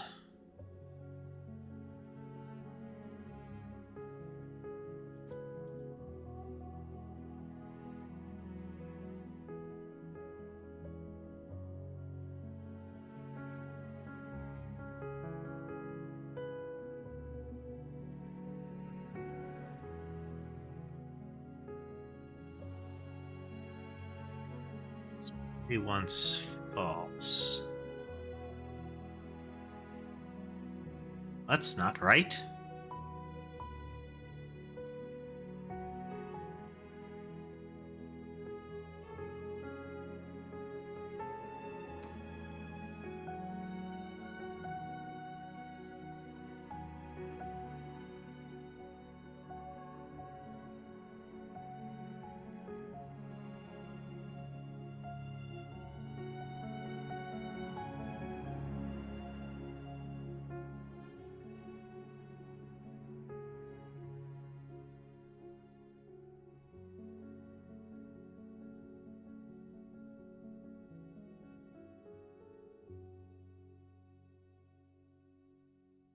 Once it's coming through false.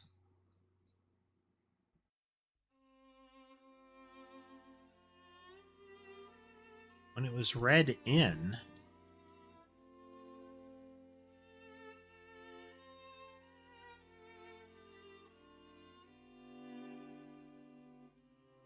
there are no particles that should have that, or that shouldn't have that equal to true. When we initially create it, it's false, but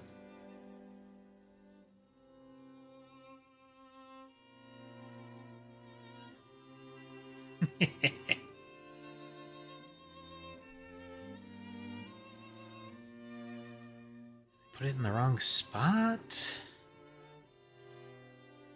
That's correct. Visual bullet explosion.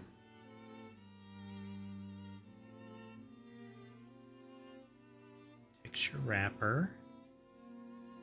Oh. Womp womp.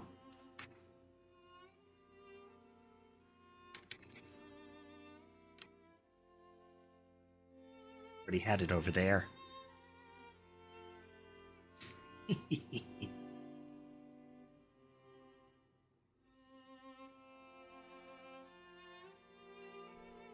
All right, there we go.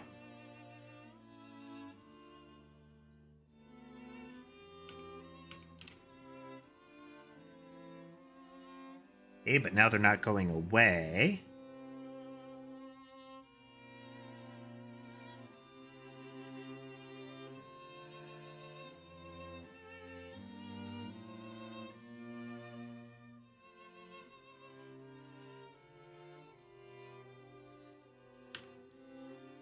Odd.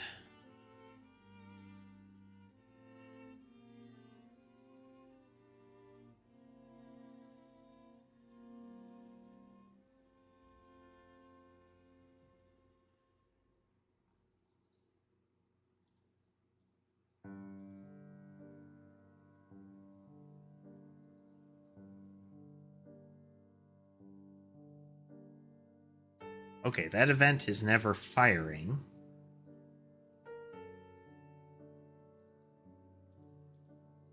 But it should, because this is getting set to true.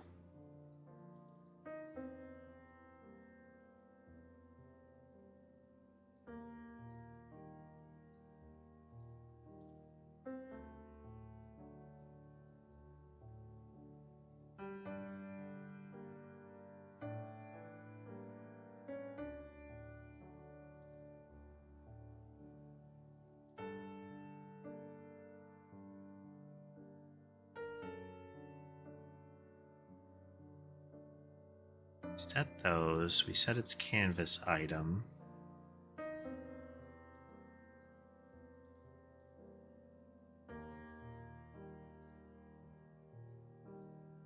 One shot is still true.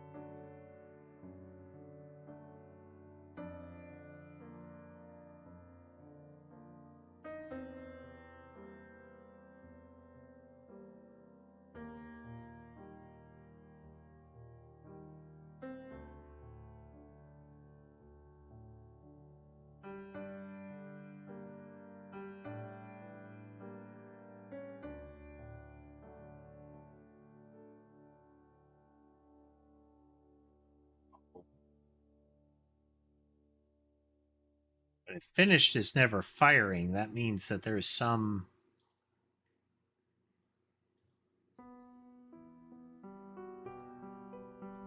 intrinsic breakdown in what's happening here.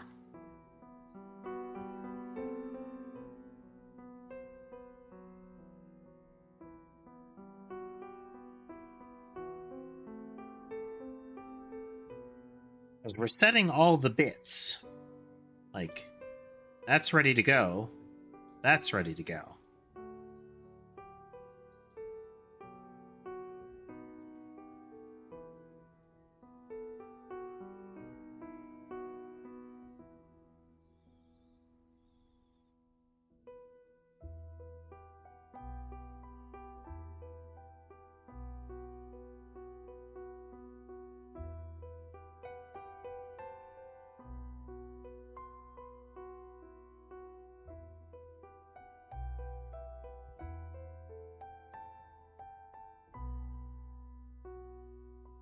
This should now be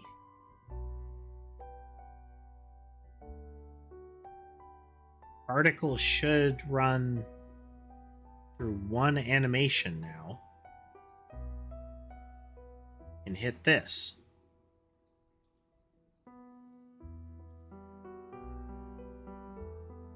But it doesn't, so we're getting stacking, looping animations here.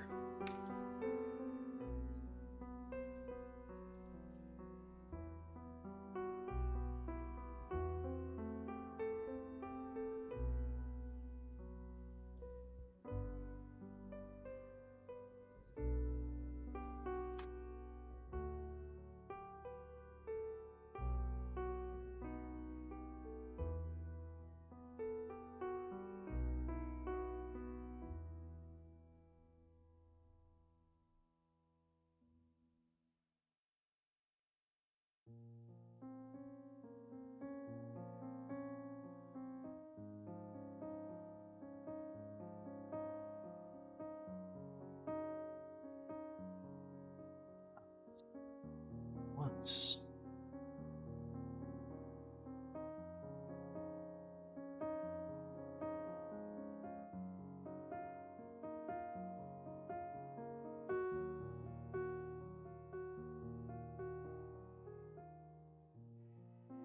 There we go. Nope. See, for one, they're linked. They're. Oh, what changed? What changed?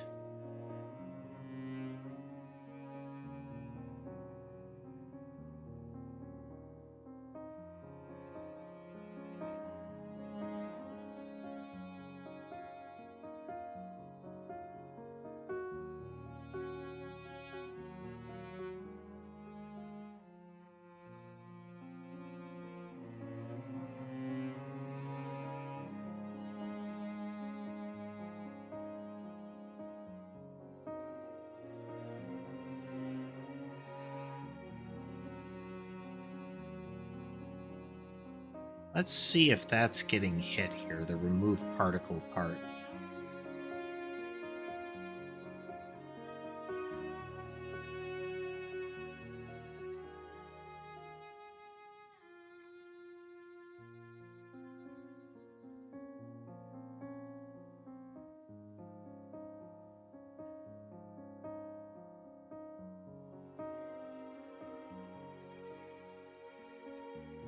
It is not.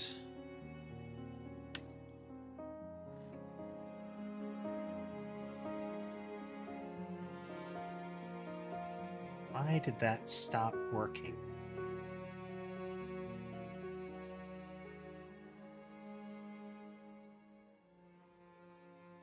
Because we're not even going in there.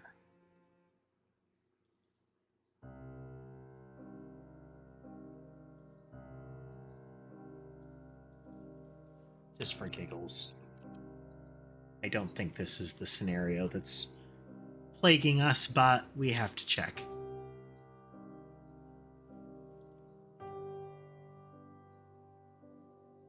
Nope.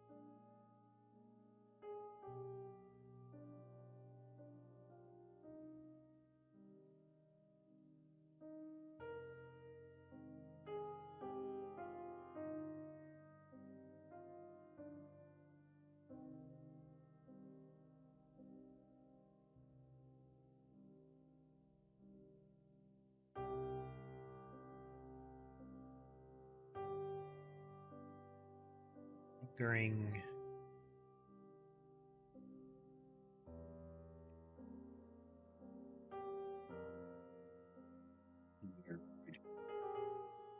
Weird. The tricky element of this is it was working.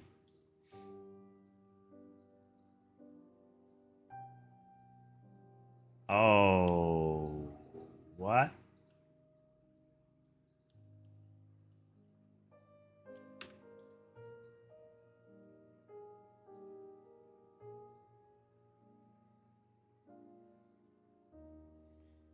All right, which was it? So I don't think it's this one.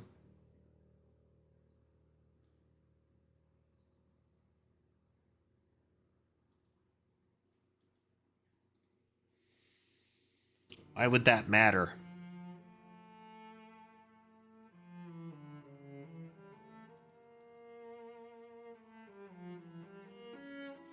Play once is true. That's true.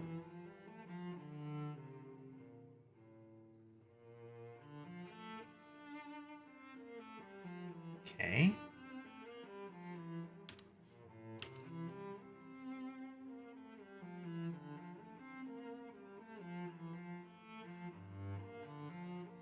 Play once is true. Particle one shot is now true.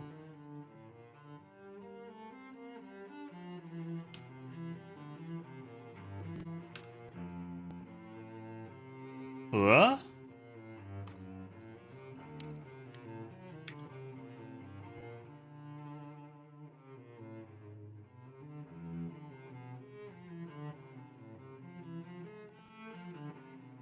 What was going on here?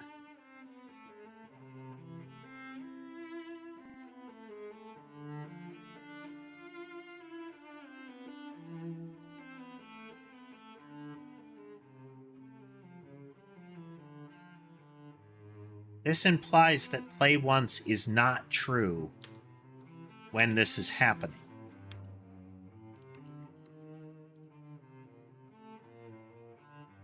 We should reach this.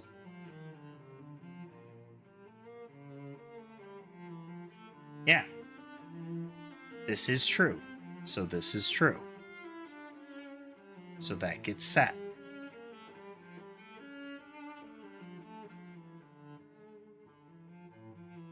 But it's not. What is wrong?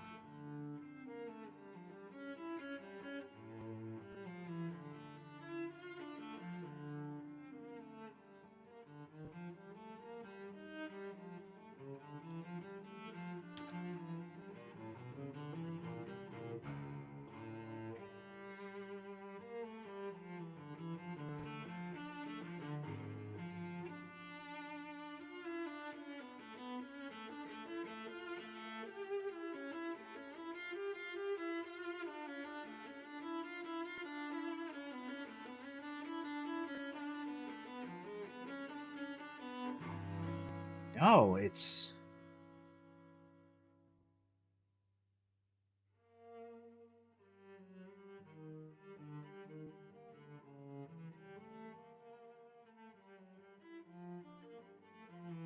It doesn't work when we're setting it to...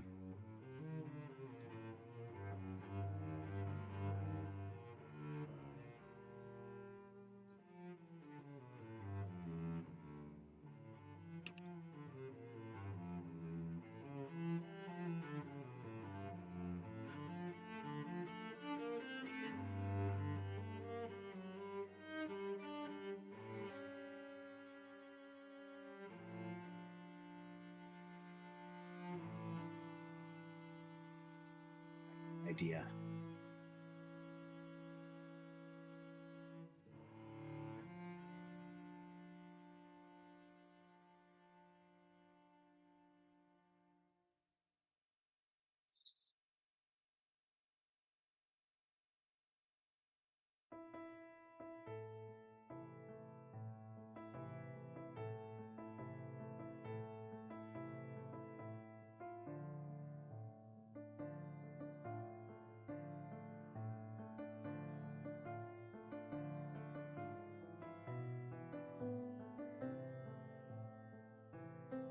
CPU particles are precompiled.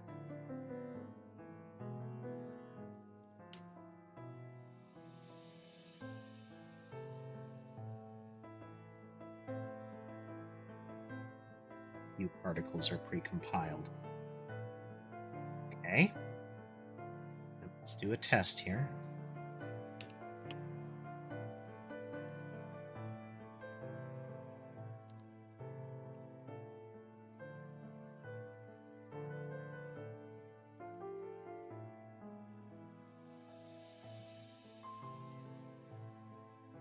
Describe my incredulity in a moment.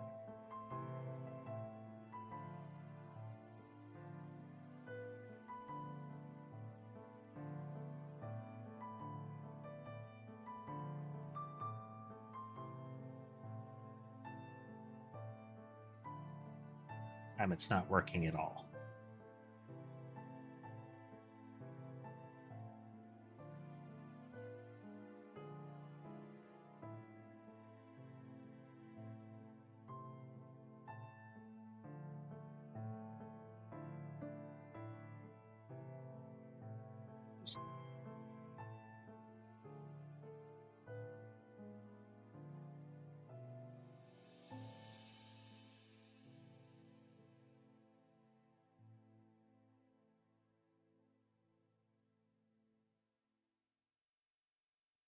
I mean, we could extend this and have that it's a one-shot particle, and that we set the values on it to force it to restart, or not.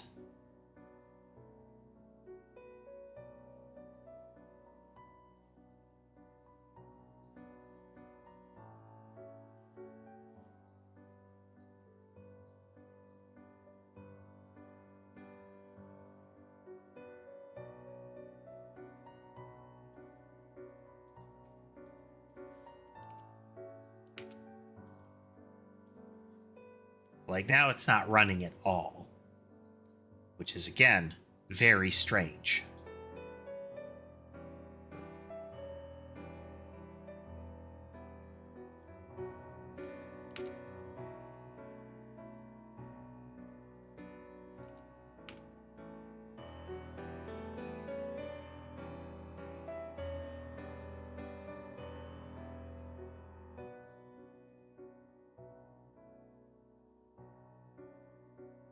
I might have to pre-build these, because I wonder if that's part of its problem.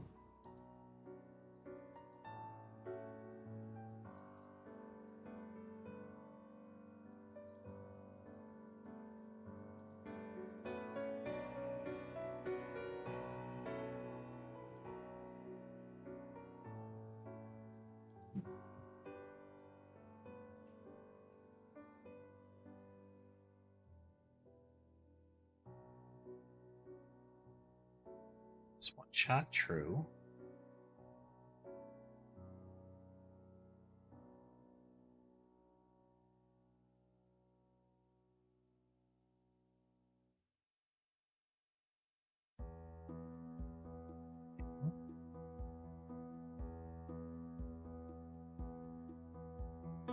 About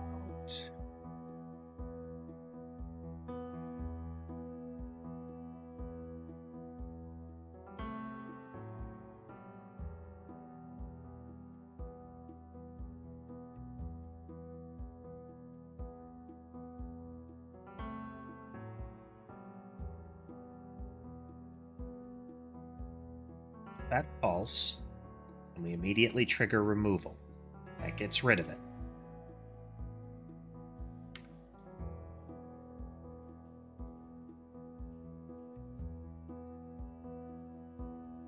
So this is play once is false.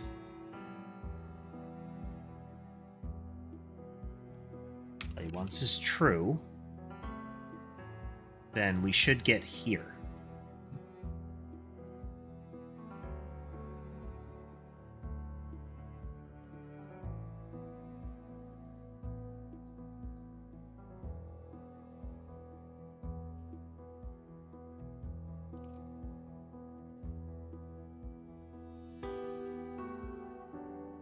We aren't. Oh, no. we should get here.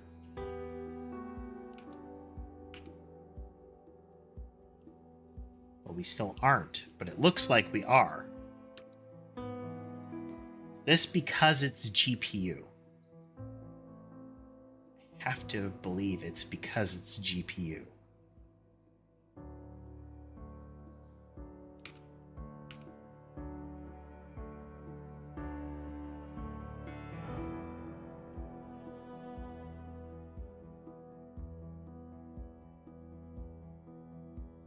I think there might be some sort of sorcery going on here.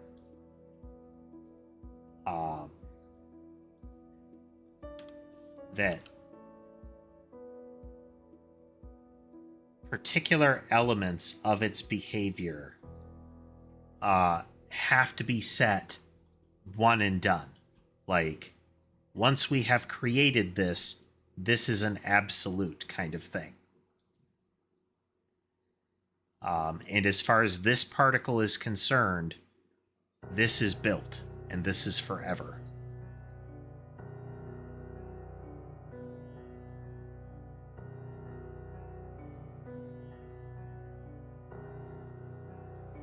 We are going to have to look at that closely, because this is a strange behavior surface for sure.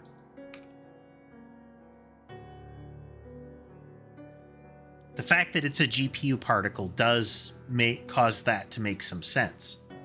It's just figuring out the exact behaviors is going to be tricky.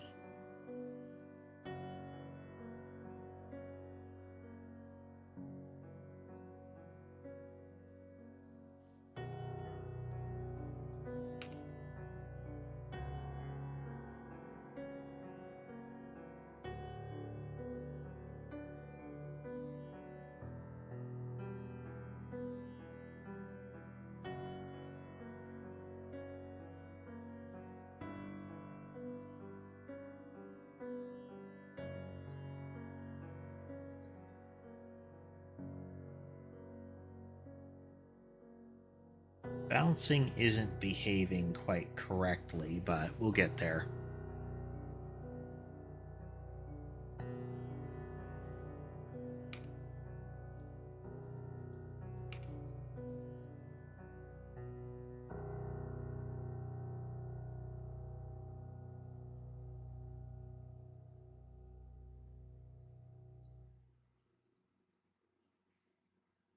We're getting some of them that are behaving like it's a pierce, as if the,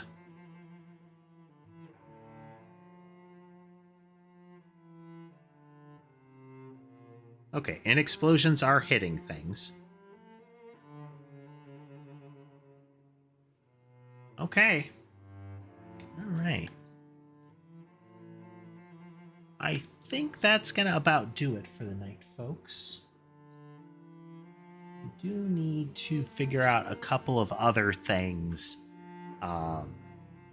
heading in here, but that does make the next target getting the collisions wired up to be separate things, so that we can have that collision area report it can send messages to and track a particular entity, but its definition is elsewhere.